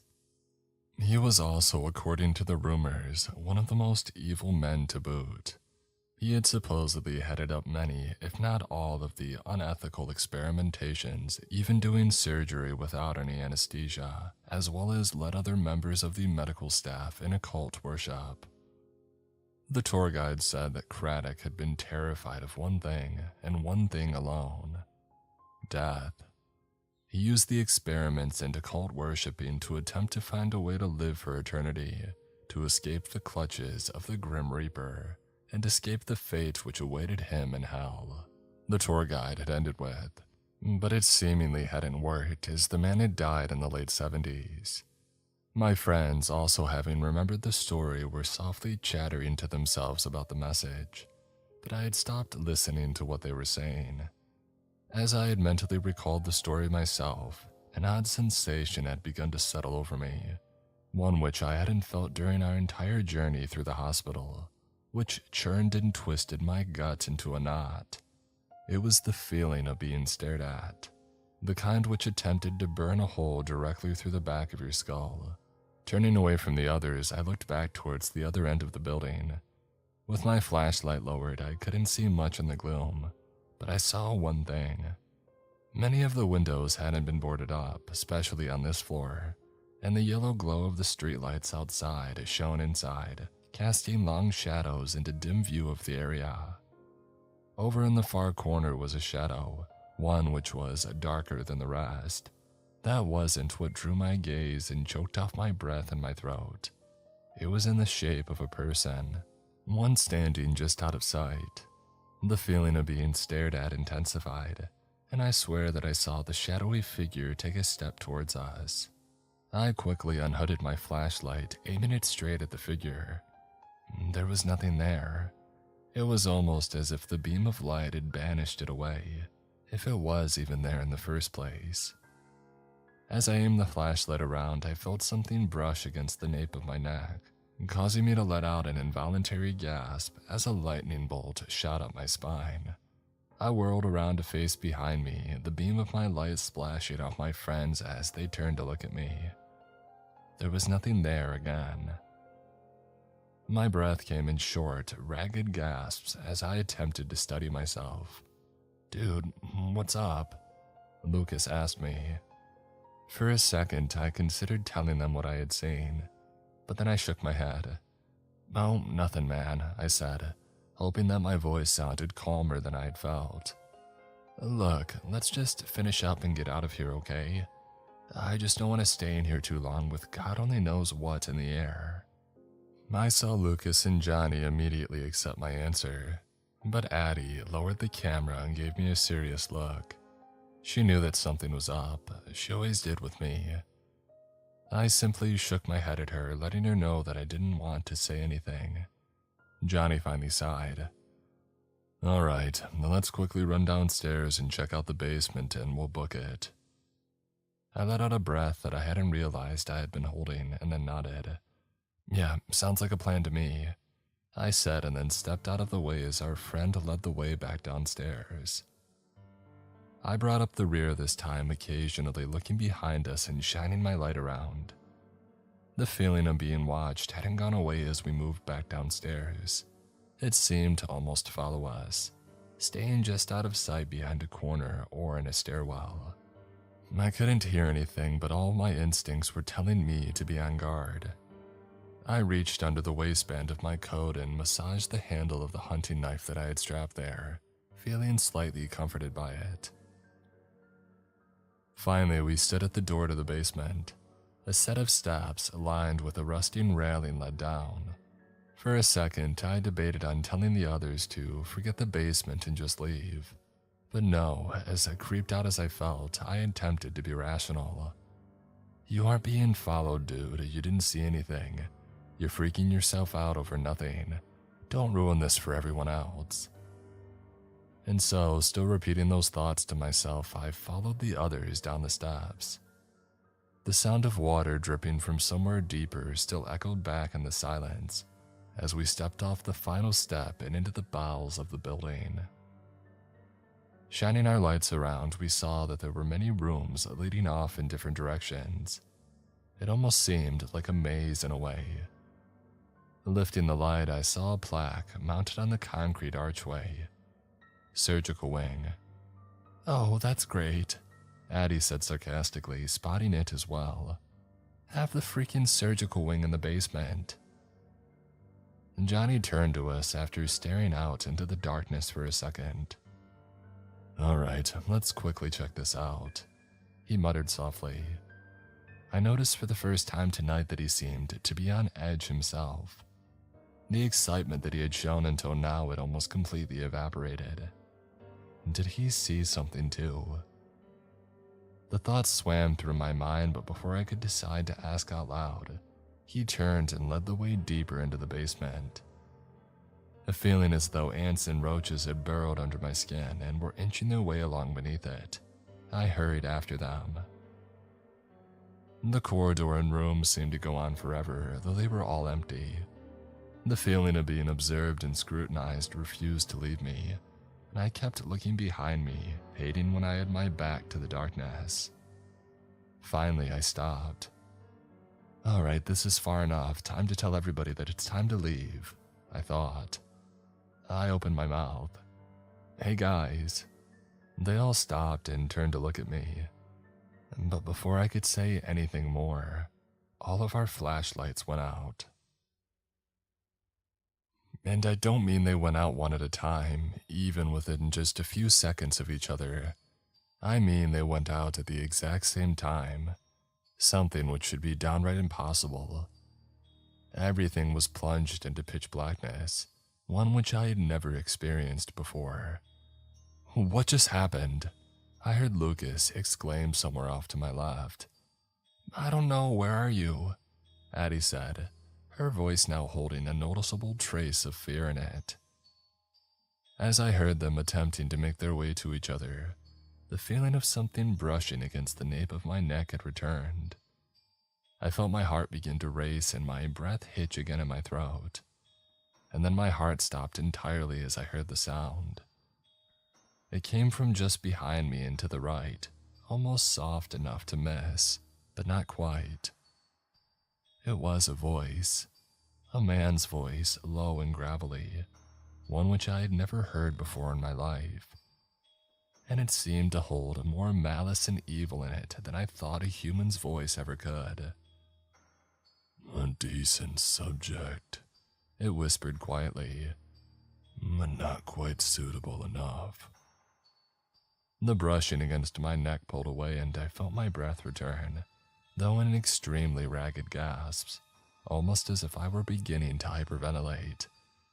What the heck? I managed to breathe out, turning around in a circle and pulling the knife from its sheath. I shot it out into the blackness, slashing around, but feeling nothing meet the blade's swings. Who's down here? I finally demanded, finally raising my voice. Lucas and Addie stopped calling to each other at my words. Mike, what are you talking about? I heard Addie call out, the terror in her voice now almost as palpable as what I felt. Before I could answer, though, I suddenly heard her let out a yelp. Addie, I yelled, my voice echoing off the stone walls. I heard her begin to whimper and cry, but she didn't respond. A moment later, I heard Lucas gasp as well. Not even a hair's breadth after, all of our flashlights flickered back to life. The second the beam returned, I whipped it up and looked in all directions. I saw nothing, no sign of anybody behind me. Turning back, I saw Lucas doing the same, as if he were looking for someone as well. Addie, though, she had crumpled against the wall, dropping the camcorder and covering her face with her hands, sobbing loudly. I dashed towards her, kneeling down beside her. "Addie, what happened?" I asked, but she simply shook her head and continued crying. I looked up at Lucas. "Dude, what happened?" I demanded a little more forcefully than I had intended. For a moment, he didn't answer me, and then he turned his face towards me. I saw almost all the color had drained out of it, and he wore a look of abject horror on his face. He looked down at the ground and muttered something quietly. I stood up slightly, keeping a hand on Addie's shoulder. "What?" "Not good enough," I heard him whisper, and then he looked at me again. That's what the voice said to me, "Not good enough," it said. I felt my throat close up at his words, and my breath again choked off. He heard the voice too. Addie stopped crying, and I looked down at her. I saw her staring at Lucas with an even stronger look of horror than he wore. She said nothing, but she didn't have to. All three of us had heard the disembodied voice declaring us not good enough. For what, I didn't know, and I didn't want to know. I swallowed, forcing my throat to open back up and forcing my voice out. "Okay, we had our fun. I think it's time to leave now." Both of them nodded at me, and I reached down and helped Addie to her feet.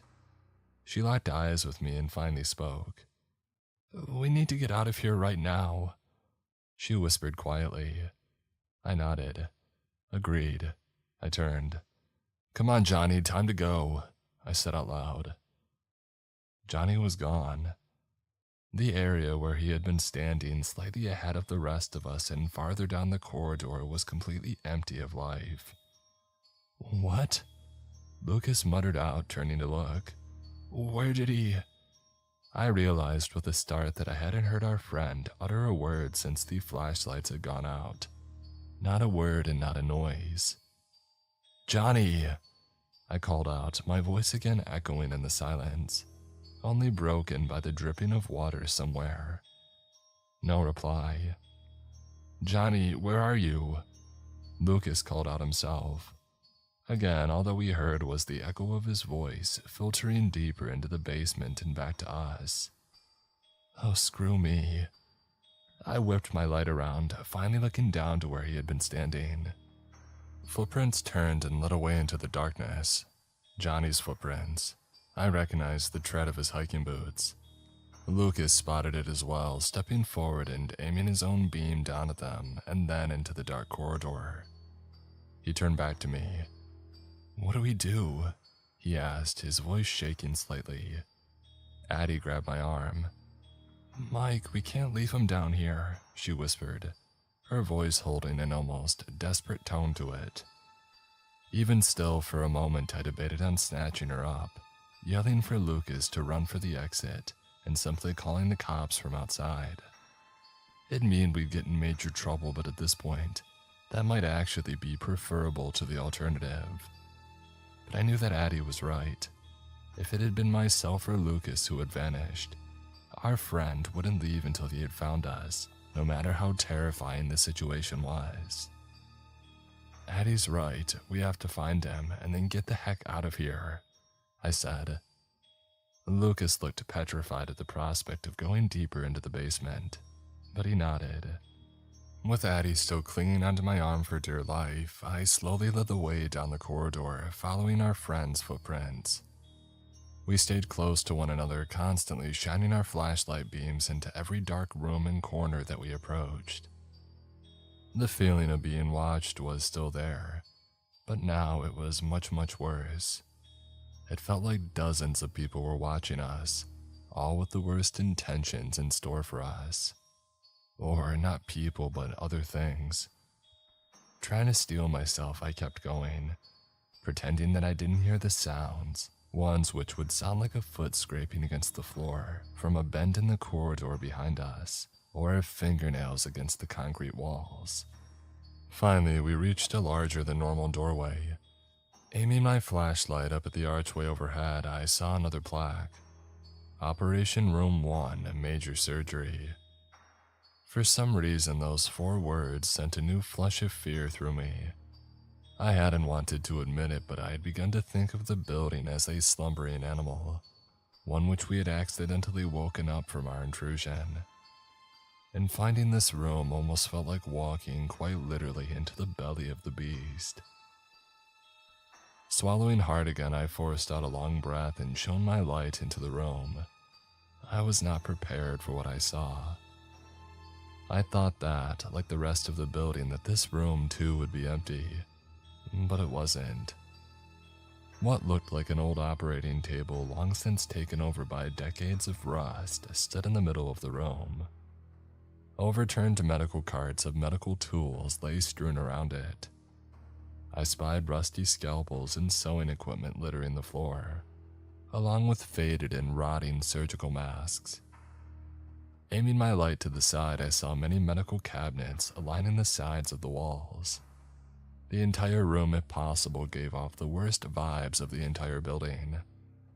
I never thought that an inanimate object such as a room could feel evil before, but now I did, most decidedly. That was when I aimed the flashlight at the back wall.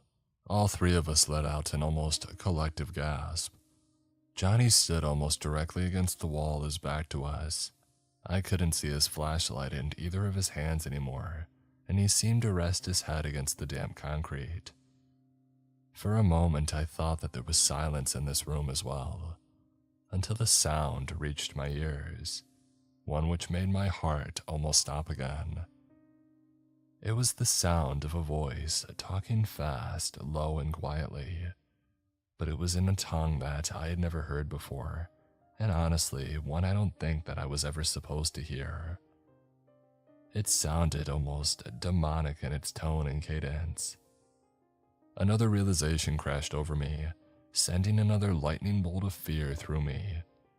It was Johnny's voice muttering a language that I knew well he didn't know, for all his intelligence. That was when Lucas raised his light and aimed it at Johnny's back. Johnny?" he said quietly. Instantly, the whimpering stopped. Everything stopped. All sound in the basement ceased, including the dripping water.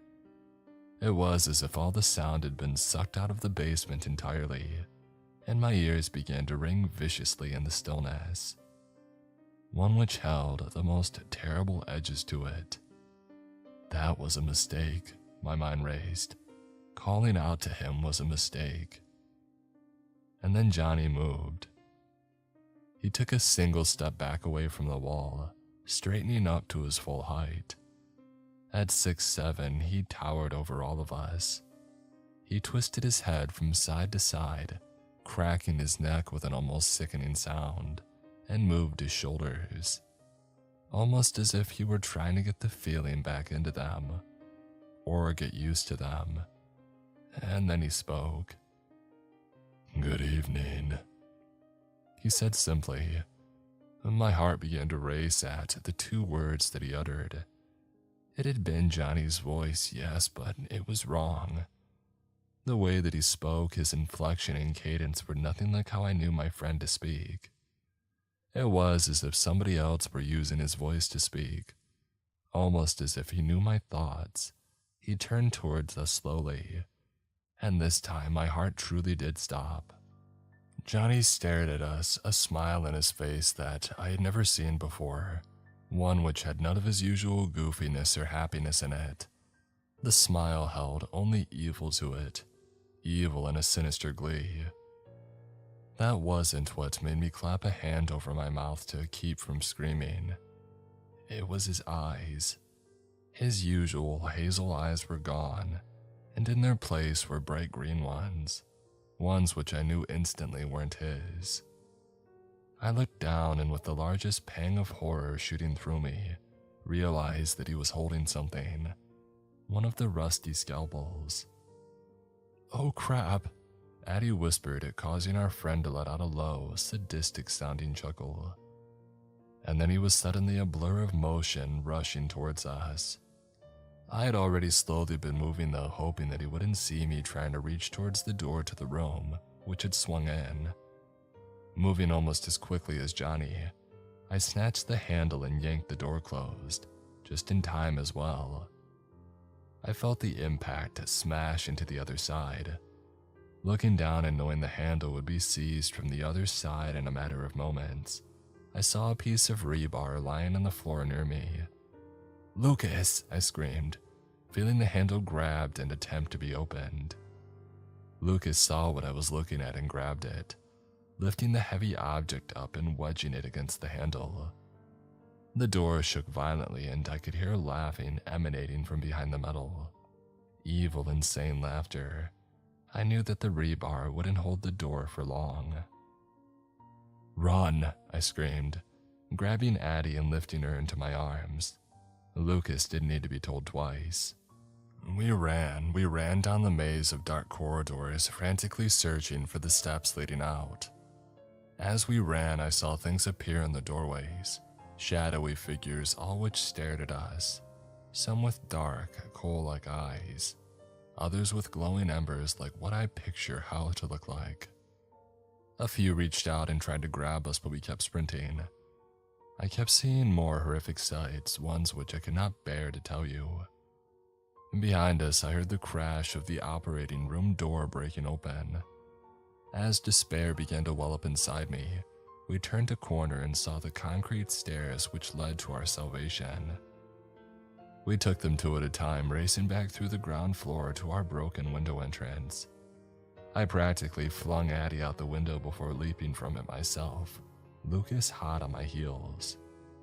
We didn't turn back. We just ran down the street for my car. That night was 5 years ago now. All three of us piled into my Taurus and sped for the police station. Despite our horror, we still managed to decide that we wouldn't tell about what we had seen. All three of us knew that we would be labeled as nut jobs and likely end up in the Oregon State Hospital. Instead, though, we decided to tell them that our friend told us he was going to break into the hospital tonight, and we were worried about him. We must have looked quite a sight, busting into the police station. They took our case seriously, though, I'm happy to say, and sent a few deputies out. They found nothing. No sign of Johnny, of my dropped camcorder, no sign of anyone. Even his car was gone from where he had parked it. We didn't know what to make of it. It was as if our friend had never been there. The police promised that they would keep an eye out for him, but a part of me knew that they would never find Johnny, or whoever or whatever he was now. Before we each went our separate ways that night, though, the three of us made a vow. We would never speak a word to anyone of what we saw that night. "Let it die along with the building in a few weeks," Addie said, tears running down her face for our lost friend.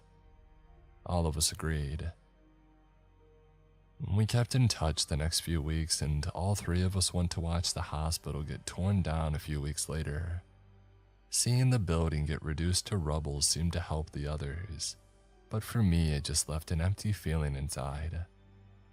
I couldn't push away the thoughts that my mind whispered to me, telling me all the horror stories that we had heard over the years about the place had been for real, far too real, and we had almost become the final ones. After the demolition, I never really saw either Addie or Lucas again. They both left town as soon as possible, and I simply haven't heard from them since. I don't blame them though. If it weren't for Ruby and my family, I would have left long ago as well.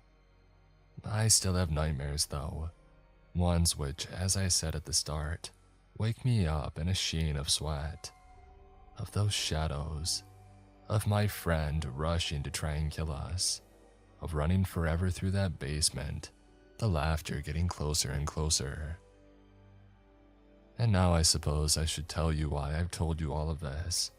Why I'm breaking a vow that I've held for half a decade and change after so long. It's because I bought a newspaper while eating at the diner last week. The front page headline spoke about new doctors and nurses which would come to work at our local hospital, something much needed after a staffing shortage from the pandemic. The front page displayed some of the pictures of the newcomers, and I froze, almost dropping my coffee mug as one face locked in my vision. A face that I hadn't seen in 5 years, smiling wide almost in a familiar way, but not. One which stared out at me with bright green eyes. I felt myself begin to shake violently as I read the caption under his picture. The hospital welcomes Dr. Jonathan Craddock as our new head surgeon.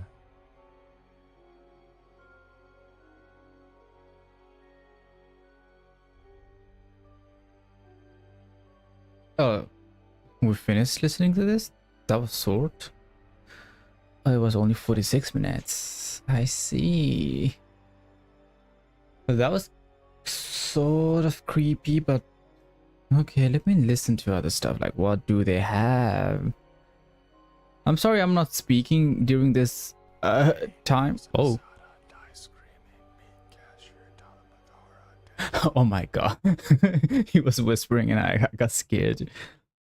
Like, I was so deeply invested in the story that I didn't want to speak in the middle.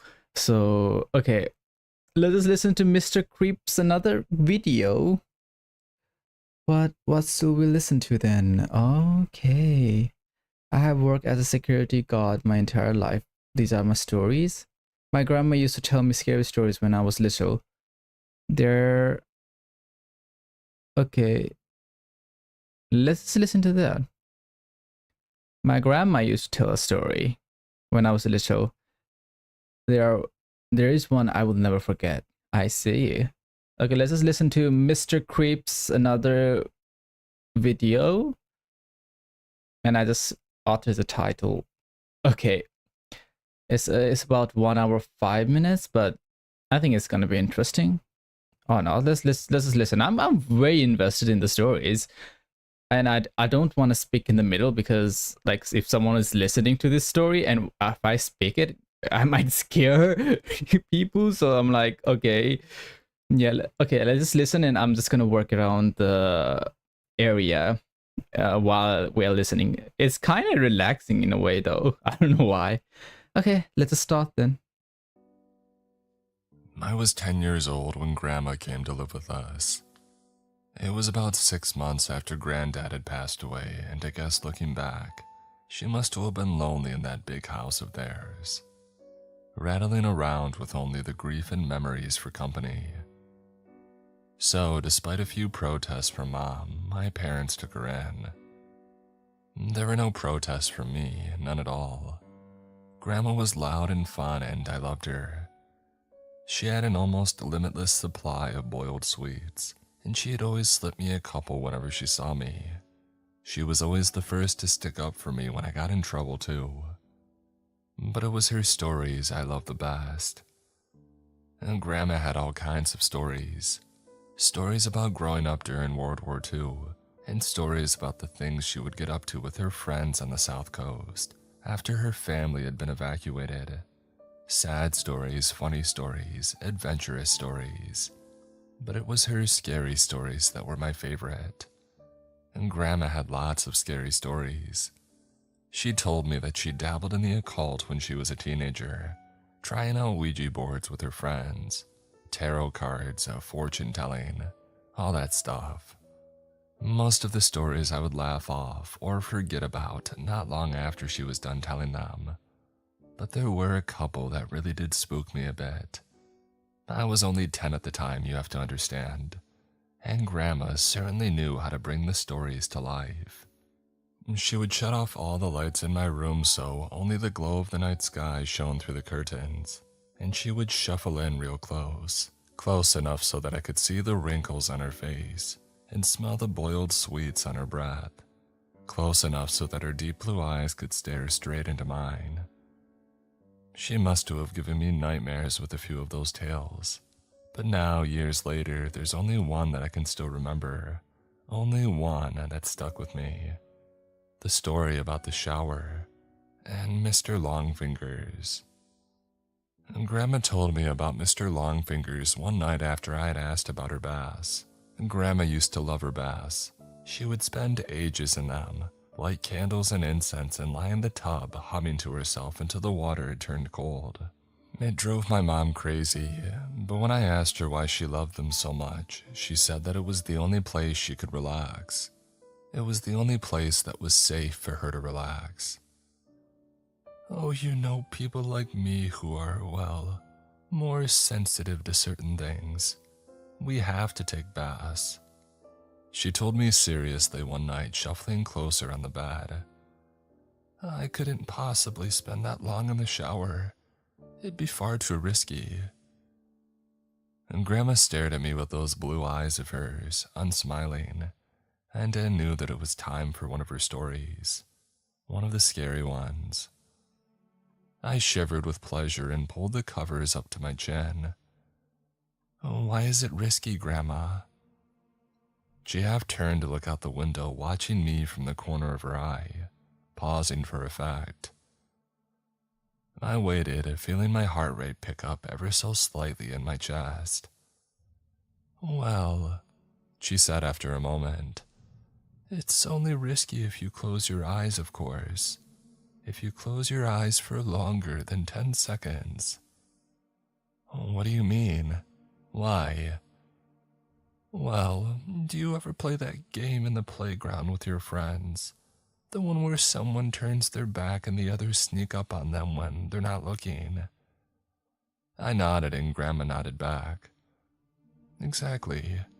So, that's what it's like in the shower, when you have your eyes closed. That's what it's like with Mr. Longfingers. A cold itch tickled my back. Who's Mr. Longfingers, Grandma? She let out a deep breath as if she wished she hadn't said anything, turned her head back to face mine. When she spoke next, she lowered her voice. No one knows exactly. Some think it's a creature that's attracted to the heat and smell that we give off in there. Others think it's a demon that finds a way into our realm through the dense steam clouds. No one can say for sure, because the only ones who have actually seen Mr. Longfingers aren't ever going to be able to tell you. I pulled in a breath. Why not? Grandma shuffled closer along the bed and leaned towards me, leaving my question hanging in the air. Oh, don't worry about it, sweetheart. Don't worry your pretty head. As long as you remember the rules, you'll be fine. What rules? Well, when you're in the shower, you try not to close your eyes for too long. 5 seconds fine. Mr. Creep loves his rules, doesn't he? Any longer than that. Every story has rules. Well, any longer than that and you may just start to feel something in the room with you. Something watching. And if you ever go longer than 15 seconds, that's when you might start to hear a noise too. Hear what? The soft tapping of fingers on glass. Fingers drumming against the glass door of the shower. If you ever do hear that noise, God forbid, you will make me a promise. What, Grandma? Promise me you'll never open your eyes. I barely slept that night, hardly at all. I would close my eyes and try to relax, but every time I did, I would imagine a face pressed against my bedroom window, staring in at me. And when I did finally get to sleep, I had nightmares, bad ones. I had them all week, in fact. Dreams about disembodied eyes watching me in the dark, and long fingers reaching out to touch my exposed skin. It wasn't any better when I was awake either. Not really. The shower was the worst. That's when Grandma's story really got to me. I had never thought about it before, but suddenly, I had trouble shutting my eyes in there. I would stand beneath the beating water, shampoo running down my face, and as soon as I squinted my eyelids closed, I would hear Grandma's words running through my head. 5 seconds is fine, and 10 is just about okay too. But any longer than that, I would rub my hair fast, feeling the shampoo dripping off my skin, and as soon as I had counted past 5 seconds, I would feel it. A sort of pressure. Not a feeling of being watched exactly, but something close to that. I would run my fingers faster and faster through my hair, frantically trying to get the suds out, and the ready blackness behind my closed eyes coupled with the rush of water in my ears would feel like a held breath, like the silence before a scream. The seconds would race through my mind and I'd be so desperate to open my eyes again that I would sometimes do it before my hair was rinsed fully clean and my eyes would sting with shampoo. But before I shut them again, I would always be sure to peer out through the steamed glass door of the shower cubicle, just to make sure that I was still alone. It wasn't long before Mom realized that something was up. She heard me crying out in my sleep one night and came in to comfort me, asked me what the matter was, and it all came out. I told her about Grandma's stories and about Mr. Longfingers. She got this look on her face when I was telling her like she used to get with me when I had made her really mad. This wide-eyed and angry look. Only this time she wasn't angry with me. She was angry with Grandma. My parents' room was next to mine, and sometimes if I pressed my ear against the wall, I could hear them talking in there. Soft whispers. That night though, after Mom was satisfied that I wasn't scared anymore, and she had gone back to her room, the whispers weren't soft at all. Oh no. I heard Mom hissing to Dad about Grandma, about the story that she had told me. Mom's voice floated through the wall, sharp and crisp. "You know what your mother said to him now, don't you, Simon?" And Dad's response was an unintelligible mutter. "She's told him there's a monster that'll get him if he shuts his eyes in the shower. A monster. The poor kid's been having nightmares about it all week. Seriously, Simon, you'd better say something to her tomorrow morning, first thing, or I will." Grandma came to visit me in my room the following night. That time, as she perched on the end of my bed, there were no stories, nothing like that.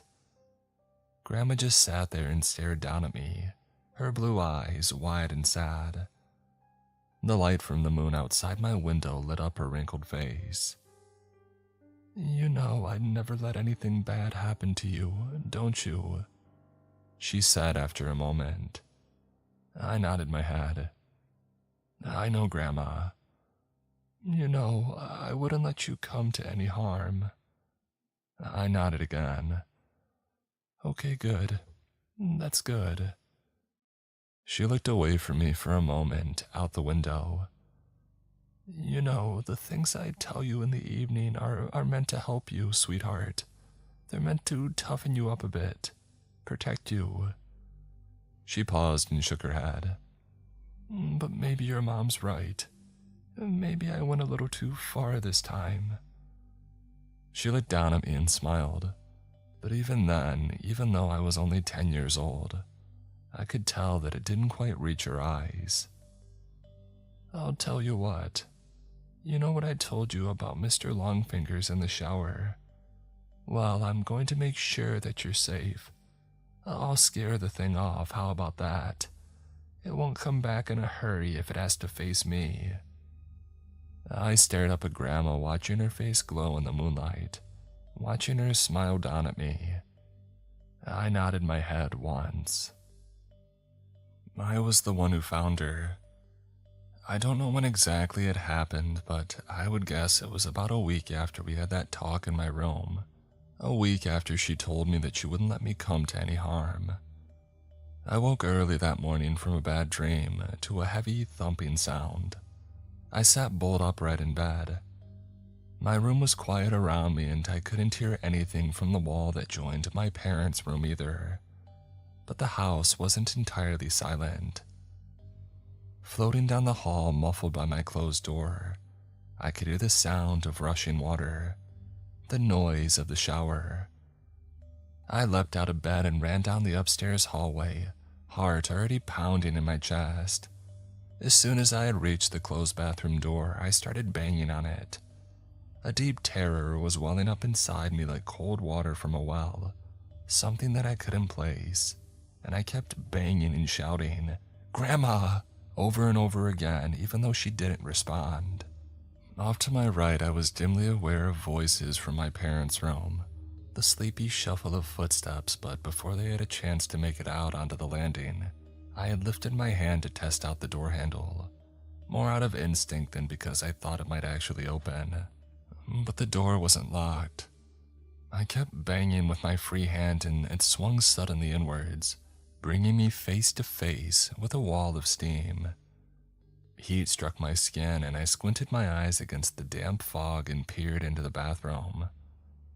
And before Dad had pushed me to one side, before everything around me had descended into shouting and tears and chaos, I saw her.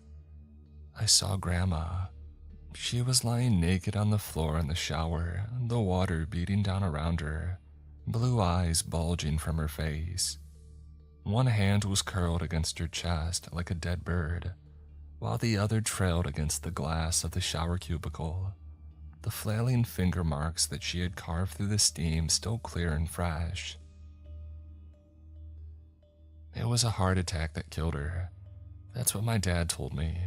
He said that Grandma was old and that the thing had struck her quickly and suddenly. She would have died fast and without pain, Dad said. She wouldn't have suffered. I knew better though. Even as a 10-year-old kid, I knew better. And years later, writing this as an adult, I still know better. I also know that my wife and kids resent me for refusing to have a shower in the house, for insisting that everybody take baths. They pretend it's okay and they humor me, but I can tell that they don't really understand it. Not at all. My wife thinks that she does. She thinks that I still carry the trauma of seeing my grandmother dying in front of me when I was little. I guess she's right in a way, but she doesn't know the full truth. Nobody does, and no one would believe me even if I told them. No one would believe me if I said the reason I don't take showers, the reason that I haven't had one since I was 10 years old, isn't because I'm scarred from the sight of a dead body. It's because all those years ago when I crept back into the still hot bathroom after the paramedics had taken Grandma's body downstairs, I made sure to check the marks that her fingers had carved through the steamed glass of the shower. And those marks weren't just on the inside. It's starting to come back to me, slowly bit by bit. I don't know if it was opening up about my grandma's other bedtime story that did it, or the fact that my wife finally persuaded me to try counseling. But whatever the reason, the memories are returning. Memories from my childhood, memories of Grandma, memories of the stories that she used to tell me before I went to sleep. See, I always knew that there were others, other tales that scared me when I was little. But the time before I was a teenager is like a dark landscape. Only a few small patches are lit up. It's getting clearer now, though. The shadows that litter that black land are finally being forced to retreat. The thing is, I'm not sure I want to see what they've been hiding. I must have been around 7 years old when Grandma told me about the special knock. I was tucked up in bed at my parents' first house in my little room at the back at the time. Grandma was perched by my feet. I had been crying. I don't know what upset me, but I remembered my eyes blurring and my nose running. I remember probing a cut on my lip, touching it over and over again with my tongue. I remember the frown on Grandma's face, a look that was half concern and half something else. After she had grabbed a tissue for me and wiped my face, she got up and walked away from the bed, wandered over to the cupboard on the opposite side of my room. I remember that cupboard well. Before we moved to our second home, that cupboard was the source of many sleepless nights for me, many nightmares. I used to imagine all sorts of things about it. I would lie awake, sometimes for hours, and I would have to keep peeking my eyes open to check that the cupboard door was still closed, to make sure that it was shut tight. See, whenever my eyes were closed and I heard a creak somewhere in the house, I would imagine it was the cupboard door, that something on the far side was trying to open it ever so softly, so it could come and get me while I slept. I had never told anyone about this fear. Even at 7 years old, I knew that it was stupid, baby stuff. But as I watched my grandma stop in front of the cupboard and lean her wrinkled cheek against the wood, I felt myself growing tense all the same. Even though the lights were on, even though there was an adult in the room with me. And when Grandma closed her eyes and started whispering, I had to fight back the urge to shout for my parents. "Grandma?" I could hear the uncertainty in my voice. "Grandma, what are you doing?" For a few more seconds, she didn't respond, just kept her eyes closed and kept muttering. And then abruptly, she turned to face me again, smiled, and when she came back and resumed her usual position at the foot of my bed, I knew that it was story time. "Did I ever tell you about the special knock, sweetheart?" I shook my head. "No. Well, maybe I was waiting until you were a bit older.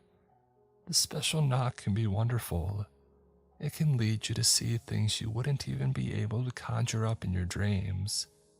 But it can also be, well, dangerous." And Grandma glanced away from me towards the bedroom door. "Maybe it's one for another time, in fact. I really should be getting home to see your grandfather, and I wouldn't want to scare you." She started to get up from the bed, but I stopped her. "No, don't go, Grandma. What's the special knock?" And Grandma's blue eyes twinkled. She hovered where she was for a moment and then sat back down. "The special knock is an old trick a friend of mine taught me when I was younger. Not everyone can do it, and not everyone would want to do it. You have to be brave and careful and, well, special." Grandma smiled at me. "Like you." As I watched her, she reached into the front pocket of her cardigan and pulled out 2 boiled sweets, passed one to me. I already had brushed my teeth, and I knew that Mom would kill me if she caught me eating sweets before bed. But this was my time alone with Grandma. Mom was downstairs with Dad. She would never know. I unwrapped the sweet and popped it into my mouth, feeling the sticky mint wash over my tongue. The cut in my lip stung slightly, but I ignored it. When Grandma next spoke, she lowered her voice. "When I was over by your cupboard door just now, I was using the magic words. Secret words that only a few other people know. Do you know what those words do?" I shook my head. "They turn a door into a window, a sort of gateway. The thing is, sweetheart, this place you spend your days in, this house where you live, and the building you go to school in, and the town you visit with your mother on the weekends, it's not the only place. There are other places too. And if you use the special knock on that cupboard door of yours now that I've whispered the magic words to it, you'll see them. You'll be able to see those other places for yourself." I stared at Grandma, concentrating on her words, absorbing them. Mint flooded my mouth, but I forgot to swallow. "Now listen to me very carefully," Grandma continued, "because this is the important bit. The way you open the window is by doing the special knock, but you have to get it right. 7 knocks on the door, that is what you'll want. 7 knocks, no more, no less. And then you open it. You won't be able to step through, but you'll have one heck of a view, all right." I swallowed. "A view of what?" "I don't know its real name, but the woman who taught me the special knock had her own name for it. She called it the lunar plane. 7 knocks, it takes you to the lunar plane. I could try and describe it to you, sweetheart, but I honestly don't think that I could do it justice. You would just have to see it for yourself.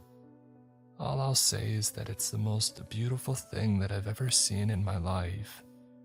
And trust me, I've seen plenty. Grandma plucked the sweet wrappers from the duvet, put them back in her pocket. She put her hands on her legs as if bracing herself to stand. Then she paused. How many knocks did I say? 7, Grandma. That's right, 7, and don't forget it either. If you get the wrong number and then open the door. She glanced across at the cupboard and frowned.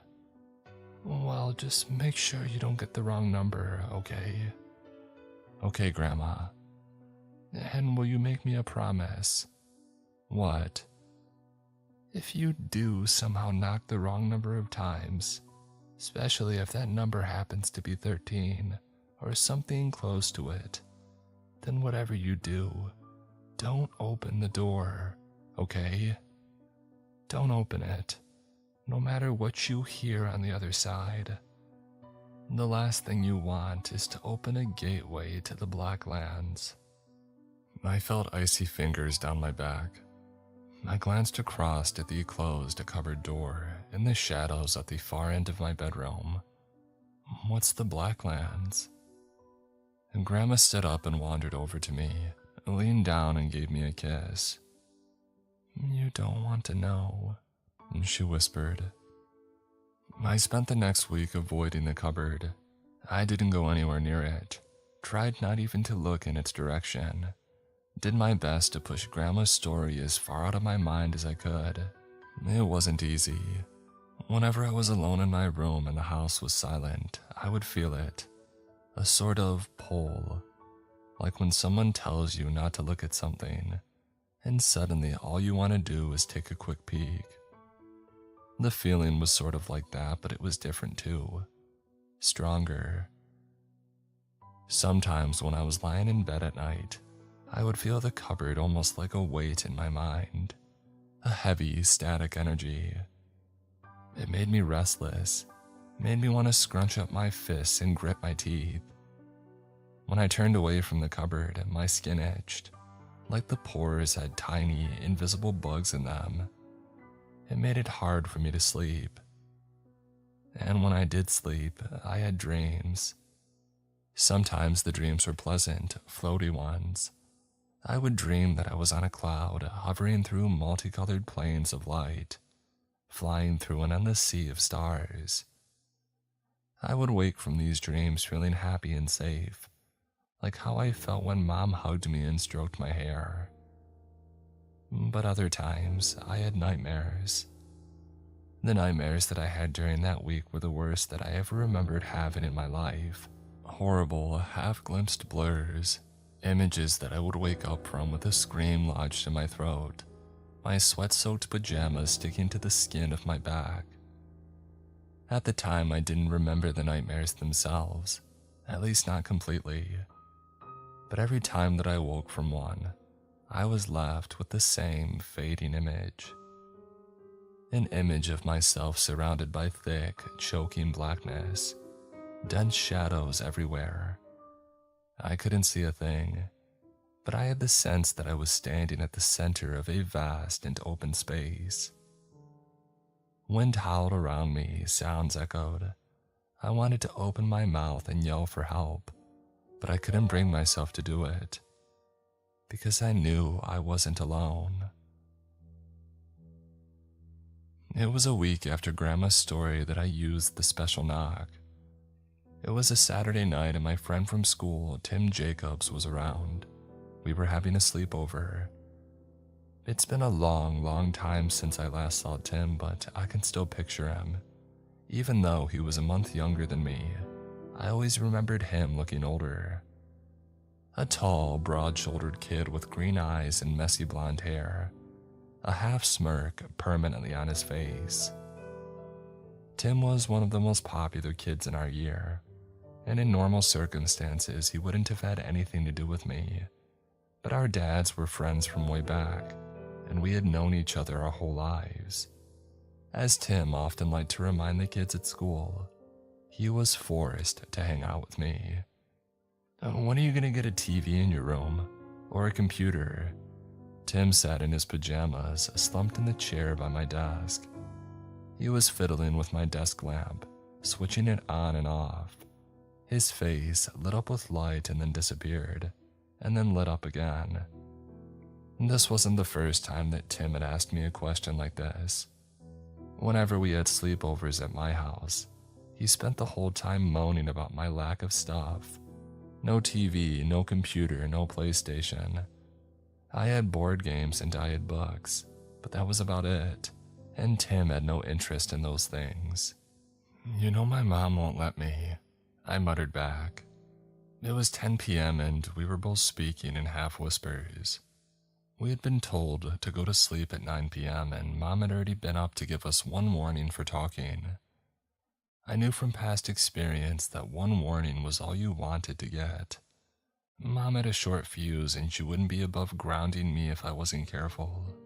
I knew that we were safe if we kept our voices low though. Mom and Dad were both downstairs in the lounge watching TV, some film. The faint tinny sound of laughter drifted upstairs every now and then. As long as we weren't too loud, they wouldn't hear us. I glanced warily at Tim, who was still fiddling with the lamp. He was in a restless mood. He had been silent and sullen most of the evening, rolling his eyes whenever I suggested stuff for us to do. Bad signs. From knowing him so long, I knew that he could get reckless when he was bored. Reckless and mean.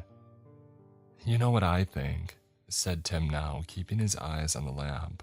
He was talking slowly and carefully, punctuating his words with a flick of the lamp switch. What I think is that your mom is an idiot. He put extra emphasis on idiot, savoring the word, the adultness of it. And then he stared across the room at me, fixing his green eyes on mine. I felt my own eyes prickle and suddenly had to fight to hold back tears. I looked away from Tim and my eyes found the cupboard. I know what we could do, I said suddenly. Tim followed my gaze.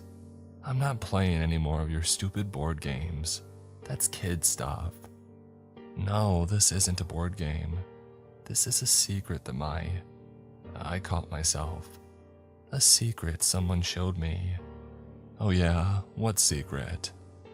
Tim's voice still had an edge to it, but at the same time I could tell that I had caught his interest. This was my best tool when Tim was in a bad mood. Distraction. If I argued or disagreed with him, he would only make fun of me more. But if I could get his mind on something else, I might be okay. So basically, there is this special knock somebody taught me. If I do a special knock on that cupboard door and then open it, we'll be able to see something really cool. Tim rolled his eyes. Yeah, right. No, really. A witch taught me how to do it. She had cast a spell on the door and now I can take us anywhere that we want to go just by knocking on it. Tim stood up from the chair by my desk. The lamplight spilled over his face. His expression was half smirk, half scowl. That's the dumbest thing I ever heard, he said. And it's dumb even for you. How about instead of knocking on the door, I knock on your head a bunch of times? How about that? He took a step towards me and I panicked. Well, if you're too scared to try it, I'll understand. This was a big risk and I knew it. But as soon as the words were out, Tim paused. Why would I be scared? I'm not scared of nothing. I shrugged. Well, the spell the witch did is dangerous. Really dangerous. Like if we get the number of knocks wrong and I do more than I should, we could go someplace bad. Tim glanced across to the cupboard door and then looked back at me. His face was hard to read. Wait, so how many knocks is it meant to be then? 7, I said quickly. 7 takes us to this awesome place. But the witch told me that if we get the knocks wrong, especially if we get close to 13 or something like that. Then the door opens someplace different, someplace scary. And Tim was no longer scowling. He looked across at the cupboard door again, a slight frown on his face. After a few more seconds, he shrugged his shoulders. Okay, go on then. Let's try it. The brief wave of relief that I felt was extinguished as soon as I turned to the cupboard door. It stood a few feet away from me, just outside the glow of the desk lamp. Oh. In the shadows. Oh, wait, what? It seems stupid to think Thank that you the for your cupboard wasn't historic anything more dog than just a cupboard. rating. Baby stuff. But Hello. then again, as I looked at it, I remembered the dreams that How's everyone doing? Sorry, I was like listening Nightmares. to Creepypasta while I was like working on my Citieskylines. Wait, let me pause it. How's everyone doing? Dang, thank you for the raid.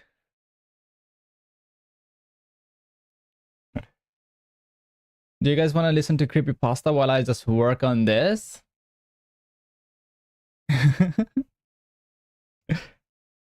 Thank you though.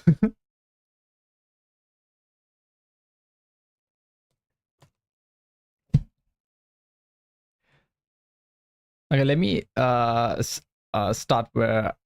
Okay, what is creepy? Oh, it's a like a horror story. Like it's a subreddit, and in Reddit, and they post horror stuff in it. And then I found this YouTube channel called Mr. Creep, and he just reads story from there. And I was just listening to it, and while working on my city. Do you want to listen to it?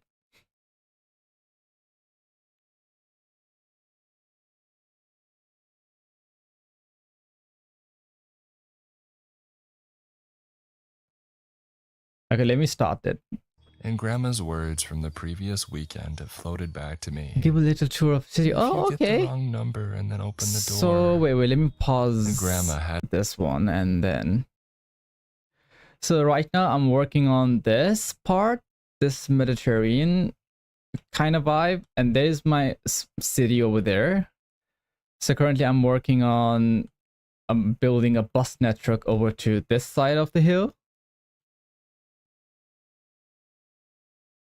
Oh, okay. And then and then like I'm like currently like just making an exclusive zone over here with, I don't even know what's this called. And then over here is my original city where I have built. It's sort of dense and a lot of people are dying. Mostly. And then there's a farmland over here, and this is the new section over here which I have abandoned it because right now I'm like not working on it. I don't want to work on it right now. So I just like let it be there, just there. So yeah, this is the main city, like quote unquote downtown, and this is another touristy area over here I'm working on, and this is another section on it.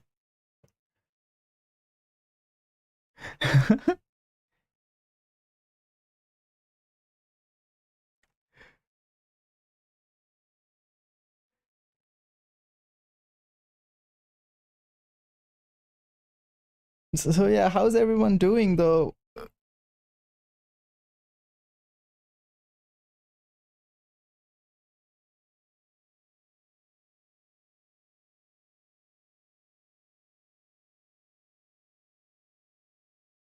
Do you guys want to listen to Creepypasta while I just work on this? Because it's in my background. Oh, thank you. Okay.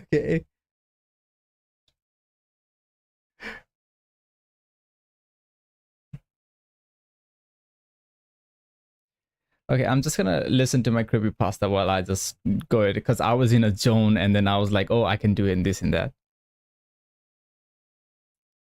hadn't had her storytelling face on when she had warned me about getting the number wrong. She had had her serious face on, I was sure of it, as though she really meant what she was saying. And what was it she had said about 13 knocks? If you do somehow knock the wrong number of times, especially if that number thank you. happens to be And also you 13 two or have a nice something day. close to it, then whatever you do, don't open the door. Okay, don't open it, no matter what you hear on the other side. I shivered. Still, that was all right, wasn't it? I would just have to make sure that I only knocked 7 times. I would count as I went, easy peasy. I pulled in a deep breath and stepped towards the cupboard. I felt Tim's eyes on me. From downstairs at the edge of my hearing, I caught laughter floating up from the lounge. It's okay, I told myself. Your parents are downstairs, and besides, nothing's really going to happen. I mean, is it? Grandma can't really turn doors magic. Get on with it, said Tim. If you're going to do your special needs knock or whatever the heck it is, then do it, okay? Don't just stand there. I ignored him, and by now I was directly in front of the cupboard door, and I could feel that tingle again too, that pressure. Beneath my pajamas, my skin was all goosebumps. It might have only been the slight chill in my bedroom and nothing more than that. But then again, I knew it was more than that, and I could feel it in my mind. A heaviness that was like the start of a headache, a pull behind my eyes. As I reached up and made my right hand into a fist, it felt like I was no longer in control of my body. Knock. I struck the wood with my fist softly. The sound was dull and hollow. Knock.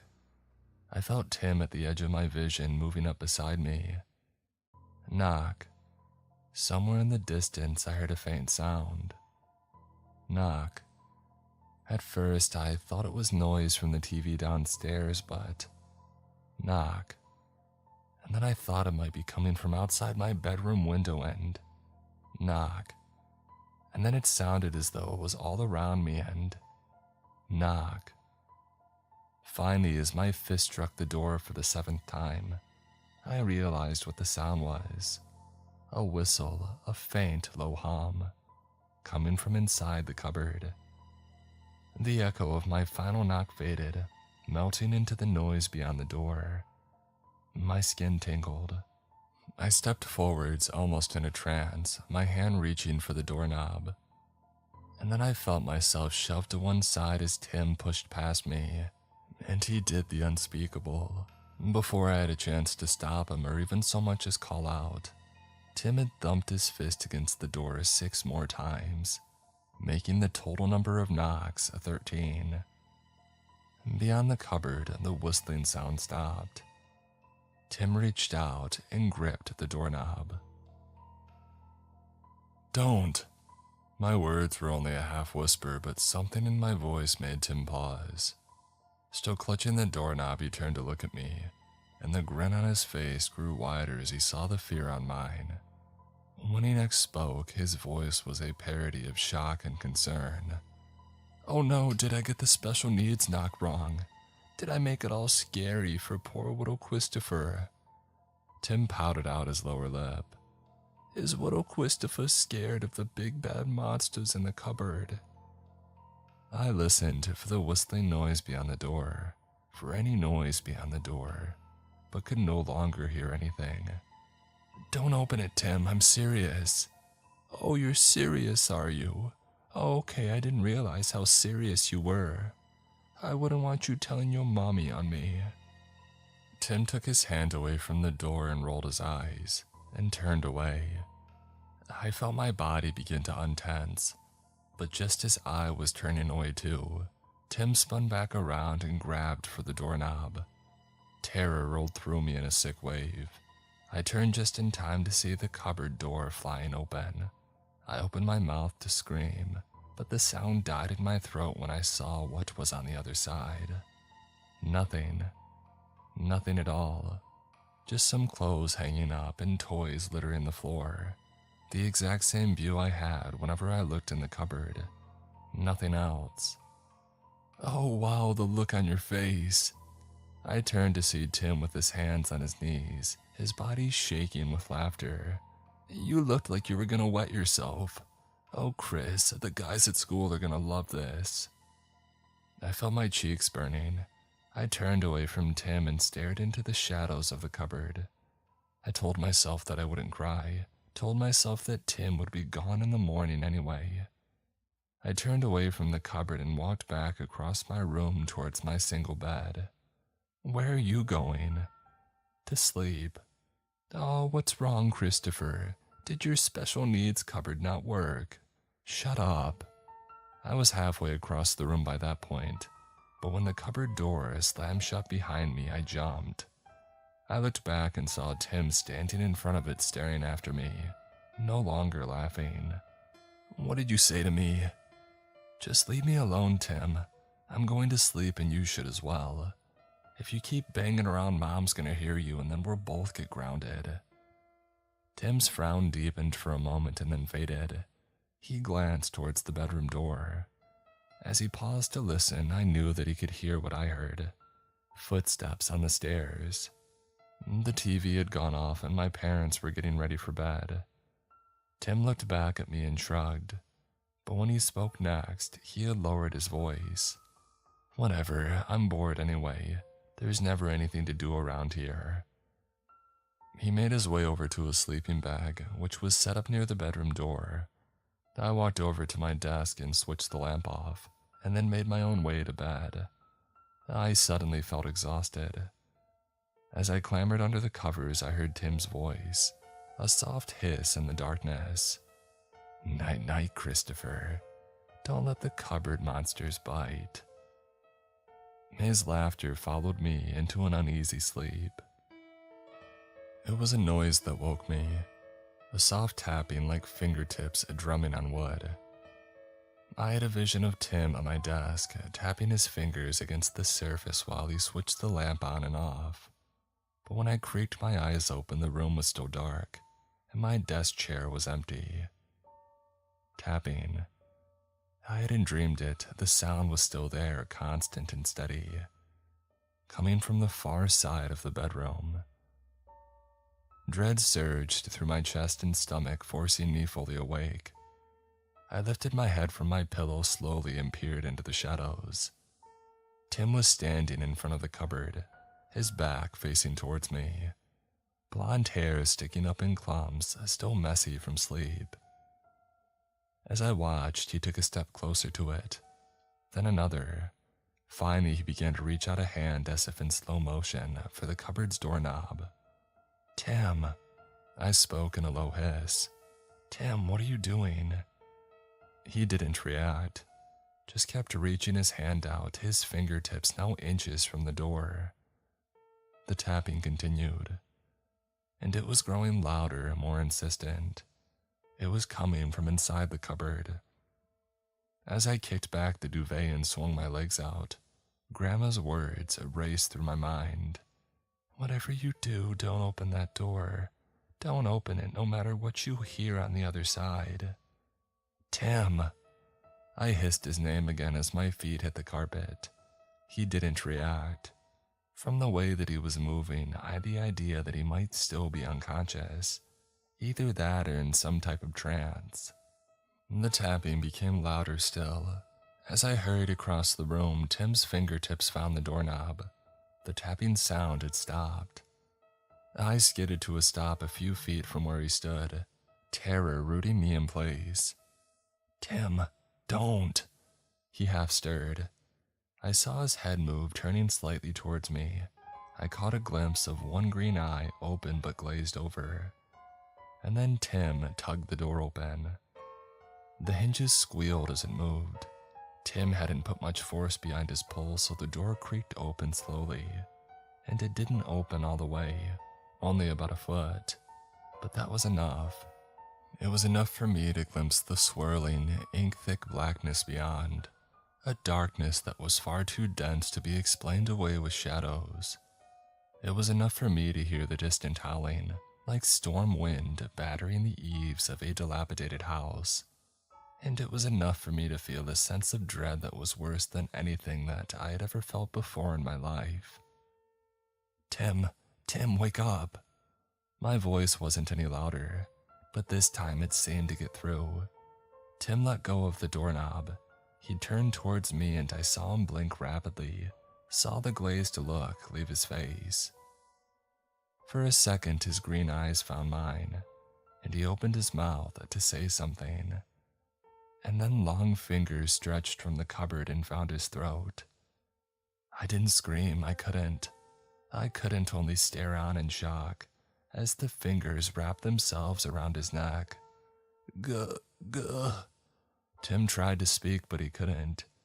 He could only make the same strangled noise, like a baby struggling to make itself understood. Guh, guh, guh. I listened to that noise in horror, still rooted to the spot. Time was moving impossibly slowly. I don't know how long I stood there, frozen in place on the carpet. I only know that it was long enough for me to get a clear view of those fingers, which were like a cross between tree branches and tentacles, tightening on Tim's throat. Long enough for me to see his strained face turning from red to purple, to watch as the veins in his forehead stood out like worms beneath the skin. Long enough for me to see him stretching out a hand towards me, the fingers flailing in my direction while the terror grew on his face. That was what finally snatched me out of my shock, Tim's hand. Something about seeing Tim, a kid who dominated playgrounds and sports fields for as long as I had known him, reaching out towards me with desperation in his eyes. Without pausing to think what I was doing, I ran forwards and grabbed him.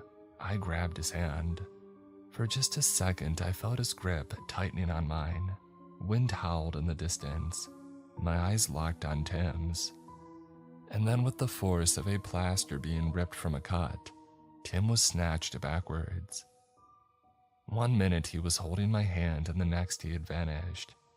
I had a brief impression of him flying through the air, screaming as he was pulled through the dark gap in the cupboard's door, and then he was gone, his cries swallowed by the distant wind.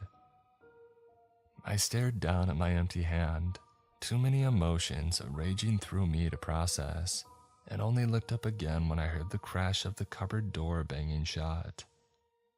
And by the time I heard footsteps and voices on the landing beyond my room, I had started to cry.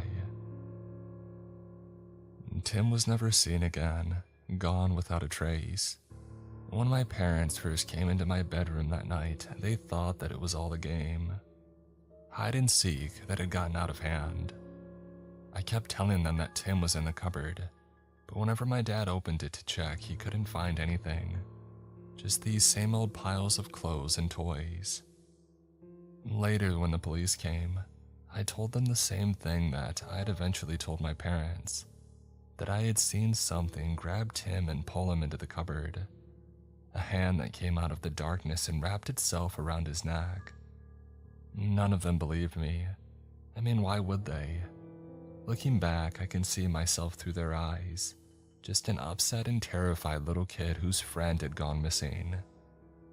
Maybe they thought that I had had a nightmare, or maybe they thought that I had seen something, an abductor pulling Tim through the bedroom window, perhaps. But my frightened mind had simply confused the details. Either way, whenever I mentioned the cupboard, they dismissed it. And there was only one person who didn't. We were already in our new home when I next saw Grandma, our second one a few towns over. At the time, I hadn't really understood why we were moving. I had overheard Dad telling Mom that the talking would never stop if we didn't leave, but I hadn't really got what he had meant. I didn't care though. Moving meant that I could go to a new school and get away from all the whispering kids in the playground. It also meant that I would never have to see Tim's mom, who had turned up outside the school gates one day to scream questions at me again. But mostly it meant that I could get away from the cupboard. It meant I could sleep. My parents had eventually set my bed up in the spare room when I refused to step back in my own bedroom, but even that hadn't helped. Not really. Because I still knew that it was in there. I could still feel it. The thought of that cupboard was like a horrible itch in my mind. I kept wanting to scratch at it, but that only made it worse. Moving houses got me far away from it once and for all. And a couple of weeks after we had moved, I finally saw Grandma. I had been asking Mom and Dad if I could see her ever since the night that Tim had disappeared, but they had kept putting it off. Said that it wasn't the right time and that I could see Grandma once everything was more settled. But finally, after our furniture was moved in and they grew fed up with my pestering, I got my wish. When Grandma came around for the evening and at bedtime, I asked her if she could come up and tuck me in, and she agreed. The second that the door to my new room was shut, I started babbling, telling her about the cupboard door and the special knock, about how we knocked 13 times, about what happened to Tim. She listened at first, but as I grew more and more worked up, she finally came over and started stroking my hair. "Shh, shh, sweetheart," Grandma whispered. "It's okay, it's going to be okay. You're safe now. But can the thing in the cupboard find me here?" "Oh, what? Oh, no. You don't need to worry about anything in the cupboard. The magic words only work once, and I don't have to use them again if you don't want me to. I meant you're safe from him." "From who?" "Well, from that boy who was bullying you now, sweetheart. From Timothy." And Grandma smiled and stroked my cheek. "Your little friend's in the Blacklands now." The temperature in my room was warm, but my skin suddenly felt cold. I stared up at Grandma. "What do you mean?" She sighed. "Oh, don't you remember when I last came to see you and tucked you in? You had been crying and you had a cut lip. And before I told you about the special knock, you told me that your friend, a boy called Timothy, had tripped you up in the playground.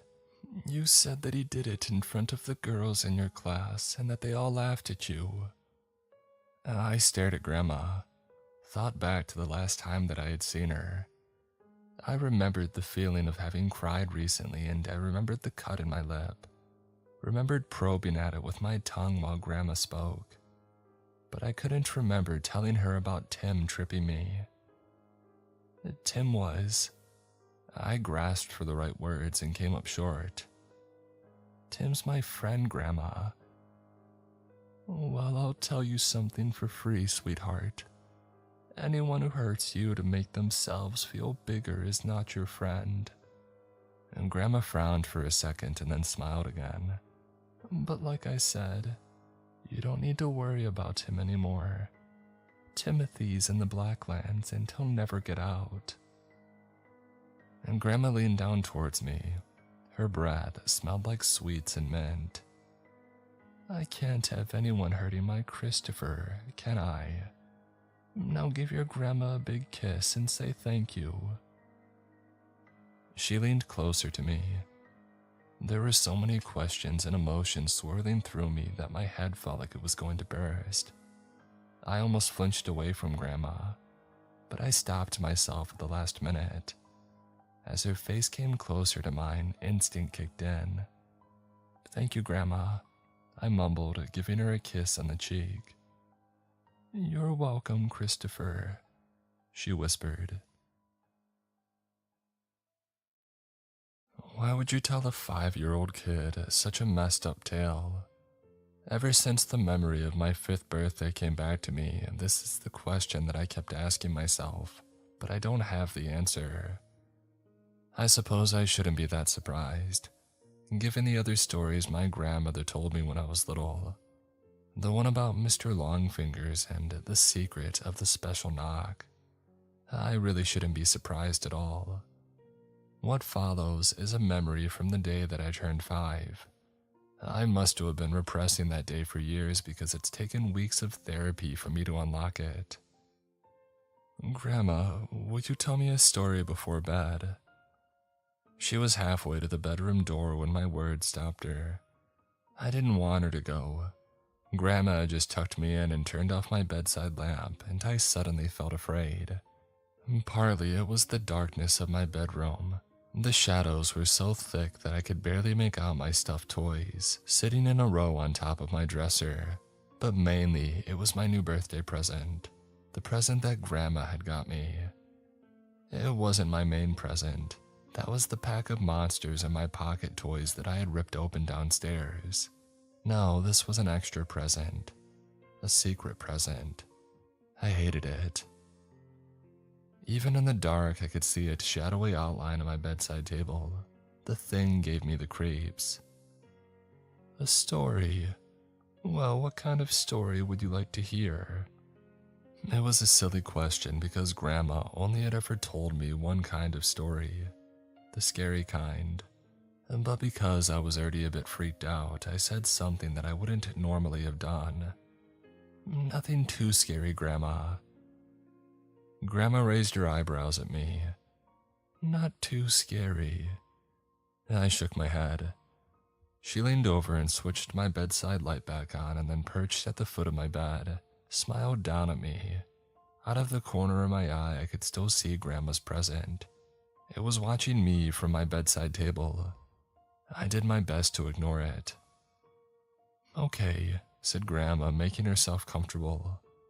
I think I'll tell you a story about a witch. Once upon a time, Grandma began, there was a young woman who lived in a cottage by the sea. She didn't have a care in the world. She went to school and she painted, and she read adventure books by the fire in the evening. This girl lived with her mother and her grandmother, and they were all very close. She loved her family very much. One day in the early summer, the girl was coming home from school when she met a boy on the path. She had never spoken to him before, but she recognized him well enough. He wore the same uniform that she did after all, and she guessed that he must be in the year above her at school. Where are you off to? Said the boy. His shirt was untucked and he was smoking a cigarette. The girl hesitated. Her mother told her that cigarettes were bad. She had also told her never to speak to strangers on her way home from school. But then again, thought the girl, was this boy actually a stranger? The headmaster at their school said that they were all one big family.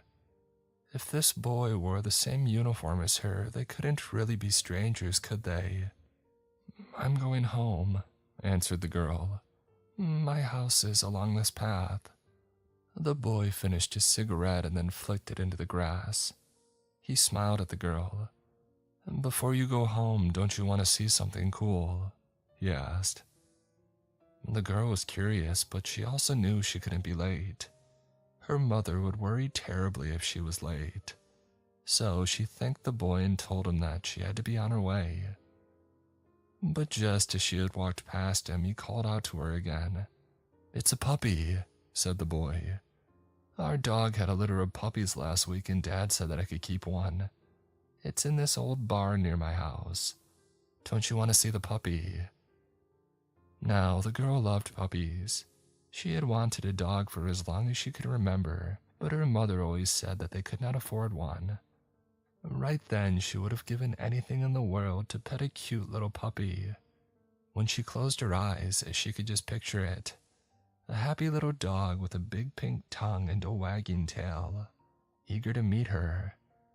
The girl paused and looked down the path that led back to her house. She thought about her mother, and then she looked back at the boy who was smiling at her. Was there really any harm, thought the girl, in taking a quick look? So the girl followed the boy and he led her over a stile and across a big field, and they kept going and going and going until the girl saw a large barn towering in the distance. And she was so excited that she walked as fast as she could, and the boy laughed and walked right along with her. The girl had only started to feel nervous when they were right outside the barn. It had taken longer to get there than she had thought it would, and the sun was a lot lower in the sky now. She was going to be late getting home. Her mother would be worried. She wanted to see the puppy quickly so that she could hurry back, but the barn was dark and full of shadows and she couldn't see any sign of it inside. It's just over here at the back, whispered the boy as he took her hand and led her into the shadows. He's going to be so excited to see you. So the girl took his hand and followed him, and even though his palm was sweaty, she held onto it tight, because she was suddenly starting to feel afraid.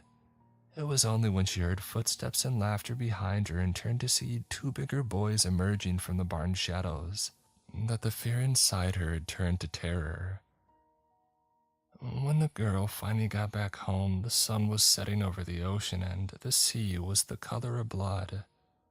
The girl made it through the door of the little cottage before she collapsed in a heap in the hallway, crying her eyes out.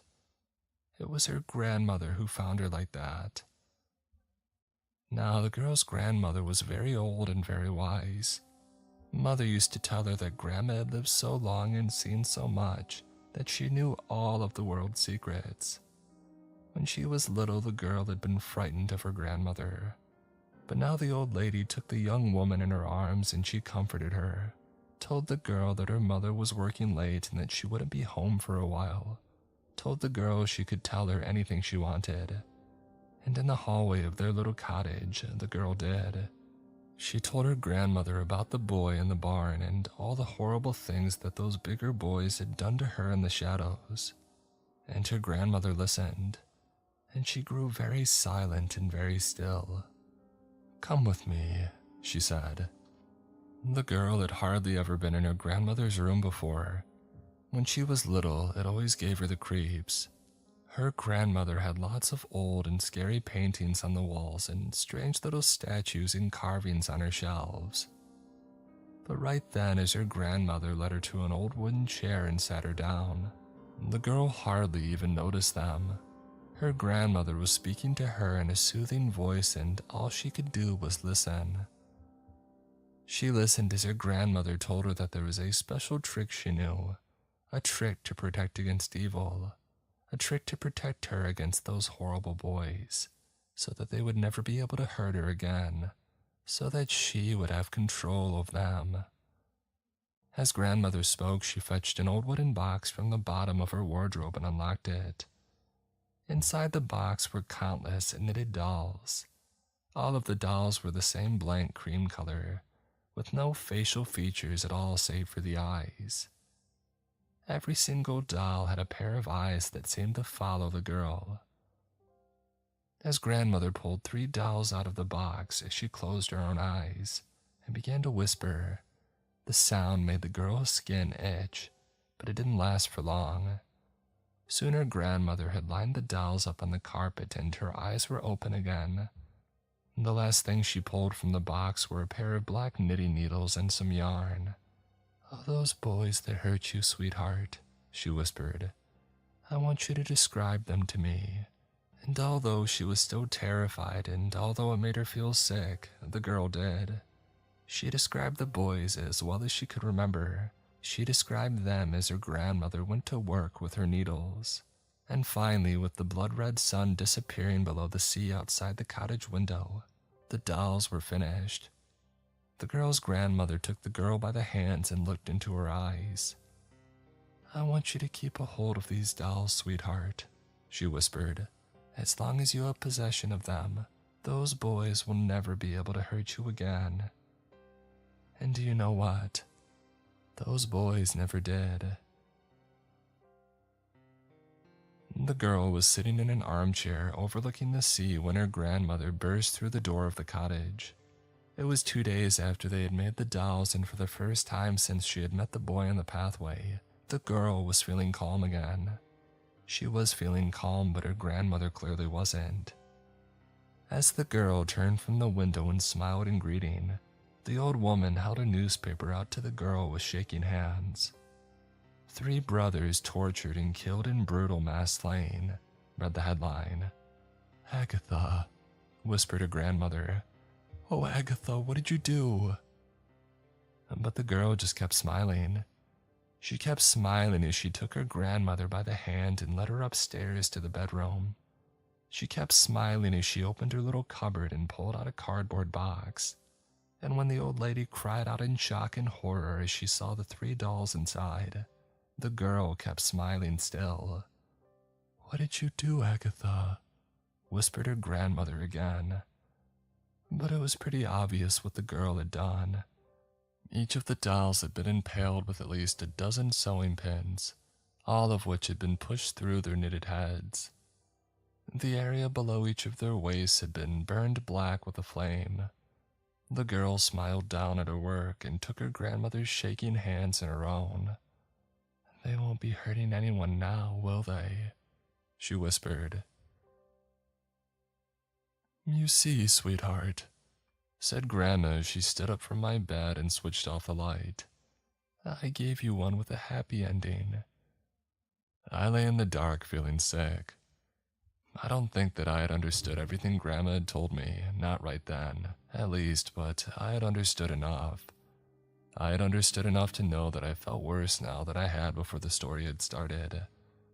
Grandma, wait, I said, my voice stopping her mid-turn.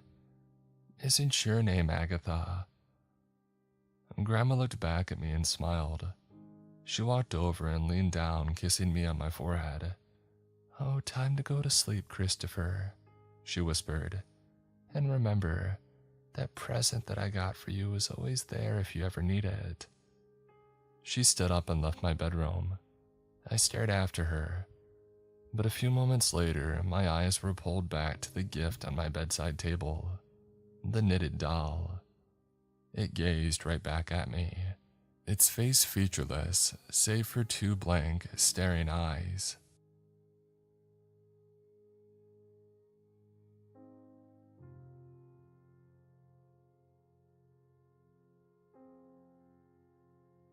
Oh, I think that's the end of it then. But sorry guys, I was eating while while I was like listening to that. Okay, let's just listen to another one. That is so creepy. Okay, let's just use another one. Wait, Mr. Cripps, what else do you have for us to hear? I found some strange thing on the deep web. Oh, okay.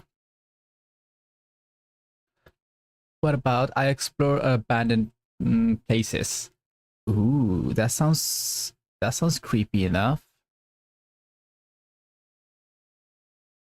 By the way, guys, if you like the stories that I'm listening via YouTube, and the channel is called Mr. Creep. So you guys can also go and listen to him whenever you can.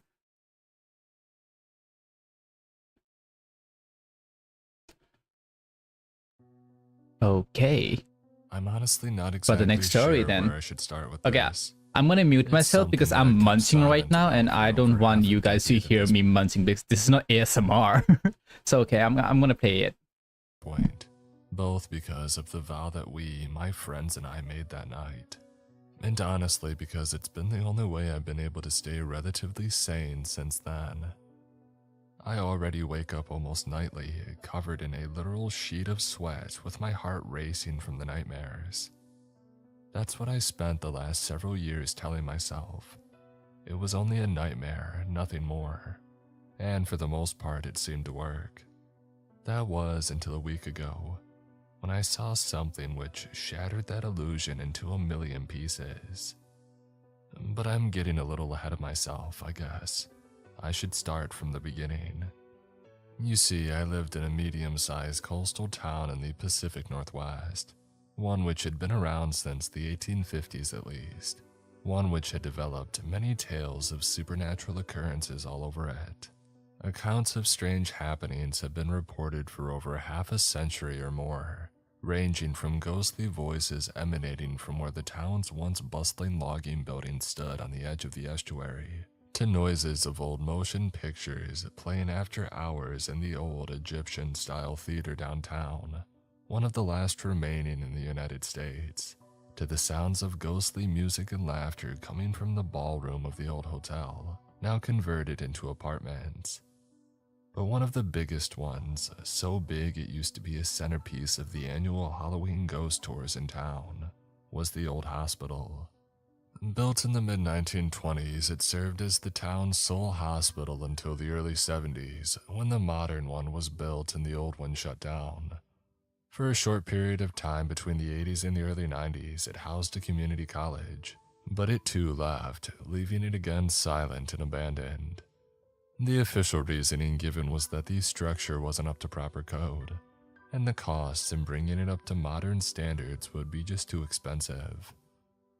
But as with every town, rumors spread about the real reason why nobody would occupy it for long. Whispered in hushed tones by the older townsfolk were rumors of, to put it simply, rather sinister and horrifying things which went on inside the building's walls. Tales of unethical experimentations being performed on patients and volunteers from the local state hospital, of doctors being involved in the occult and performing witchcraft ceremonies after out there. That was the line that hooked us. We had been standing around the pool table in our local bar, playing a few games and downing beers to celebrate the end of the week, when the loud voice of Gerald Wright, a local hunter, filtered over to us, amplified by the sudden web of silence that comes between songs playing over the jukebox. I looked up from the shot that I had been about to take to stare over my shoulder. He was sitting on one of the stools of the bar, talking to another hunter that I didn't know the name of, waving his arms around, a glass of beer precariously sloshing around in one hand.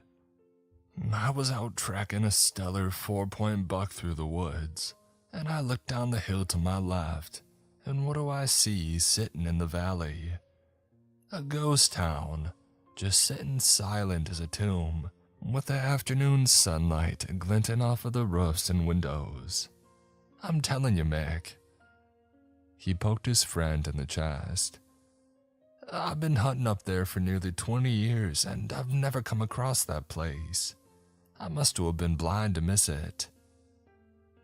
He ran a hand over his face, pressing his fingers into his eyes as if to prove his point. I exchanged a look with Carlos across the table, raising an eyebrow and jerking my head behind me. I could see a look of curiosity etched onto his face in the glow of the lights over the pool table. It was one echoed in the third member of our group, Aaron. He held up one finger and set the cue down on the table, turning around and walking to the bar as the silence was broken by a country song coming on the speakers. I held up a hand to signal to the bartender. Hey, Shelley, can I get one more Corona, please? I called as she turned her head to me. She nodded and I turned to the two men beside me. Hey, Jerry, did I just hear you say something about a ghost town?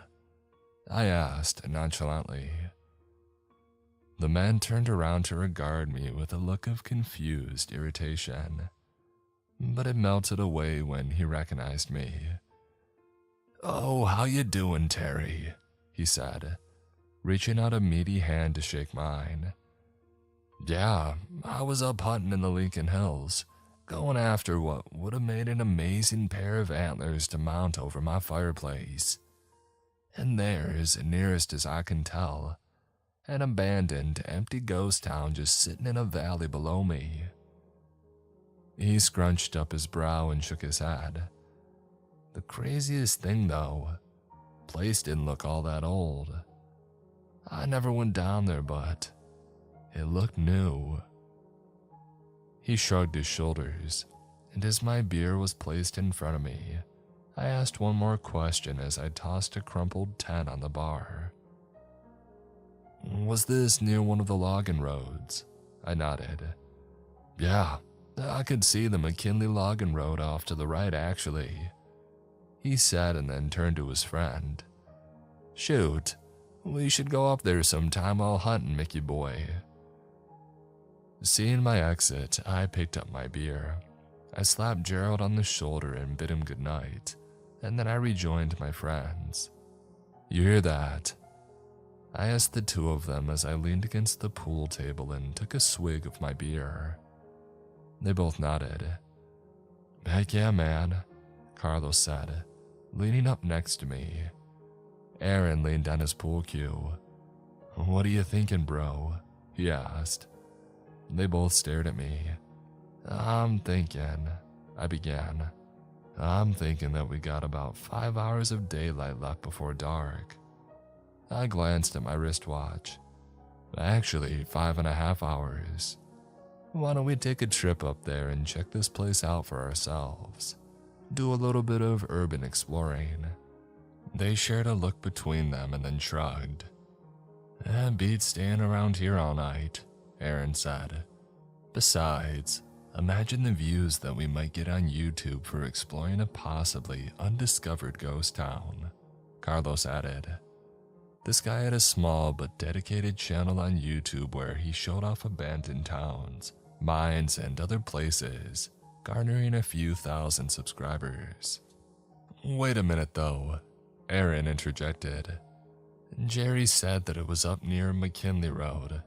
There's absolutely no freaking way my car is going to make it up there. Neither will Carlos's Explorer. Those ruts will tear them both apart. I tilted my head at him and then smiled and rolled my eyes. Oh, did you forget I've got my K5 back at my place? That thing will eat up those ruts and dips and make it there and back perfectly fine. They exchanged another look and then both split into grins. Well then what are we still doing here? Carlos exclaimed, downing the last of his beer and throwing the bottle into a garbage bin. Let's go.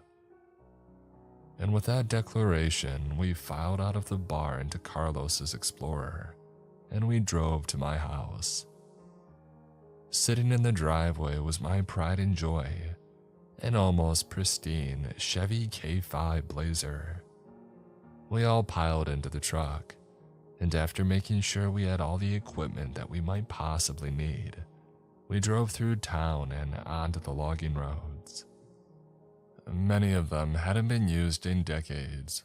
The lack of maintenance on the roads had caused the dirt roads to become pockmarked with ruts and dips, making it look like the acne-filled face of a teenager. Trees stretched over the road, some interlocking with each other like wooden fingers, and they would occasionally scrape against the roof of the truck with a sickening sound as we passed through thick portions. Very quickly, much of the late afternoon sun became blocked by the thick foliage, leaving much of our drive in the shadows. As we drove, I pushed a CD into the player, filling the cabin with the voice of Willie Nelson. I navigated around the dips and dents, occasionally slowing to a crawl through them, and deep puddles where the road had been partially flooded by the previous night's rain. Aaron sat in the passenger seat, a yellowed, old-as-hell map detailing the logging roads in his lap.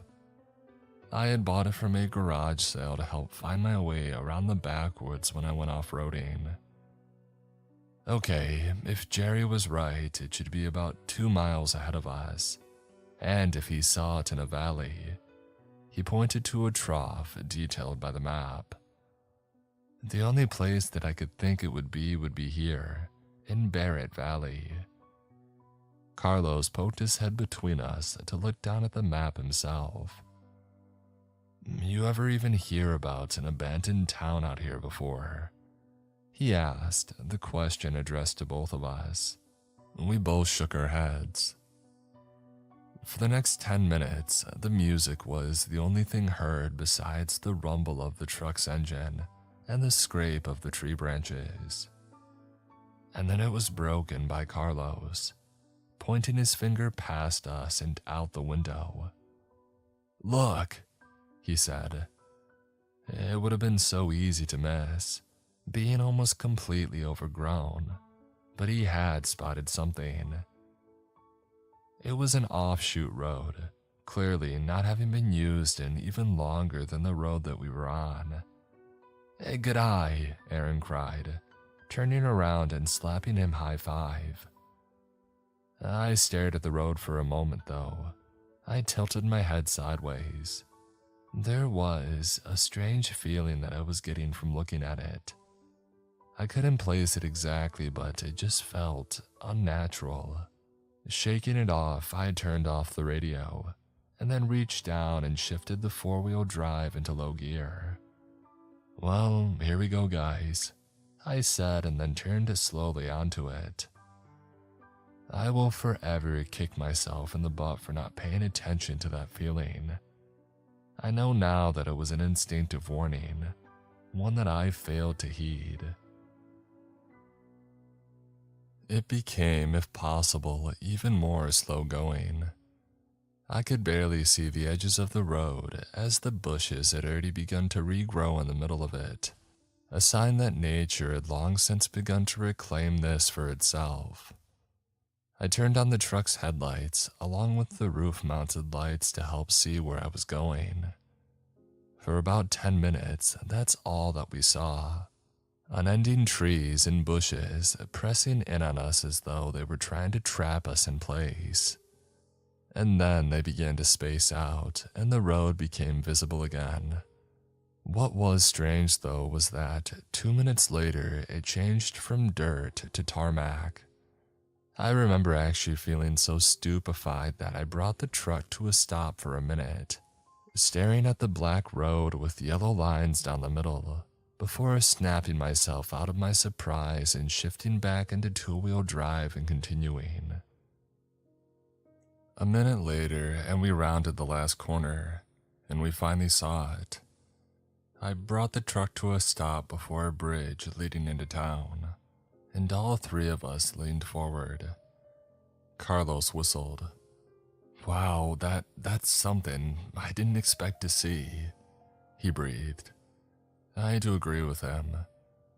I hadn't asked Gerald for details, but I never in a million years would have thought in my head of this. This place, it was not even close to being small. It took up the entire length and width of the entire valley, and stretching out before us were rows upon rows of streets. Houses sitting behind long, overgrown lawns that looked like small jungles. Off to the left was what had to be the downtown.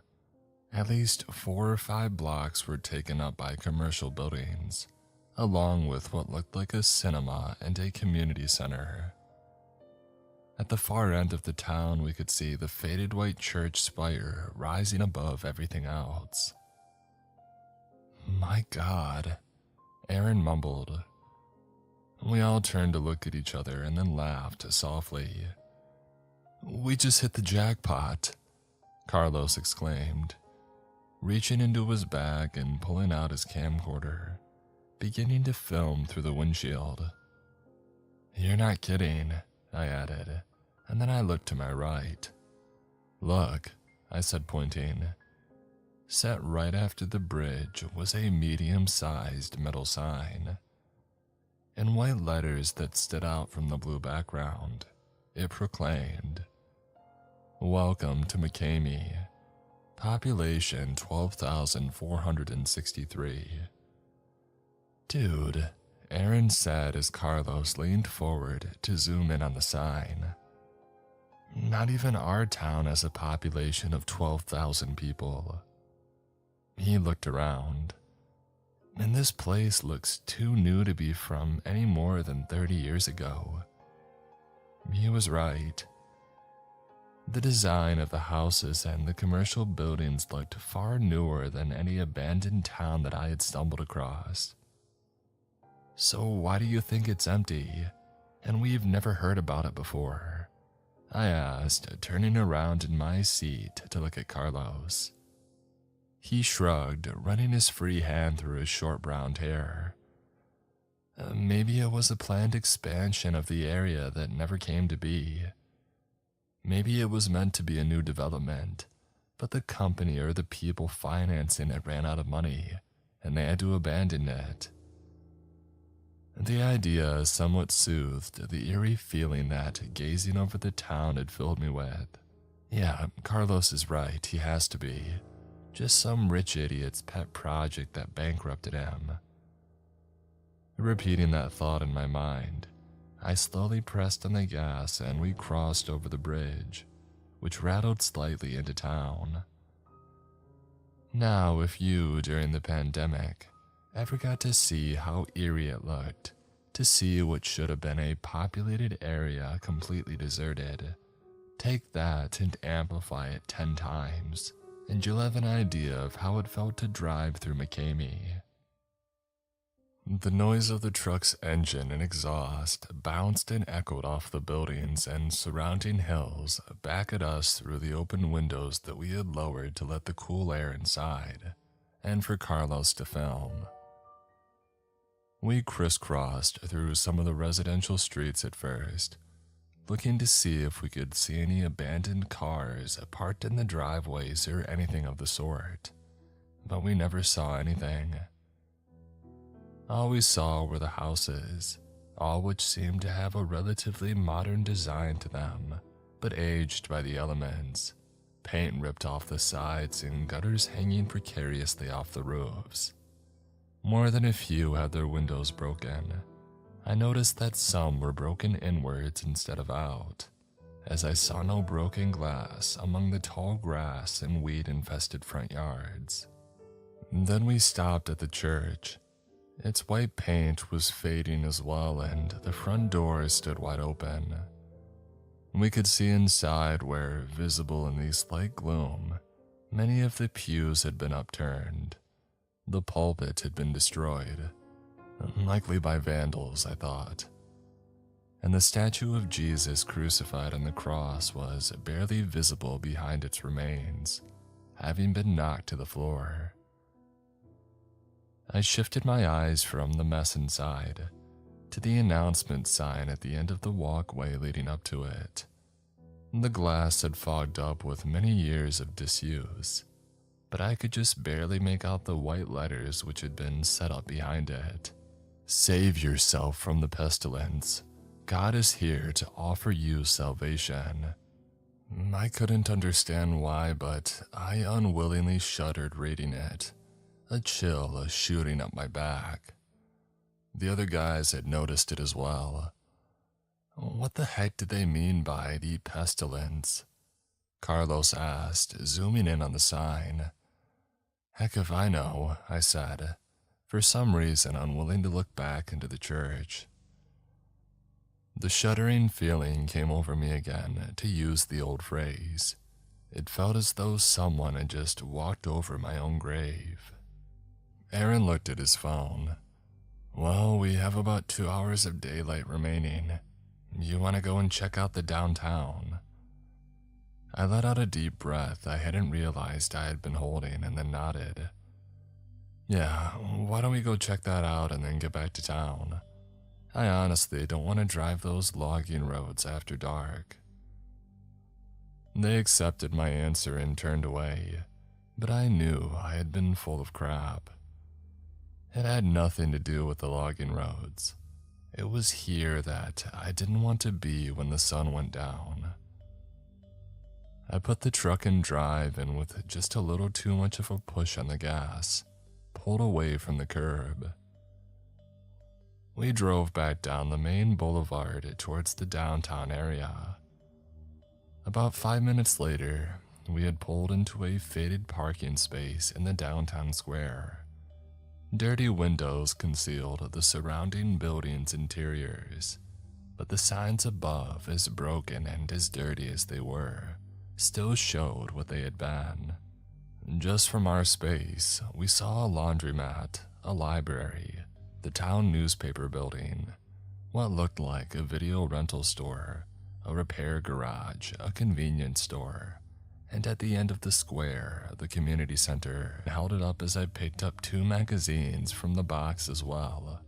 Beretta 92 FS, Enox, and don't leave home without it. I pulled a holster from under the driver's seat and, with a little wiggling, hooked it onto my thigh. I slapped a magazine into the gun and then clipped it into the holster, stuffing the extra one into my shirt pocket.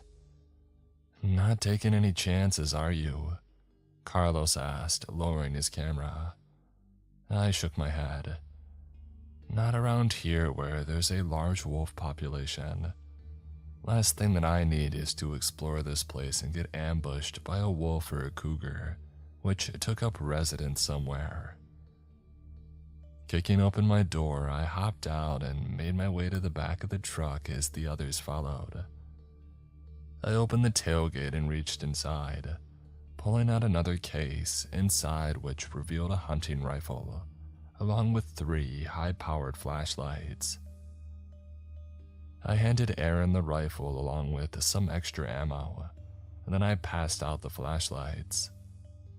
Just in case, I said to Carlos, who looked perplexed at the firearms. The guy's only lived out here 5 years. He doesn't know why it's a good idea to carry out here all the time, especially after the Connors incident. I winced as I recalled the wolf attack on the now dead hiker. So, where do you want to start? I asked, glancing at my watch.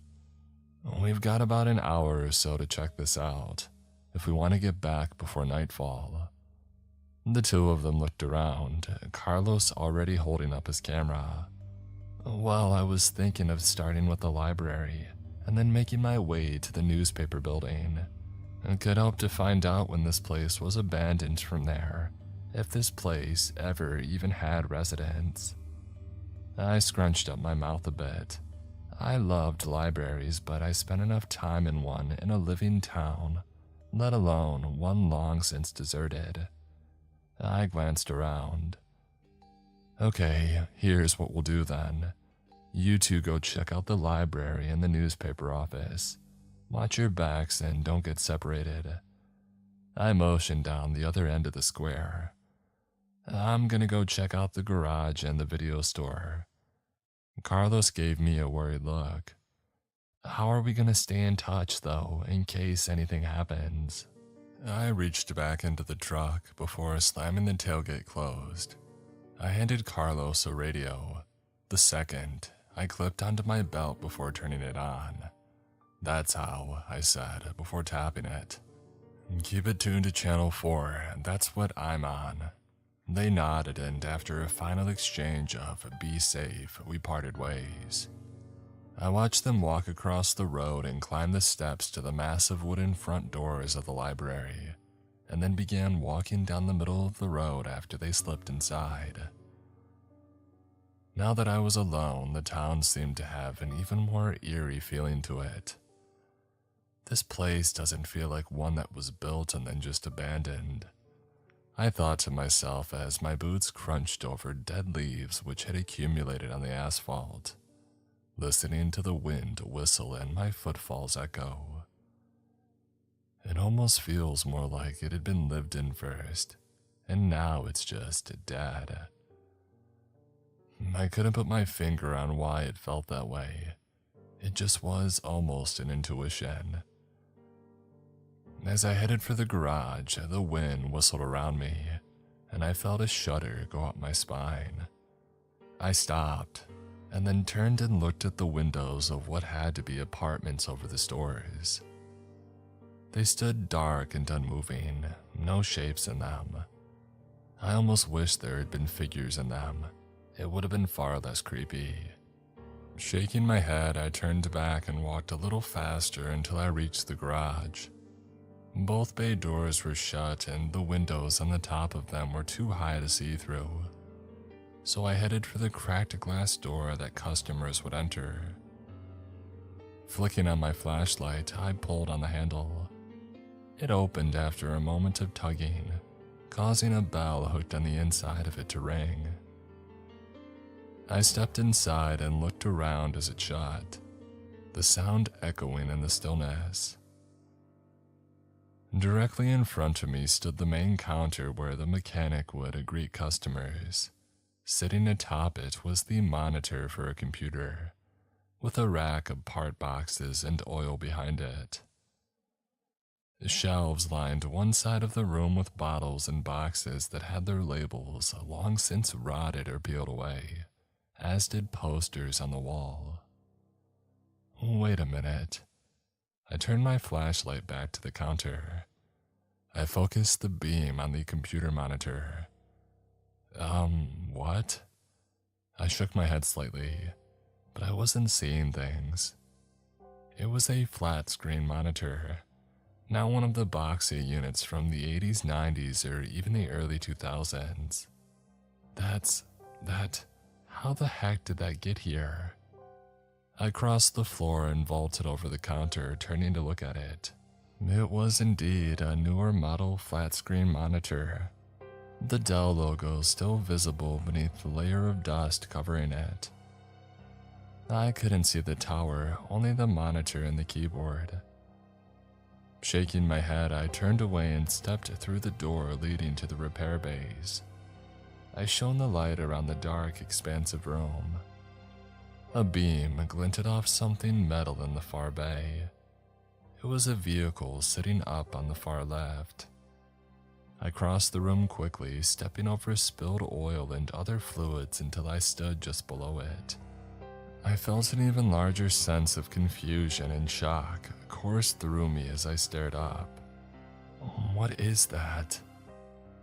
I wasn't looking at an older car or a truck. I was looking at a Cadillac Escalade, and not one of the older ones either. It was one of the brand new Escalades, the generation that had only been out for 2 or 3 years now, but it looks much older than that. The undercarriage was coated with what had to be years, if not decades of rust and corrosion, and the paint on the side was faded, as though it had sat outside in the beating sun for countless summers. Feeling a massive sense of unease sweep over me, I stepped around the back and aimed the light at the license plate on the back of the SUV. The sticker on the plate indicating what year it would expire was illegible. It had faded too much to read. The feeling of insects crawling under my skin increases, and I turned and quickly left the garage, banging open the door a little too hard and causing the bell to jangle loudly. The sound ricocheted off the buildings like a gunshot, and I froze for some reason, holding my breath. Another shiver went up my spine and I looked around, but the streets remained empty. Reaching down, I pulled the radio from my belt and pressed the transmit button. "Hey guys," I called, my voice shaking slightly. There's something really rather weird going on here." The radio crackled with static. "Yeah, you're telling me." I heard Carlos's voice filter through. "There's what looks like newer computers at the circulation desk for the library. And some of the books we found, neither of us had ever heard before in our lives." I heard him laugh, still holding down the button. "This place is wild. I've gotten some great footage of it all." I spoke into the radio, willing my voice to stay level. That's great, man. You guys ready to get out of here now?" The answer I received was not the answer that I wanted. "Oh, just give us 5 more minutes, Terry. Please, we just entered the newspaper office and this is our last stop." I wanted to tell him to take that newspaper office and shove him up his, but I couldn't. He was my friend and he sounded too excited. "Just give them 5 and then you can be gone."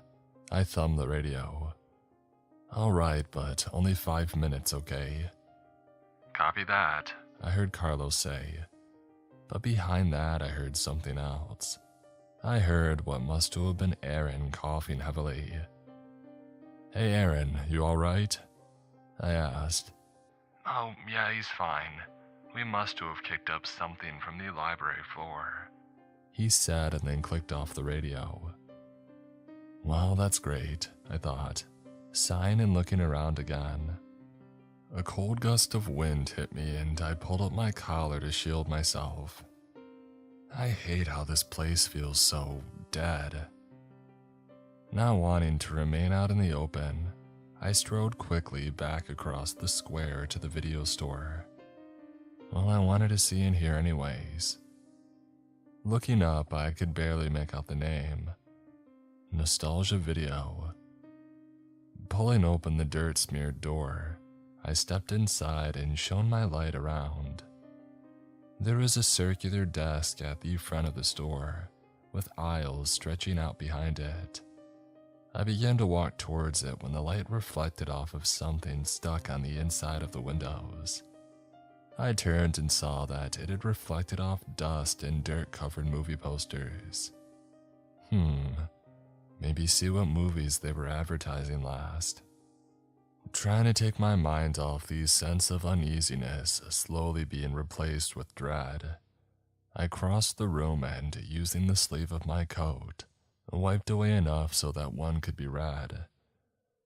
Stepping back, I stopped, trying to process what I was looking at. I stared in confusion. The nun, too. I blinked rapidly, biting my lower lip. I'm a huge movie buff, and I knew for a fact that there was no movie which had come out in the last few decades called that. There was a movie called The Nun which had come out in 2018, and a sequel coming out later this year. But no, this doesn't make any sense. I looked down at the bottom of the poster at the smaller lettering. 20th Anniversary Re-Release. Rent it now on Blu-ray and virtual video disc. My jaw dropped open. What is going on? I whispered. Okay, I think it's time to get out of here, now. Turning and feeling as though I had just stepped off of a roller coaster, I stumbled out of the store and into the fading light. I put my hand to my head and took in deep breaths, trying to steady myself. That's when the door to the newspaper office across the street burst open. I snapped up, yanking the pistol out of its holster on instinct. But I stopped when I saw Aaron and Carlos dashing down the steps. The looks on their faces made whatever I was about to say die in my throat. Both of them had pale and terrified expressions on their faces, as though they had just seen a monster or a murder. Carlos had something clenched in one hand. Guys, what the? I began, but they tore past me, both screaming for me to follow them. Not knowing what else to do, I sprinted to catch up as they ran towards the community center. They reached the hulking building and slammed into each other as they tore for the handle of the fading yellow doors. Move, let me open it, I heard Aaron shout. You get out of the way. Carlos screamed back at him. I was about to step in and pull them both back when one of them, I'm not sure which, managed to tear the right door open. I reached around them and pulled the left door back, staring inside. And Jesus, Mary, and Joseph, do I wish I hadn't. The inside of the community center was one giant room. A bubble glass roof which had long since broken, providing light inside. Broken glass and leaves littered the floor underneath it, and tables had been shoved all to one side of the room. It was drenched in gloom, but not gloomy enough to hide what lay inside, and our flashlight beams made sure to leave no doubt. The entire town's population looked to be here. They were scattered across the floor, with many in the center huddling around each other. As messed up as it was, I almost wished they had been rotting corpses. It would have shown that they hadn't been dead for long, but they weren't. They were all skeletons. I could see the bones of families huddling together with tattered, torn clothes on, parents holding their children. What had to be couples embraced each other, while still others curled up alone, hugging their own knees. The worst ones were the few who laid slumped against the walls, a pistol in their hands and what appeared to be a bullet hole in the back of their skulls. I began shaking, feeling as though someone were pouring ice water down my back nonstop. And behind them was a white banner, one which read in black letters, "Emergency Shelter." I looked from the horrifying sight to Carlos, my eyes wide and my breath coming in ragged gasps, trying to find something. I don't know what in his gaze. He looked at me, his eyes as wide as mine, and wordlessly handed me what he had been holding. As I stared at it, I felt my jaw drop open, and the flashlight that I had been holding fell from my hand, smashing and breaking on the pavement. For a moment longer, we all just looked at each other, the only sound heard being the ghostly whistle of the wind. And then we ran. We all dashed across the square. The sound of our feet echoing in the deathly stillness, reaching the truck and leapt inside. Jamming the key into the ignition, I slammed on the gas, almost flipping the truck from how sharply I turned the wheel. I swerved onto the road leading out of town, sending it airborne over the bridge before crashing back down in a shower of sparks. "My camera!" Carlos cried suddenly, looking behind him, but there was no way that I was going back for it. I kept my foot down, smashing through the bushes and trees until we came to the logging road, and then I turned onto it and, not caring about my truck at all, flew down it back to town. As soon as we had made it back, I immediately drove to the police station. I must have looked like an absolute madman bursting through the doors, but luckily the sheriff knew me and didn't pull his gun on me. Stammering, almost blubbering, I managed to get out what I could. I knew I sounded absolutely insane, but I needed to tell him. I had to. I could tell they didn't believe a word that I said, but even still, they still sent a few deputies up into the hills with their off-road cruiser to investigate. When they came back, they shrugged their shoulders at me. "There's nothing up there, Terry," one told me. "Nothing but an empty valley." I wanted to press, but I let it go. They had just assumed that we had had one too many drinks, maybe even eaten some mushrooms, and ended up seeing things. In the back of my mind, I knew they would never find anything, even though I had wanted them to. There was a reason for it. The object that Carlos had handed me, which I had suddenly dropped as I ran, it had been a yellowed newspaper. The headline read, "National death toll rises to 190 million as president declares martial law." But that wasn't what cut through me like a knife, making me feel as though all I knew and believed about reality was crashing down around me. It was the date at the top of the paper. July 22nd, 2047. That was over a year ago. When they had come back and told us that they found nothing, the three of us made a pact, vowing to never speak again about what we had seen. We all felt that it would be better that way. So why, after all this time, am I breaking it? Why am I posting my experience here and telling all of you when I've spent months trying to drown myself in booze in an attempt to forget? My guess as a warning, for two reasons.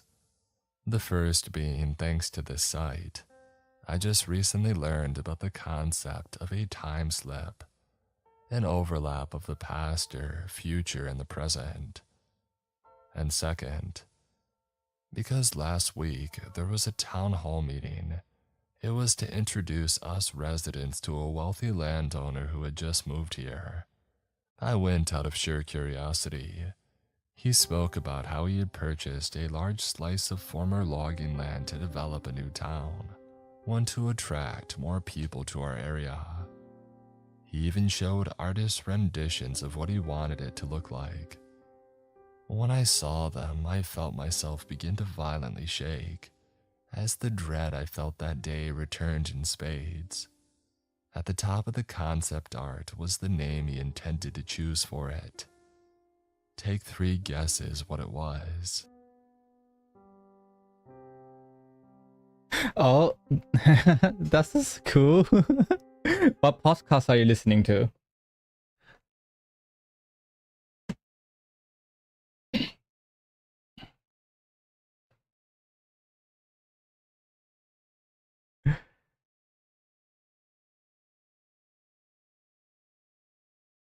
Okay, I think that's the end of that section of the stuff.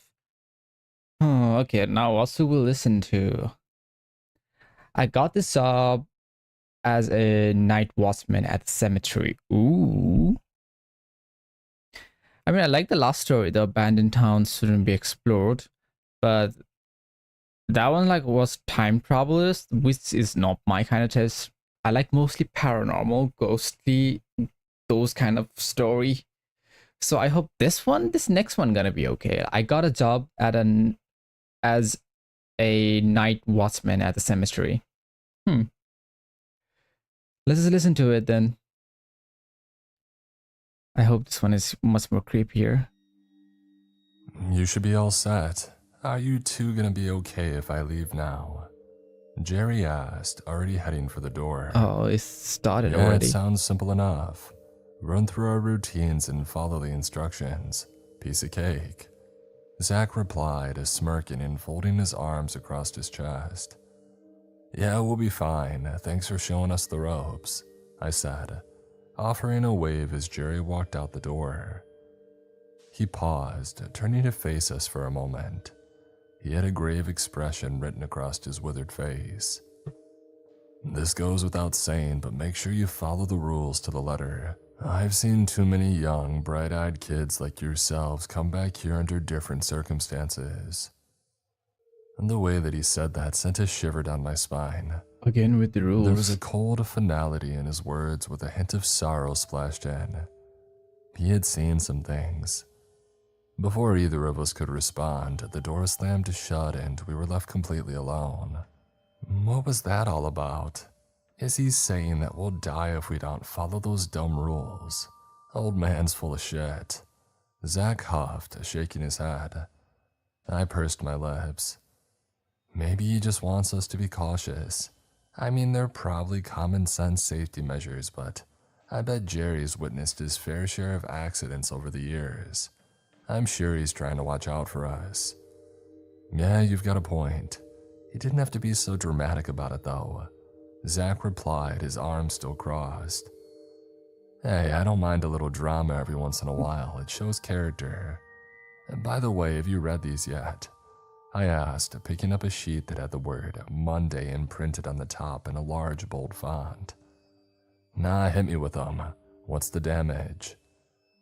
I hurriedly scanned the page, involuntarily furrowing my brows the more that I soaked in. The further I got, the more confused I became. A sense of unease crept over me as I began to read aloud. Rule number 1. Start your patrol 15 minutes after 10 o'clock. A little girl will approach you while performing this task. Do not speak to her. Rule number 2. A demon will present itself to you at some point during your shift. Place a holy talisman around your neck and it will not be able to cause you harm. Failure to do so may result in possession and or death. Okay, this might be the good Rule one. number 3.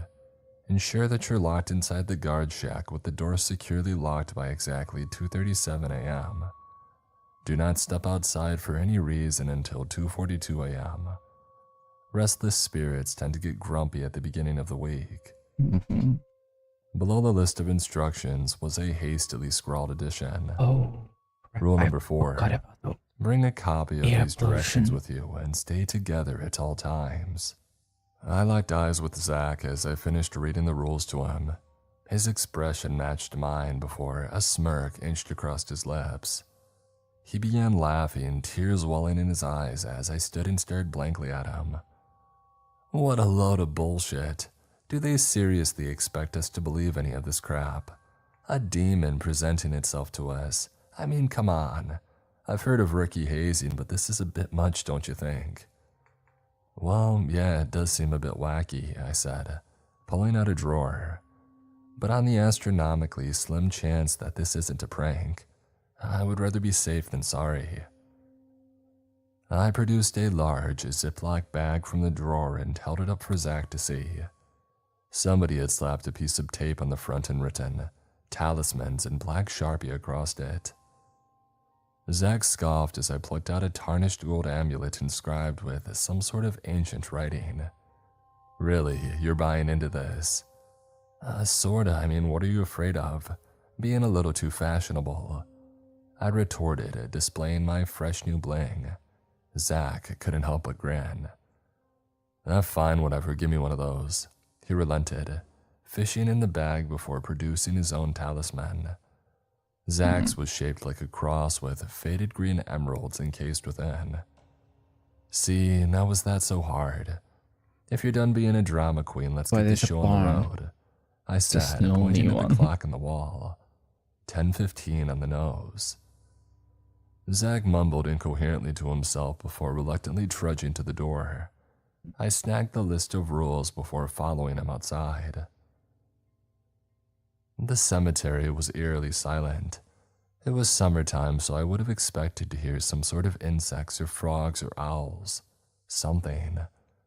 But the only noise that I picked up was that of our footsteps, my own breathing, and the occasional light howl of the breeze as it swept through the grass. If I wasn't in a graveyard in the middle of the night, I probably would have found it peaceful. "Hey, Nate," Zach asked, shattering the silence. "What's up?" I replied, shining my flashlight between tombstones. "Did you ever think that maybe this job might be a little, I don't know, too easy? We'll be getting paid quite a bit, and it doesn't seem like we have to do that much. Protecting a giant yard full of dead people can't be that demanding, right?" I bit my lower lip, and now that he had mentioned it, something did seem strange about the position. The salary to work ratio wasn't adding up. I don't know, maybe this rules thing is legit. That, or they could have a high turnover rate. Think about it, not many people want overnight shifts, and plenty of folks wouldn't set foot in a cemetery after dark if their lives depended on it. And that seemed to ease his tension a bit. You're probably right.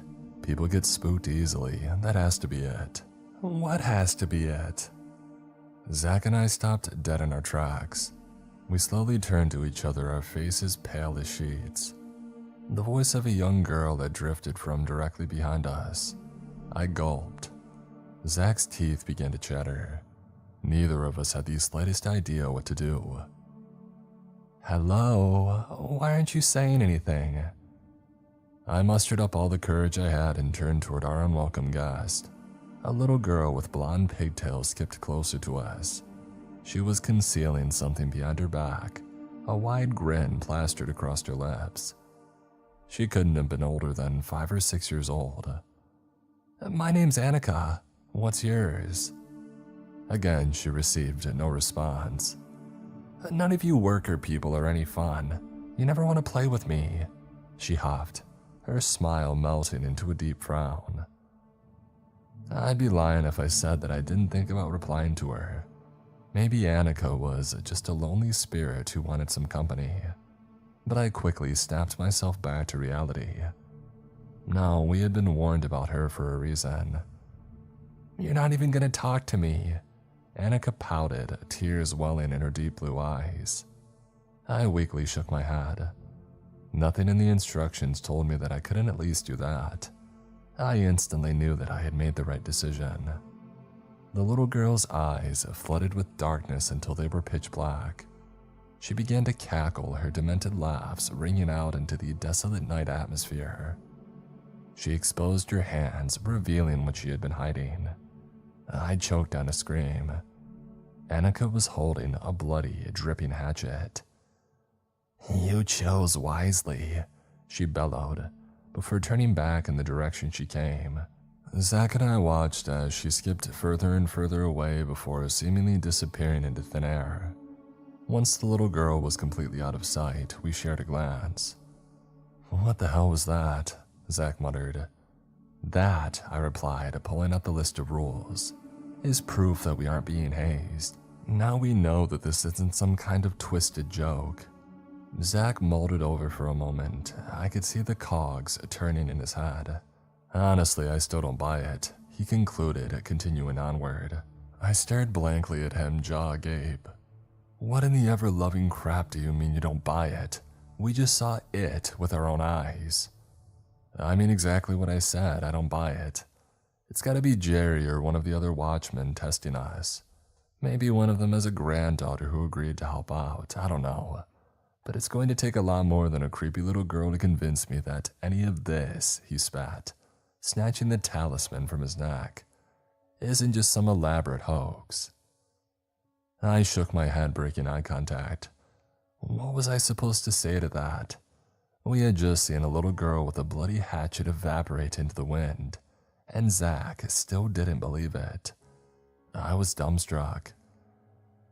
After weighing my options, I decided to catch up to my companion and continue our patrol in silence.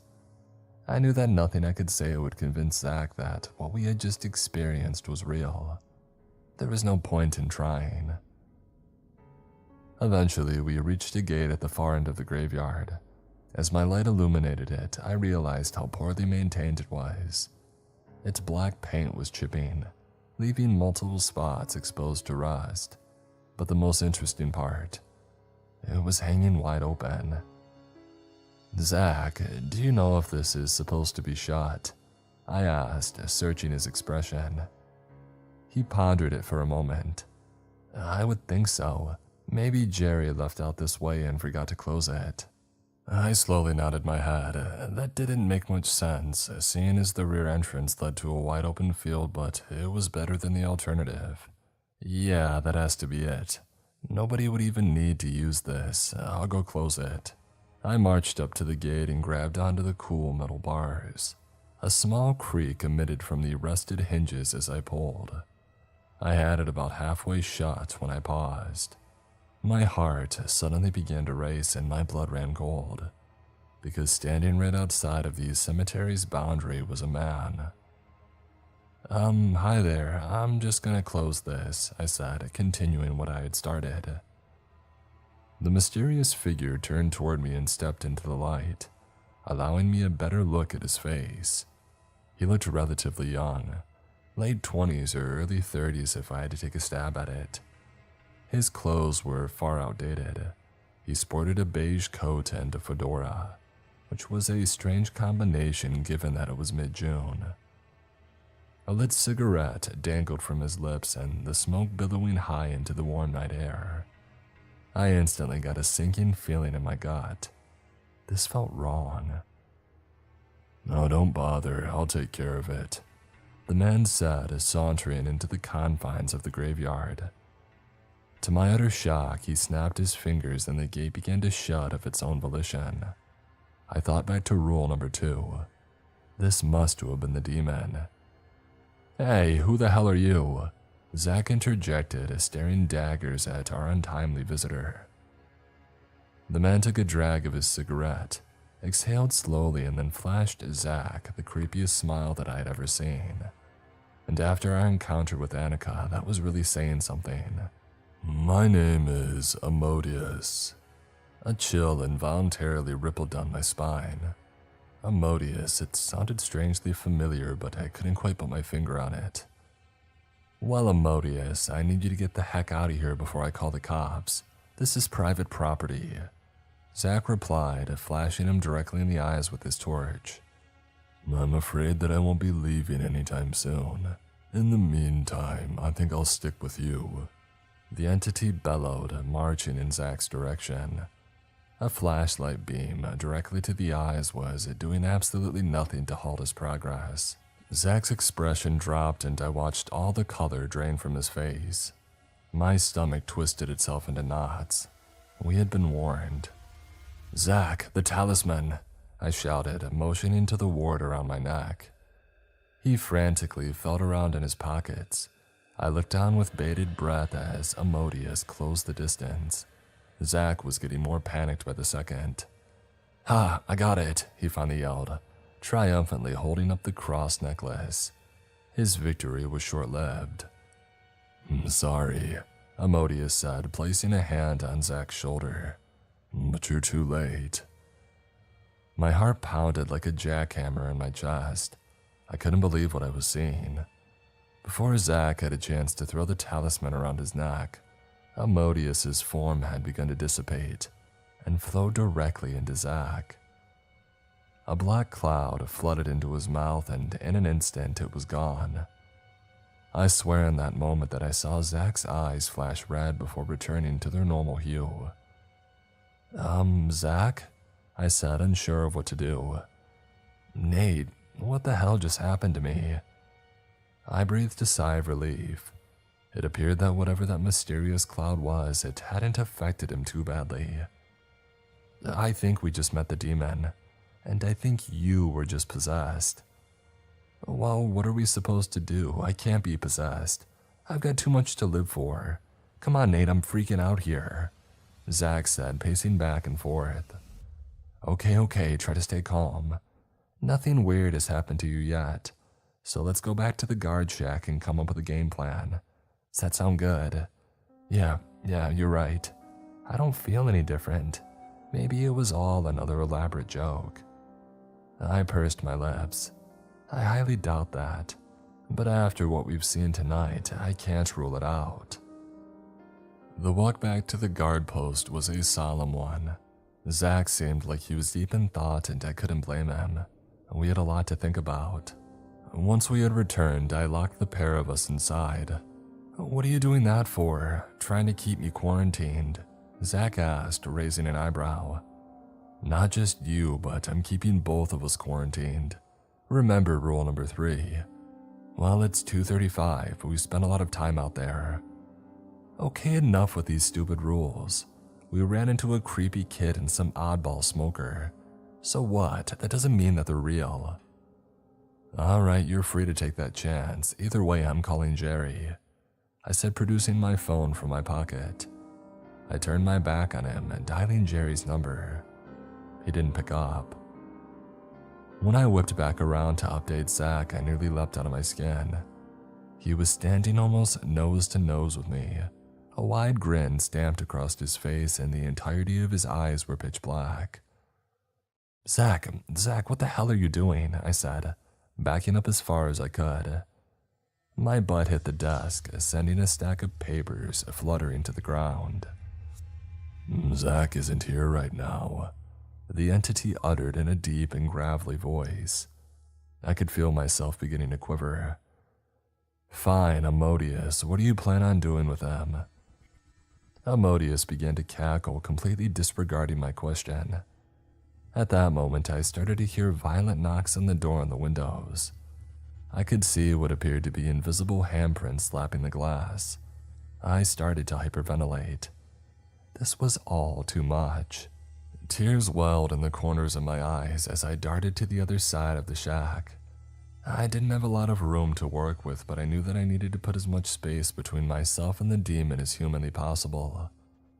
Zach's face turned toward me, the low laughter finally dying down. What am I going to do with this arrogant mortal, you ask? Amodius said, glaring at me but remaining motionless. I'm going to take his soul to the underworld, of course. He began to cackle once more, his boisterous laughter mingling with the howls and rattling outside my little prison. I crumpled to the ground, curling into a ball and covering my head with my hands. 5 minutes. That's all that I had to wait, right? I didn't know if I could even make it that long before losing my sanity.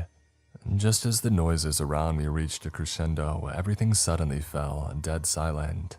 No whistling winds, no hands against glass, and more disturbingly, no cackling demon. I hesitantly lifted my head, fully expecting to find Zach looming over me, holding some sort of makeshift weapon, but he wasn't. Instead, I saw him go limp, his body toppling onto the desk behind him. I hurriedly rushed to his side, praying that he was okay. Zach, I shouted, shaking his shoulder. A muffled groan escaped his lips.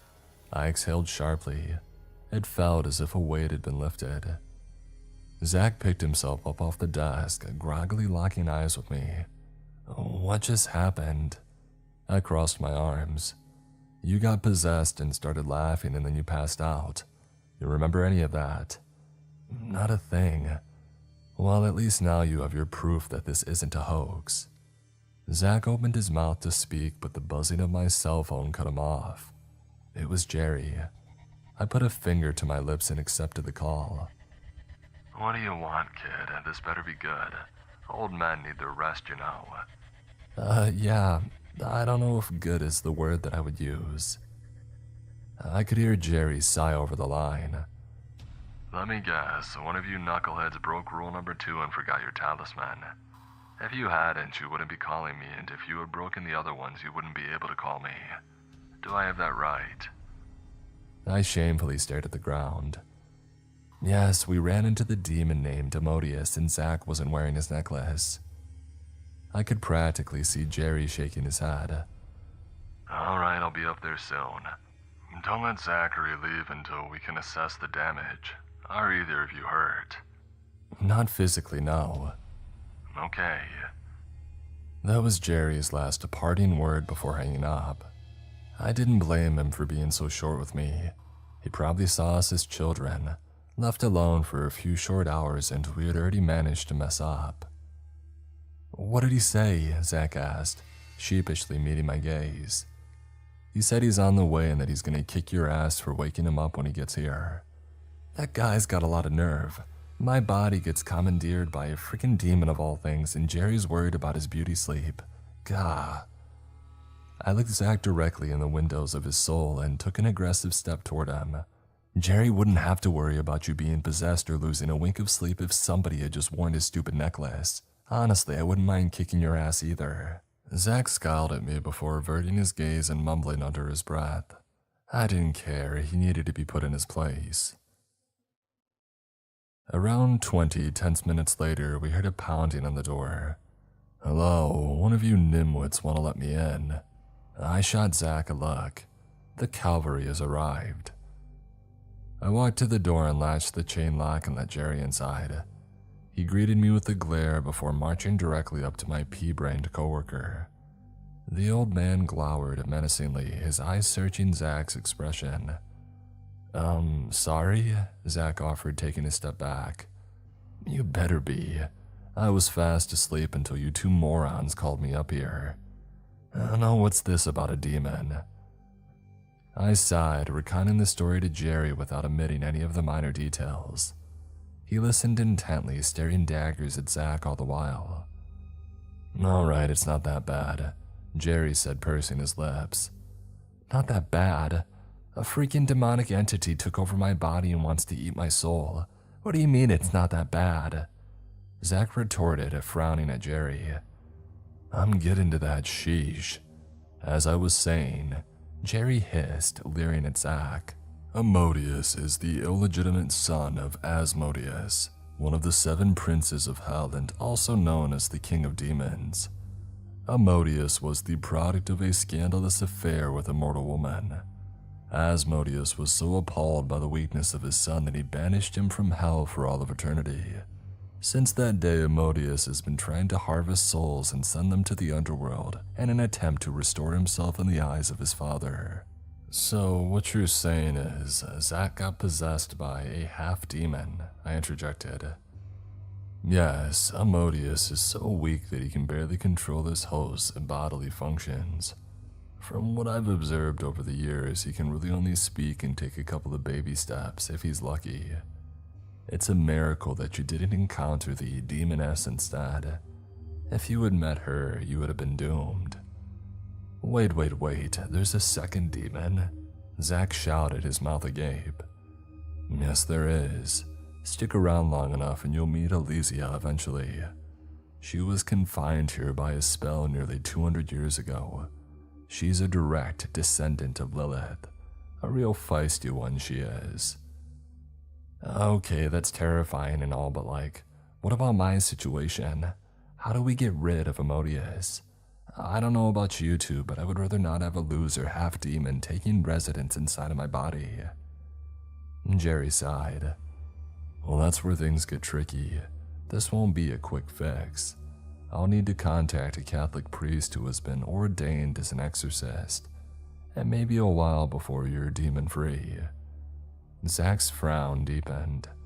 That clearly wasn't the answer that he was hoping for. So what, I'm just stuck with this thing? What happens if Ammonius takes over while I'm driving? He could end me at a moment's notice. And Jerry pondered for a moment. You should be fine. Contrary to popular belief, he needs you alive. Demons can only claim your soul if you A. make a deal with them, B. perform a certain ritual, or C. give them permission to take it. Unless you're an idiot, I assume options A and C are out of the question, and Ammonius isn't nearly strong enough to make you walk anywhere, let alone perform an entire sacrificial ceremony.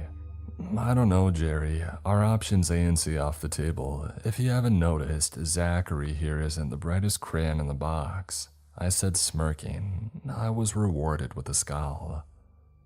Jerry pursed his lips before standing to his feet. He placed a wrinkled hand on Zach's shoulder.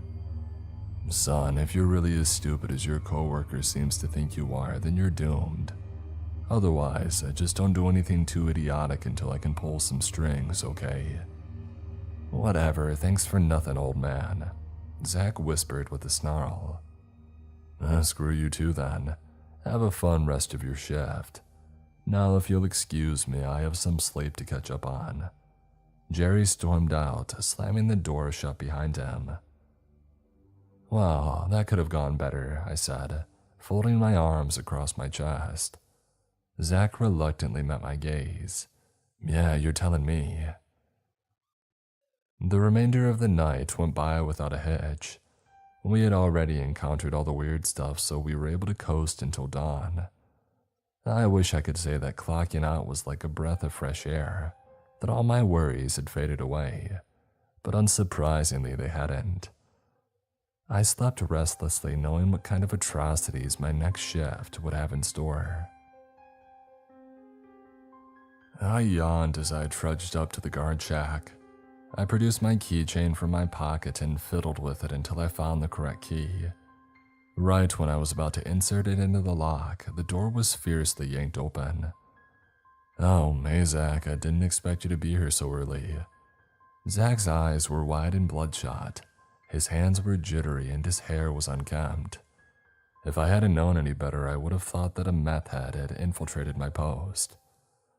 Yeah, I couldn't sleep, so I came in early. I just drank 2 entire pots of coffee. Never had coffee before. Do you know what that stuff does to you, huh? Caffeine, it's like a drug, you know.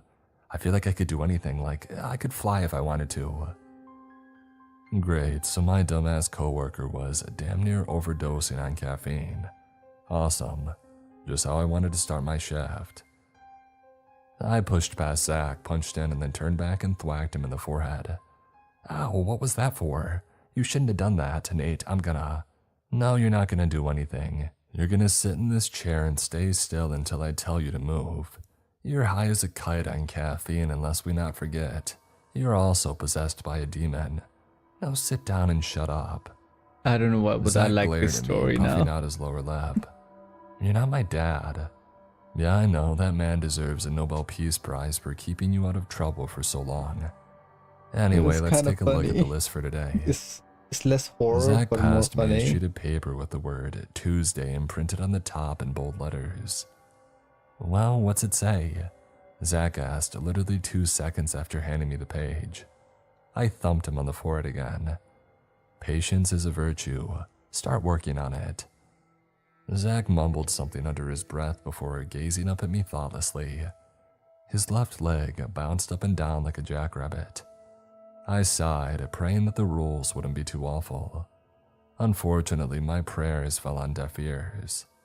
I began to read aloud. Rule number 1. Early in your rounds, a skinless woman will appear to you.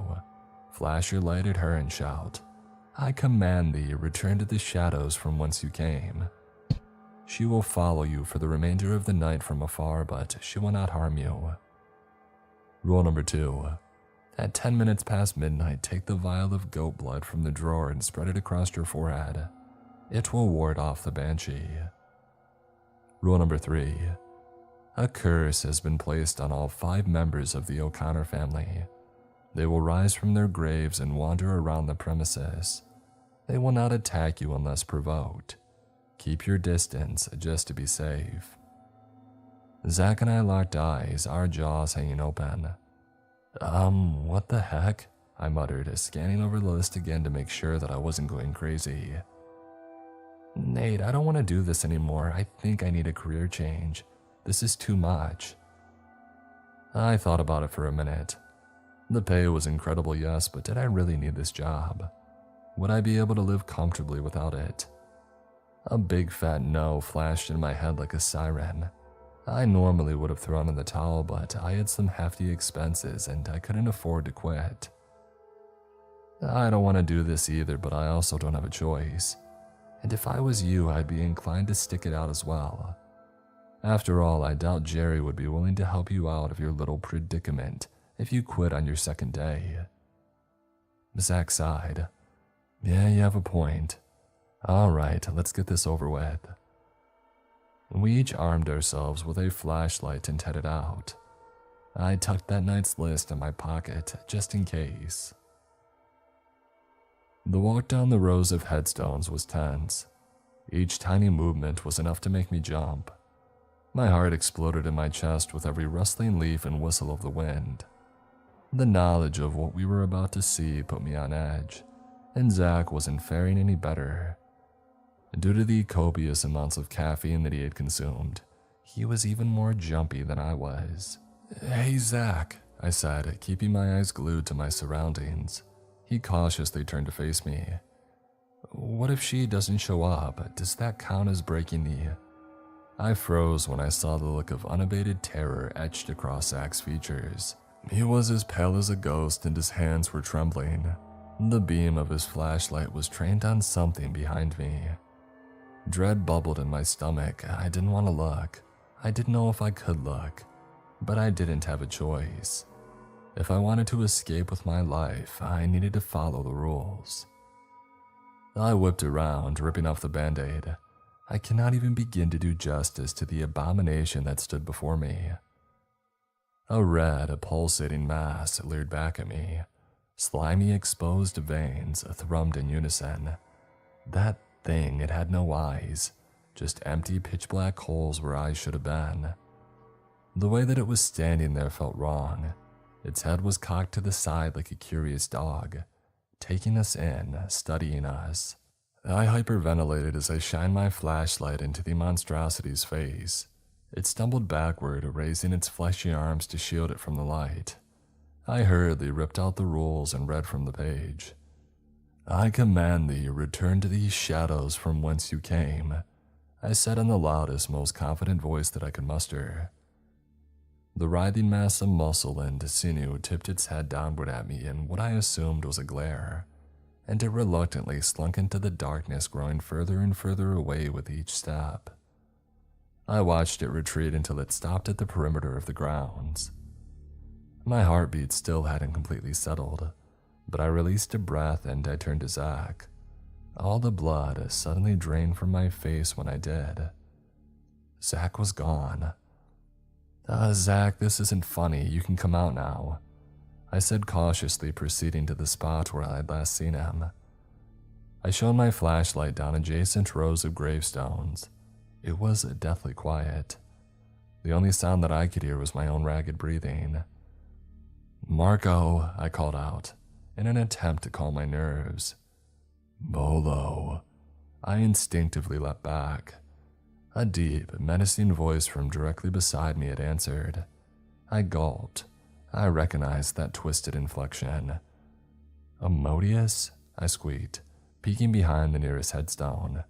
Ding, ding, ding, we have a winner. Zach shot up from his hiding spot, now standing inches from my face.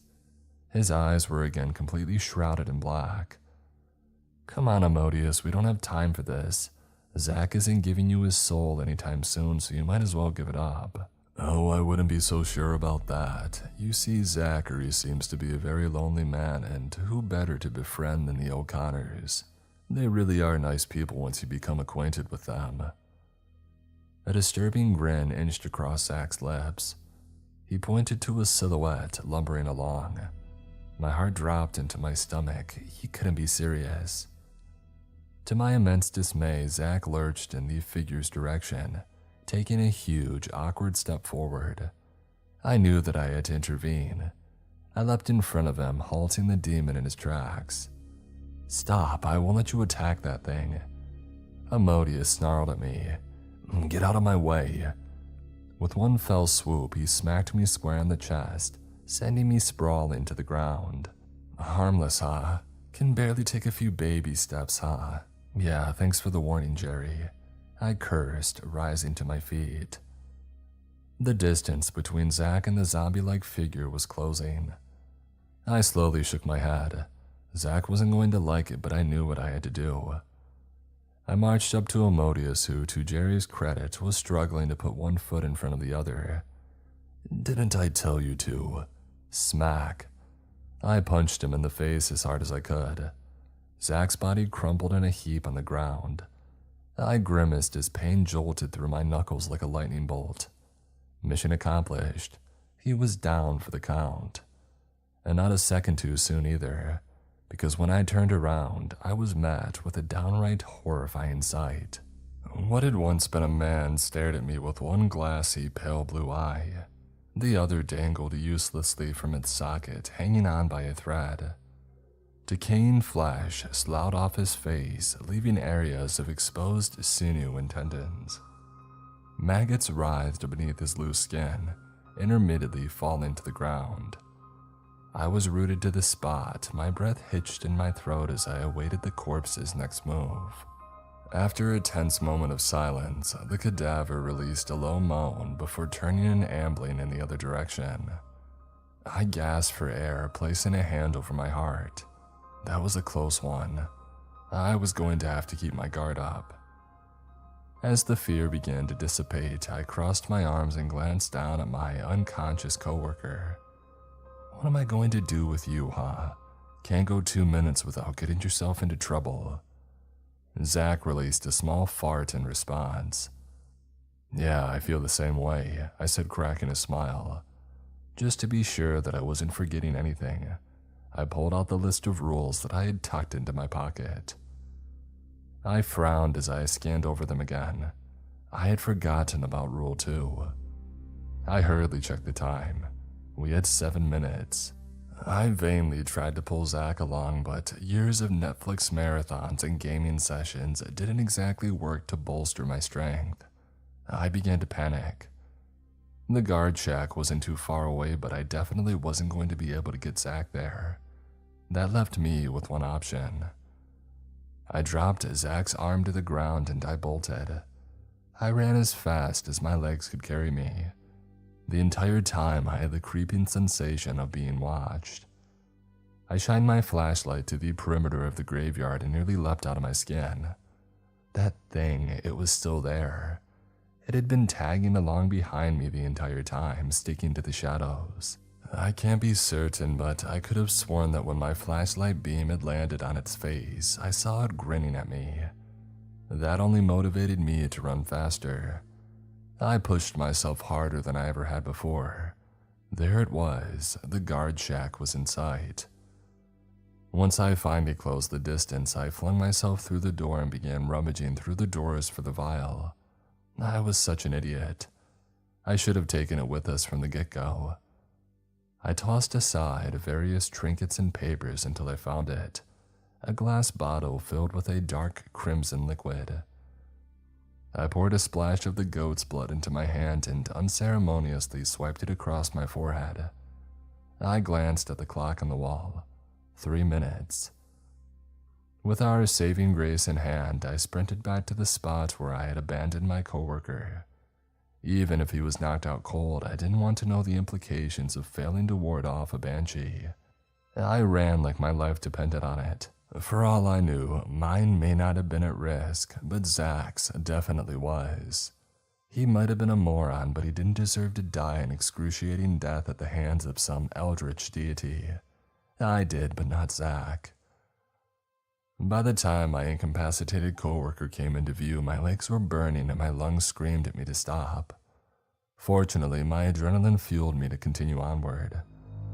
Finally, after what felt like an eternity, Zach's immobile form came into view. My heart dropped into my toes. Someone was approaching me, and it wasn't any of the O'Connors. When I was about 50 feet away, I was able to clearly drink in her features. My worst fear was instantly confirmed. A woman with white, flowing hair was walking towards Zach's motionless body. She wore a white nightgown to match, and she had no shoes. At that distance, I couldn't tell if she was young or old, but I did begin to pick up on something that I hadn't noticed before. Crying. The woman sobbed openly, tears flowing down her face. The sound of her lamented cries made my blood turn to ice. She was going to beat me to Zach. I prayed to any god who would listen to help me, to help Zach, to get both of us out of our shitty situation. And something must have listened because at that moment, Zach sat up. "Whoa, wait, who are you?" he said groggily, staring up at the woman shuffling over to him. She was so close, I had to think fast. "Hey Zach, over here," I shouted. He spun to face me. "Close your eyes." The moment that Zach's eyelids shut, I reared my arm back and chucked the vial directly at his head. Each second felt like a lifetime as the bottle whirled through the air. I was eventually met with the sound of shattering glass. I pumped my fist. The vial had exploded on Zach's head, the dark viscous liquid dripping down his face, and not a moment too soon. The woman had stopped crying. Her mouth was open, prepared to unleash an ungodly shriek, one that never came. Upon seeing Zach's bloody forehead, the woman closed her mouth, turned and walked away as if nothing had happened. "Oh, thank goodness. Zach, you're one lucky son of a gun, you know that," I said, trotting up to him. "Oh yeah, well, I don't feel like one. That hurt, man. How would you like to have a glass bottle smashed over your head?" he retorted, picking crimson shards from his hair. "If it saved my life, I don't think I would have too much to complain about. Let's get you cleaned up," I said, extending a hand. Now that's an idea that I can get behind. Soon enough, I found myself back at the guard shack, plucking tiny glass fragments from Zach's head. Not how I pictured my night going, but hey, we were both alive, and that was all that really mattered. "Hey Nate," Zach said, shattering the silence. "What's up, man? Can I ask you something?" I pursed my lips. That's not a question that anybody wants to hear. "Well, it depends. What do you got for me?" "Okay, so I know the pay is phenomenal, but with all the bullshit that we've been through, why haven't you quit yet? I know it hasn't even been 2 days, but anybody else would have been running for the hills by this point. So why haven't you?" I sighed. "The pay. That's all there is to it." "Oh, come on, man. That can't be it. It's not worth the risk. There has to be something deeper." I paused, taking a deep breath. I knew this would probably come up eventually, but I was really hoping that it wouldn't. "All right, fine, but it's some heavy stuff. You have to promise me that what I tell you stays between us, okay?" I said, setting down the tweezers and maintaining fierce eye contact with him. "I promise." "All right, don't say that I didn't warn you." He nodded, indicating for me to begin. I glanced down, summoning the strength to do so. I exhaled sharply and spoke. "When I was 22, I was an alcoholic. I would start drinking at 7 on the dot every evening and go until 1 or 2 in the morning. Nasty hangovers every time that I would wake up. You see, after I graduated college, I couldn't find a decent job. While all my classmates got to kick off their brand new careers, I was stuck. I didn't get it. I wasn't bad in interviews by any means on the rare opportunities that I would land one, but still, nobody was willing to give me a chance. And so I drank to take away the sting of rejection, of complacency, of feeling like I was never going to amount to anything. And that's where I messed up. I couldn't see it then, but I had the world at my fingertips. I had so much to live for, and I threw it all away. I paused, glancing down at my feet. "Nate, I'm sorry. Look, you don't have to continue if you're not comfortable with it. I can tell that you've been through a lot." "No," I said, meeting his gaze. "I've started this, and I need to finish it." Zach nodded, staring at the ground. "Okay, whenever you're ready." So, as you can imagine, I wasn't in the best headspace. Well, one night when I was absolutely plastered, I was really craving a pizza, and that led to the worst decision of my life. Instead of placing a delivery order, I drove to Pizza Hut. It was only 5 minutes down the road. Surely nothing awful would happen on that short of a drive, right? Wrong. I never should have started that car. I was so drunk that I could barely put my key in the ignition.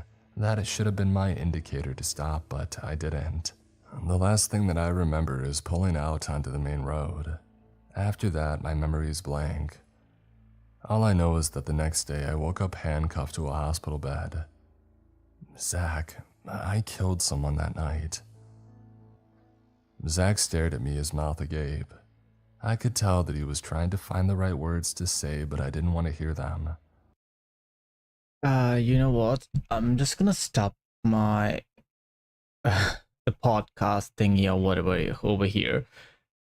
To be honest, I was getting bored, and also like I don't know what else I can build here for today. I mean, I have built a decent amount of villas that I'm kind of okay with.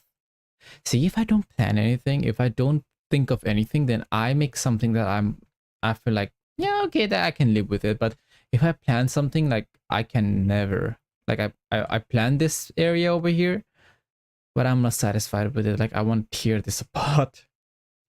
And I am out of electricity, turns out. That's sort of a problem. Okay, wait. That is kind of a problem. So yeah, if I don't think of anything at all, like don't plan it at anything at all, then I build something like this. If I plan something, then it's some kind of shit. Sorry my language, but yeah, so I need to fix this area over here. So I seriously have no plans for this area. I always want to make a small Mediterranean type of coast something over here. I did made it, but later I remember that my city has snowfall, which completely, well, I just like completely didn't even think of it. So now it's like Mediterranean area under the snow. But yeah, that's what it is, I guess. And I also built a small village sort of outpost with small suburban type of area over here.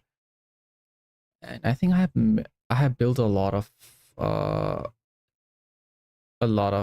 what's it called, commercial zone. Like I think I need to get rid of some of these. I think it's a little bit too many, a little bit too much. But yeah, I guess for now I'm just gonna stop my stream here, and next time I think I will try to extend this small town that I have built over here to at least up to here. And also yeah, I might think of something else too. Like I wanted to build a downtown area over here, but it turns out this land island thingy is way too small for me to work on. So I just abandoned that one. So maybe I can also work something on that one too. So yeah, if you guys want to see more like this City Skylines stuff, then yeah, don't forget to follow and everything. I will try to be consistent. But also sometimes I play Baldur's Gate and also Elden Ring and everything. So you guys also can come and watch that and everything. But yeah, if I ever like planning to play City Skylines, then I think I'm mostly gonna play City Skylines during Tuesdays and Wednesdays. So yeah, if you guys want to see more of these, then follow for more. Thank you so much for sticking by, and I hope you guys enjoyed whatever I was listening today. I was like, let's just listen to something like a podcasting, but kind of a creepy. So it's like, let's just listen to creepypasta stories. Some of them are good, some of them are like meh, okay, but some of them are gonna be like, yeah, you're gonna stick it with me for a long time, I guess. Especially the grandma story, and then the rules thingy. I don't know why Mr. Creep, the YouTube channel, he loves to tell the story where there are rules always. Like this is my fourth story listening to it, and there was some kind of rules that people need to follow, or else something bad gonna happen. It was like there's a theme going on here, but I kind of like that. I kind of enjoyed it. Yeah, thank you so much for sticking by. I hope you guys have a nice day ahead. So I'm gonna stop my stream now. Goodbye.